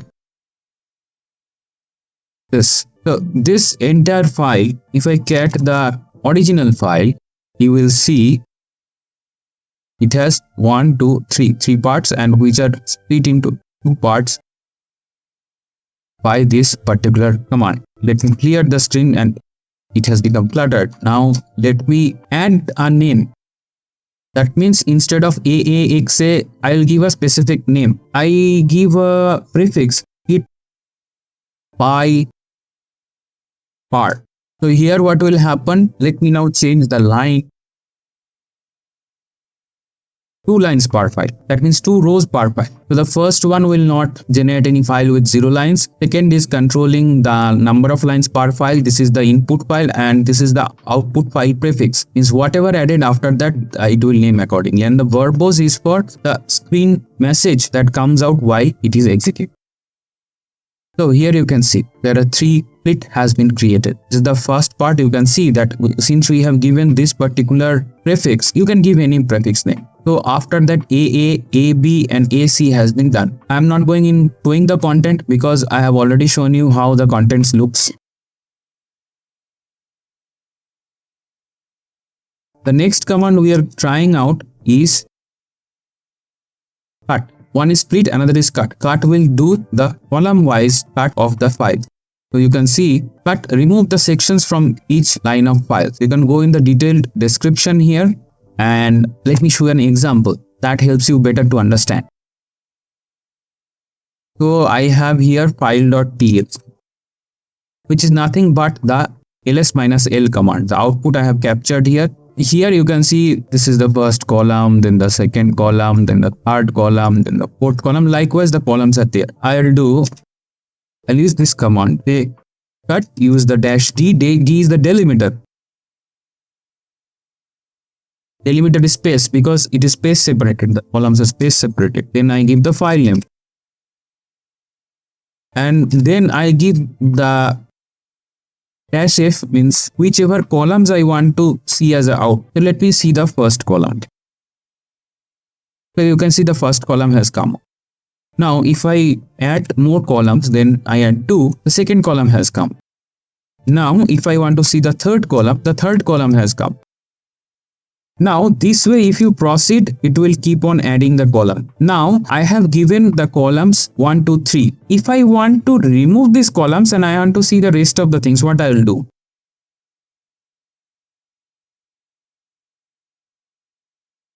So I'll add a switch called complement. It will print out the rest of the file. It has removed the column 1, 2 and 3 and kept the rest of the files. Let me show you once again. If I remove this command, it gives the first 3 columns, and if I give the complement command, it gives the rest of the columns. So this way we can split a file vertically. Obviously there has to be a delimiter, we cannot abruptly split it. So the split command and the cut command, they do the horizontal splitting of a file into segments and the vertical splitting into the segments. So you can redirect these outputs into another file and store them for your use. Let me see whether I have any CSV file.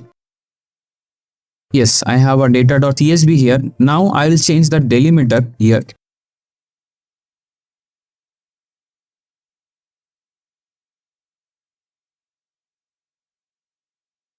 So in this command, I am changing a file name. Here you can see the data.csv and I am changing the delimiter. Comma separated file, so I am using the comma. So if I hit the first column, now if I do the cat and data.csv, you can see there are several columns. You can see here. Let me clear the screen and bring up the cut command. So this is the first. Then if I give 1 and 2, it will add 2 and 1, 2 and 3. So third column is added. Now if I want to see only the third column, I give 3 and it comes out. Now it's very easy if you have a CSV file. If you want to extract one particular column or 2 particular columns or any column, how in the order, whatever you want, you can use this particular command. 4 and the fourth column come. Fourth column, there are a lot of blank elements. So you can see it is coming as the blank. So we have only 4 columns. So here we will stop and in the screen. So we are done with this particular command. Let me move on to the next command.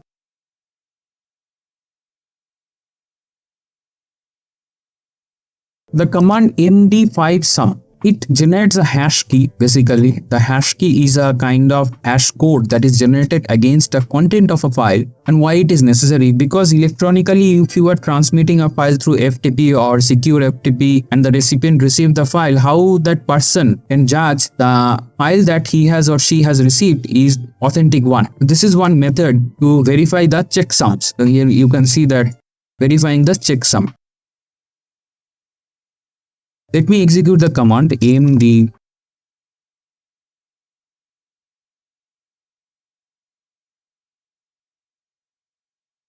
So here you can see it has generated a hash key which is unique to this file. And if I change the file name to tar, you can see there is also a tar file with the same. And if you see, this hash key is different from this hash.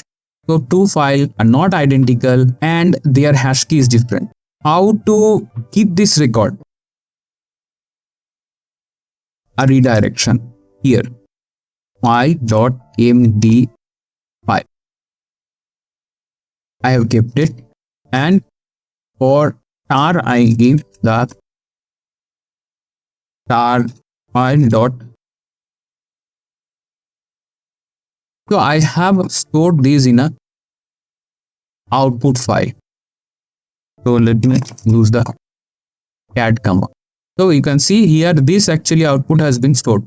Now when we send this particular file through secure FTP to the intended recipient, separately we send this MD5 file which we have just created like this.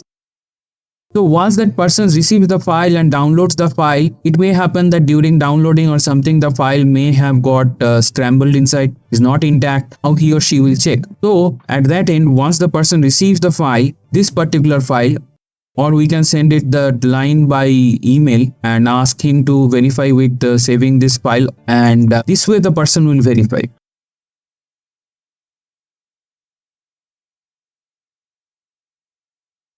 C, we give the file.md5. The recipient also to have this md5 sum binary at his or her end and can verify this file is okay. In case this file has become corrupt due to some reason, this will be not okay, because that time the hash will change, because 2 different content then has 2 different hashes and it will message out it is not okay.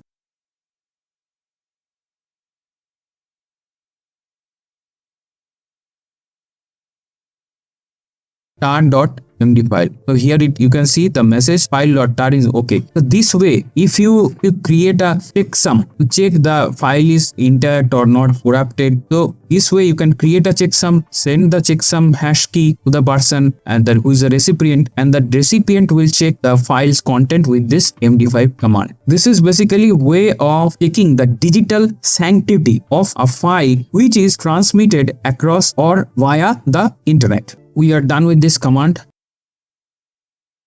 The next command that I'm going to demonstrate here is the encryption command. I'll show here the basic encryption. When you are inside a company, they will have their specific encryption key, and you can use this knowledge that right now I am going to share to you to encrypt or decrypt your files. Here you can see it is an open encryption and signing tool. Now, the file we are sending across the internet can be checked through the checksum. However, we can do a encryption so that the data remains secret. The previous command and this command can be combined. However, they can be used separate. Better you learn them now in a simple fashion so that when in actual need, you can use them. So let me quit the screen here and let me show you an example. Let me ls tar is set. So here you can see that aaa.tar.gz is here.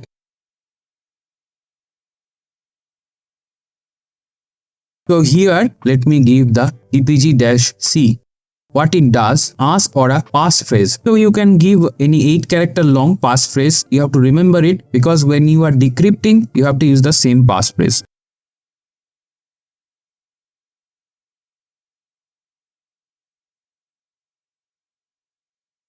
I have to enter it twice. So after I have given the passphrase, it has been encrypted. So let me do the alias start.ppg. So you can see this file has been encrypted into the .gpg extension file. Now this is an encrypted file. Without decrypting, you cannot use it. Here, since I am using the same terminal, my passphrase I think has been saved here. So before that, let me move this file, otherwise it will overwrite. Okay, let me now pg then test.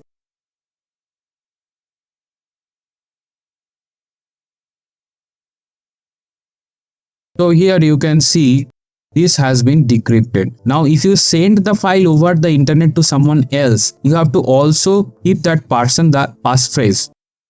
So here you can see here it is decrypting, and here it is saying the algorithm with which it has encrypted, and here it has decrypted the file. This is a very simple use of this command. However, once you enter the company, they will have different level of encryption. It could be AES, it could be RSA, it could be combination, whatever.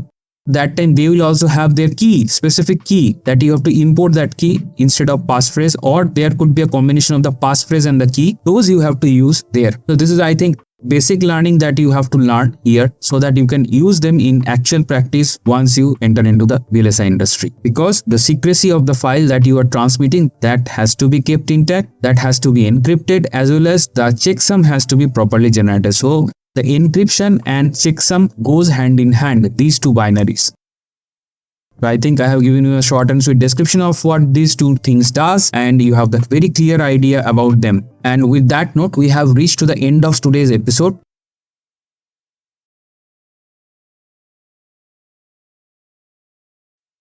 Hey guys, welcome back to the computer screen. In today's episode, we are discussing the below points. First, I'll explain what is FTP. I'll provide the necessary technical details that you need to know. Second, I will talk about the secure FTP file transfer method with infographics. Next, I will tell you the ways of doing file transfer, that is FTP. In the next section, we will enter for the live demo using both command line interface, that is CLI, and graphical user interface, that is UI. So this is the menu for today. Without any further delay, let's begin. What is FTP? Before proceeding, I'll like to talk a few points. In VLSI, generally we work inside one single company where we have multiple location and disk spaces. We mount or unmount them to access them and disconnect them. However, there are certain times when we have to send a file across to clients, customers, or vendors. At this point, the FTP comes into play, and this is a must know knowledge of every VLSI engineer, because whenever you have to send a file across your customer, clients, or vendor, you cannot send the files purely. That means you cannot send the file by attaching in email. It becomes public if the information and the files become open to anybody who have the email. So this is a non-secure method of sending, and this is prohibited. I'm emphasizing again, this method is prohibited in the VLSI companies. Even if you see this practice, do not adopt it, because these are against the rules and regulations of the company where you have signed and entered into a job. So always use caution and never use the email to send a file across different companies. Now these two could be you and your client, vendor, whatever other party is on the other side. So at this point, the FTP comes into the picture. Now let me come to the technicality of FTP.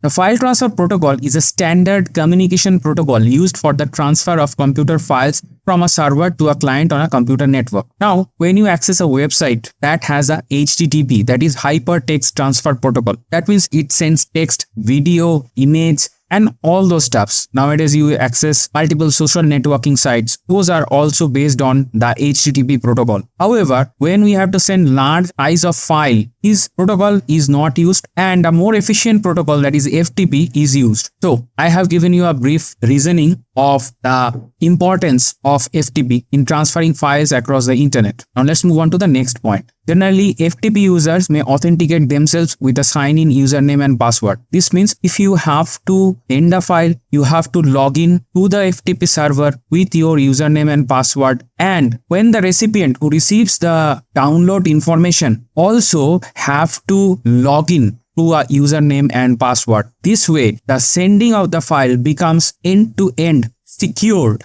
Also, we have other layers of security. I'll come to those points. One can connect anonymously if the server is configured to allow it. This is a no-no in VLSI, as all the files are intellectual property. So in general practice, when you are using the internet, you might see there is a anonymous connection you can do, and your files you can download without a login and password. Many of the file servers in internet support that, but these are the data, those are on the public domain. However, when you are working in a company, you are protecting company's intellectual property to secure FTP, and this method is always a big no. Encryption of the content is done through the SSL, TLS, or with SSH file transfer protocol. So these are the security or the encryption layer which are added on top of the FTP protocol to make it super secure, so that no intrusion can happen between end-to-end communication. FTP clients could be both GUI as well as command line. Today, I'll demonstrate both. Oh, don't worry. We're done with this particular slide, so let's move on. Secure FTP file transfer. Now, this is an infographics. The FTP concept is not that very much common in the colleges because there you do not have such facilities. That's why I kept this infographics for you for easy understanding. So this is your local machine. That means when you are sitting on your chair and you are working on your desktop or laptop in your company, this is your machine. And this is called the remote file storage server that will store the files for the file transfer protocol. These two are connected through the internet. Now, if we have to send a file from our local machine to the remote file storage server, that is a FTP server, the process is called uploading. And once you upload, you will get some email or some message in some way that you have to convey to your client or vendor, and once that recipient receives those information, he or she has to download the file to his or her machine. So this is the entire process. That means from start to end of a FTP process. Why I given this infographics? To give you an impression that once you upload the file, your process is not done. You have to also convey the download instruction to the recipient, and the recipient has to confirm that he or she has downloaded the files properly. Only that time the entire file transfer process, one end to the other end, has been considered as completed. We're done with this particular slide, so let's move on. Now, ways of doing the file transfer protocol. So far, in last few episodes, we are using the command line interface, that is the Linux CLI, or generally we call it a terminal operation. You can see the terminal snapshot is there. This is one way. We will use the FTP binary. Yes, the name is FTP itself, to upload or download the files. Now, there is another way to use the graphical user interface. So here, the UI that we are going to use is named as FileZilla. This is free software. However, there are paid versions also. For your testing, you can download, it's free. Today we will test both of the methods for downloading and uploading. We have talked so far. Now it's time for our live demo.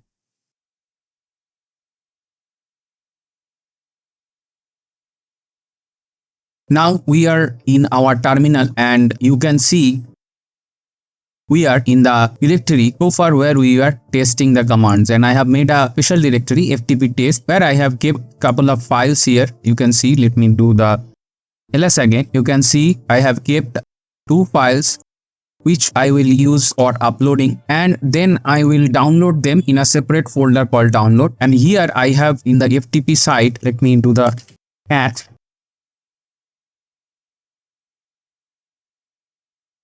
You can see this is the information of a free FTP server. Here you can do the testing that whatever I am doing in this tutorial. However, you cannot use it permanent storage. That means you cannot permanently store a file there. This is a server that is used for your testing. Those people who want to learn the FTP commands and all, but then this server is there. The open system, whatever file you upload there, they will be stored there for 5 minutes plus minus 1 minute. Then they will be deleted. For your learning, you can use this server. I'll provide the details in the video description.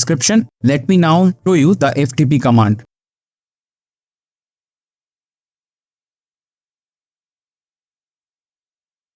So here is the FTP command, Internet File Transfer Program. FTP means File Transfer Protocol. However, in the Linux, whatever binary we have, it serves the purpose of the file transfer program. FTP is the user interface of Internet Standard File Transfer Protocol. This program allows a user to transfer files to and from a remote network site.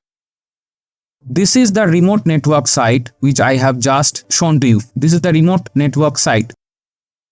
Here are the switches. You can go through detailed description, and here are different modes and all. You can go ahead, learn by yourself. It's there in the manual and it's very detailed. So let me quit it. I will show you a very handy commands that we use everyday VLSI work so that you can quickly grab the idea and learn the thing. Rest of the things, all the knowledge you can gather by yourself going to the man page about this binary. Now let me do the cat here once more for a record, and let me launch FTP. Then I give the URL.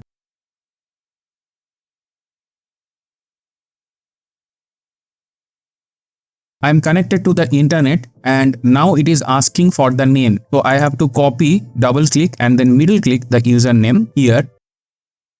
Now is asking for the password, so I am double clicking and clicking only one time. The password is not displayed, however it has been given, so I'll hit enter. Don't do a mistake that typing password again and again, so it will do the pasting multiple times. Now it is trying to log in into the remote server.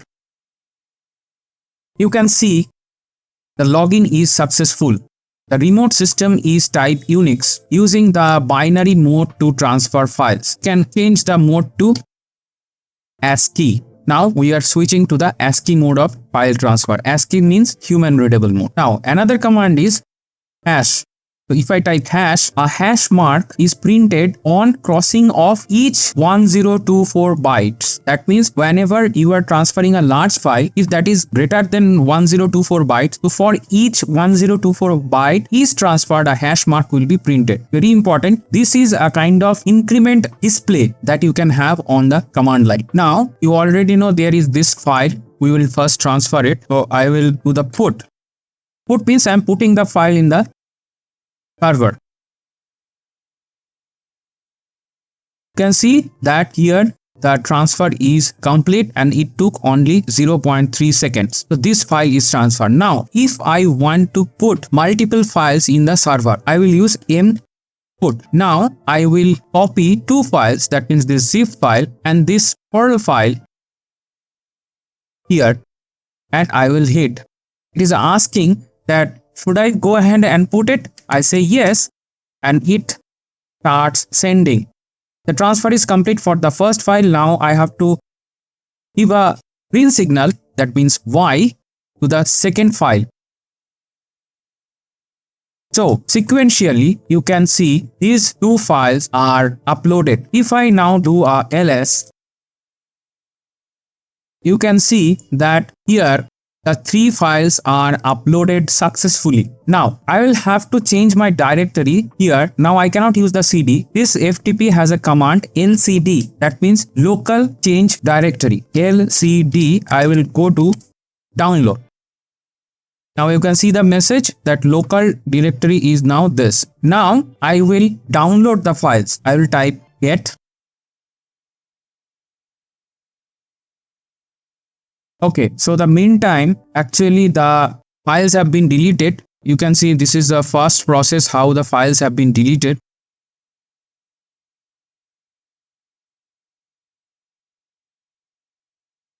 I'll go back to the directory here and I will do the import this file.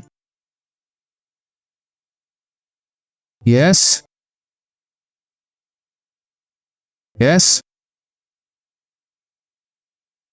Now I'll do the lcd download and I'll do the ls here. You can see I'll type get to download the file. So the file is downloaded, and if I type mget and then I type the two names,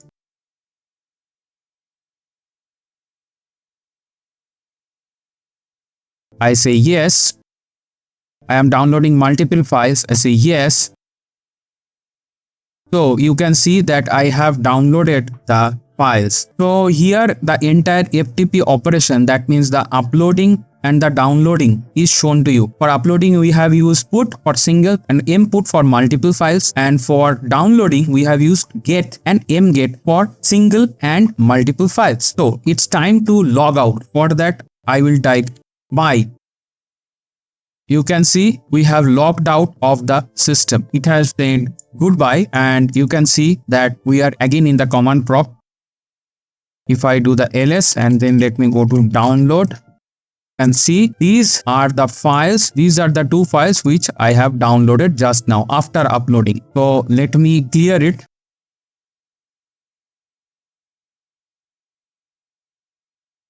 So the download folder is now again empty, and we are done with the command line, that is CLI example. I'll move on to the GUI example now.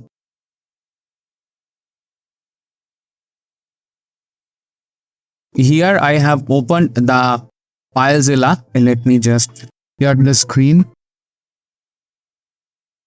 Here let me copy this.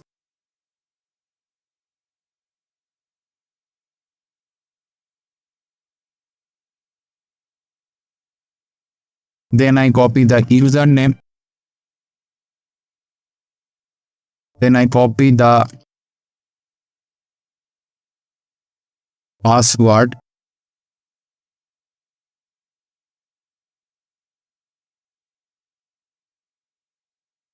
So I have copied the host, that means the file server, then the username, and then the password.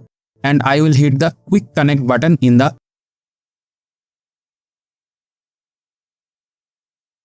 here. The connection is ongoing, and we are in the same directory, that means home, then test, then Linux command, then ftp test. We are in the same directory as in the command line interface.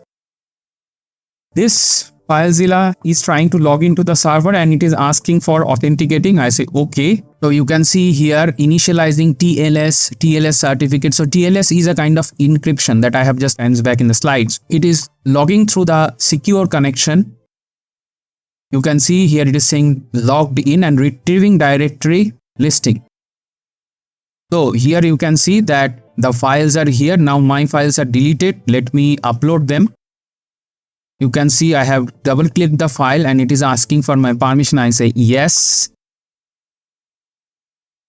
And here you can see the progress bar here is connecting. So this is the GUI method. It's very easy. You can use FileZilla for file transferring. So here you can see that the file transfer has been done. Let me do one more and one more.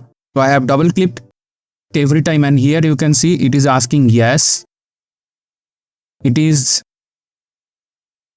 going through all these steps. You can see if there is a kind of issue or error, here you can see and find out what is going wrong or right. So here it is, I think, connecting, and the final file is getting transferred here. So it is done. Let us now go to the download directory and download all these files. Now I have uploaded, and here this is the remote site which we have connected, and this is our local directory in the left. I have opened our empty directory, and let me double click so that it will get downloaded here.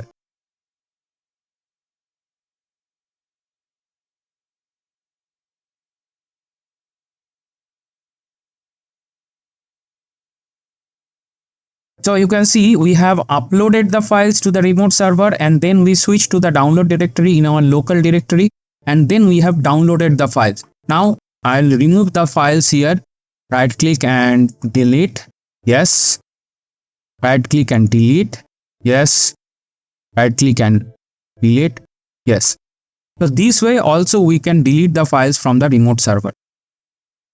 That means once our recipient confirms that he or she has received the files in full volume and with all the checksum corrected and all things are done, so the files are intact and the checksum is giving the OK message, that time we can delete the files in this way. Now I will log out, so you can see disconnected from the server, and this is the button to disconnect from the server. We are getting disconnected. Now not connected to any server here. We are done here with the graphical example. I'll provide all the details in the description here. Whatever I have used here as a FTP testing site, you can go ahead and use these details.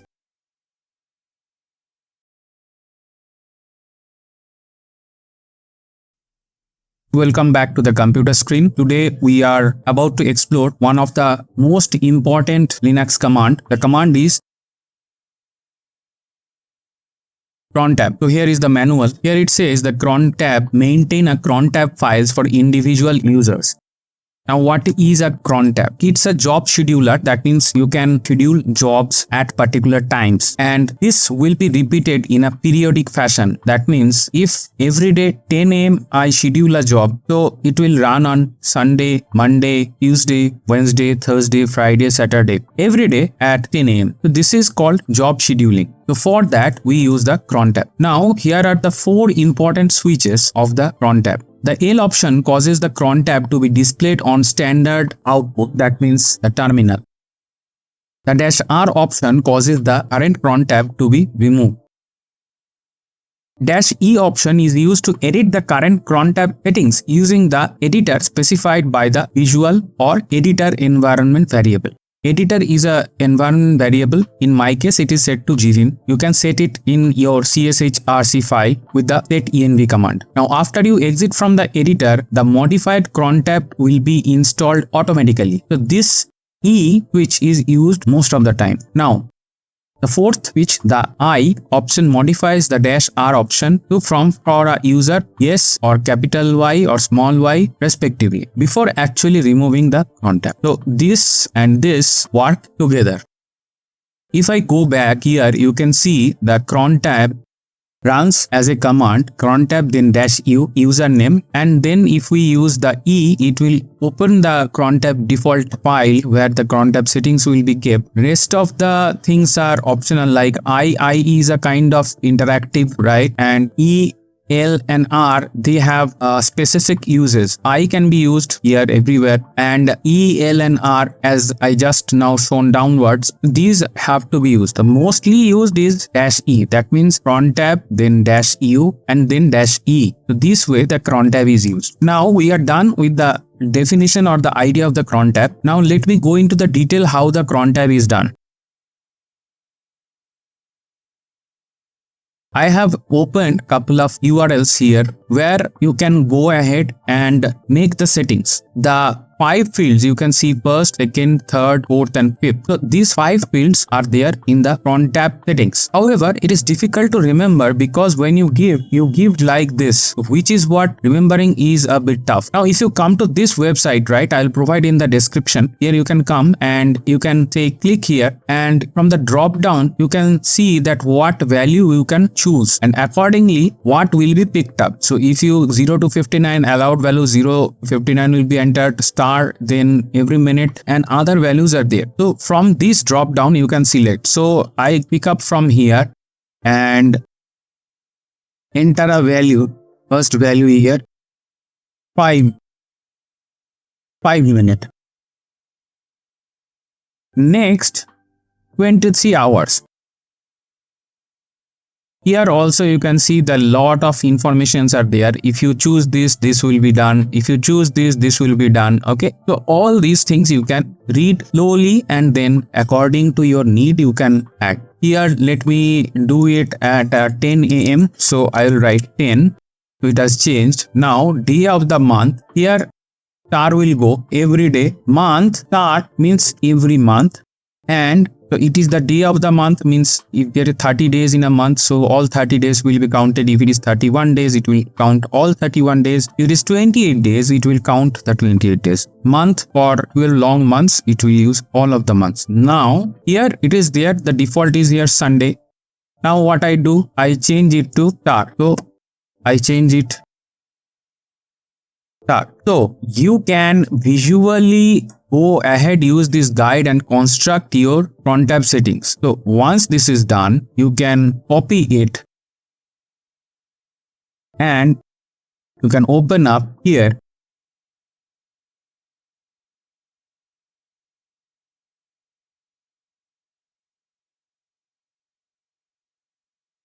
So here once I move to sudo, it is asking for the editor. Let me choose to nano editor.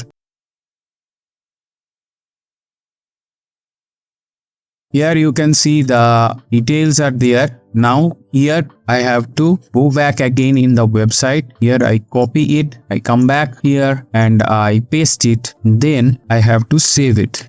I will type the command that will be executed is that ls, simple command. So here you can see there is a guide here also, and you can follow this example how to set up. Here I am doing the simple ls. So I'll save it and I will exit. So the crontab is done. This way the crontab can be specified in the system. Now let me go back to the web browser. Here another website is there. You can take the help of this website. It is much more elaborate. Here you can see that minutes every 5 minutes, every minute, even minutes, odd minutes, 5 minutes, every 5 minutes. Here you can see, I'll provide this link in the description, so from there you can pick it up. So here it says that you use our service to the shortcut to construct your cron job and use the cron available in your Linux or Unix system. So if I go down here, you can see the complete the following to generate the crontab line. Here you can do every 5 minutes and say every hour. Here you can pick up the days. So I picked up every day, month, every month, and every weekday. So here you can pick up, right?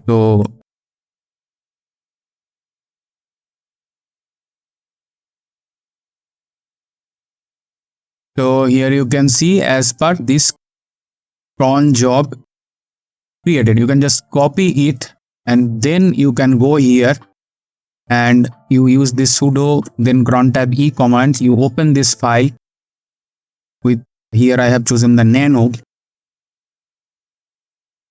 I am removing this and I am pasting this and let me save it and then I exit it. This way you can do the settings.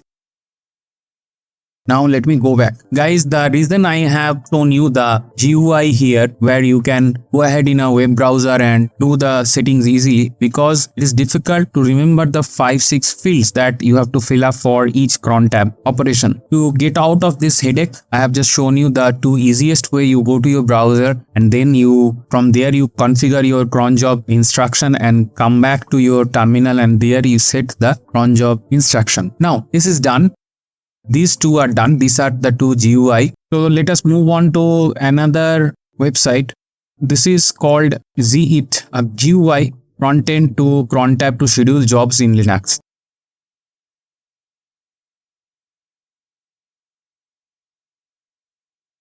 So here I have kept the instruction. Let me add the repository first.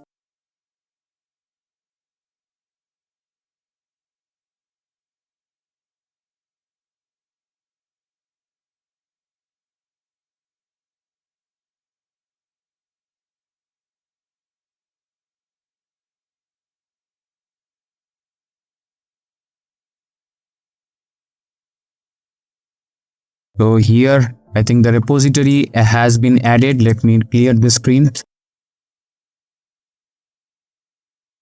Let me now update.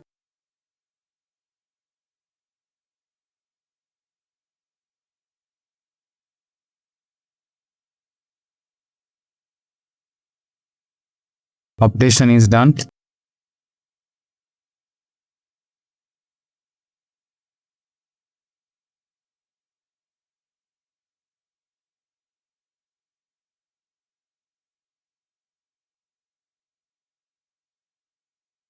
So here the installation is ongoing.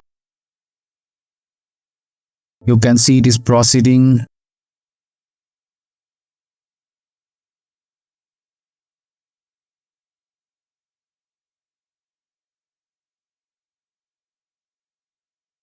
So the installation has finished. So let me clear the screen. This is now installed in our local machine, and this is the GUI. Let me launch it.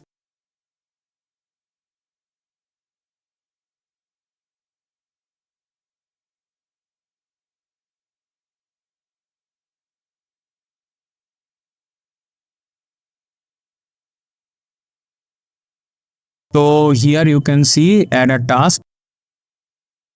Description I am writing ls. The command is simple, ls. So let me go to minute, hour and day of week. To over here, right, you can see that what values you have to give. So let me go back here. We have used 5, 10, then star, star, star. So let me use it. 5, 10, then start, start, start. So you can see here at 10:05 every day, it is enabled.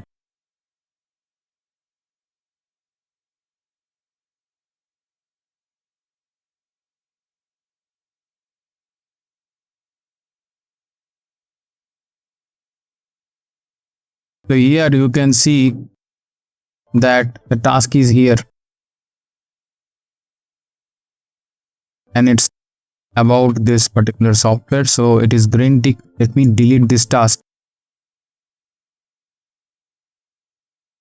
So folks, this way you can run the GUI application or the crontab. So that means you can use either of these websites to construct your crontab builds, and then you go to the terminal. There you go ahead and use crontab-e as a root, and then you do the crontab settings and input them in the respective file. Another way I have shown you using the zip this GUI. You can also schedule it. That's all for today, folks. Thank you for watching up to this point, and don't forget to like, share and subscribe. In case you have some dislikes, put that as in the words in the comment section down below. And bye for today.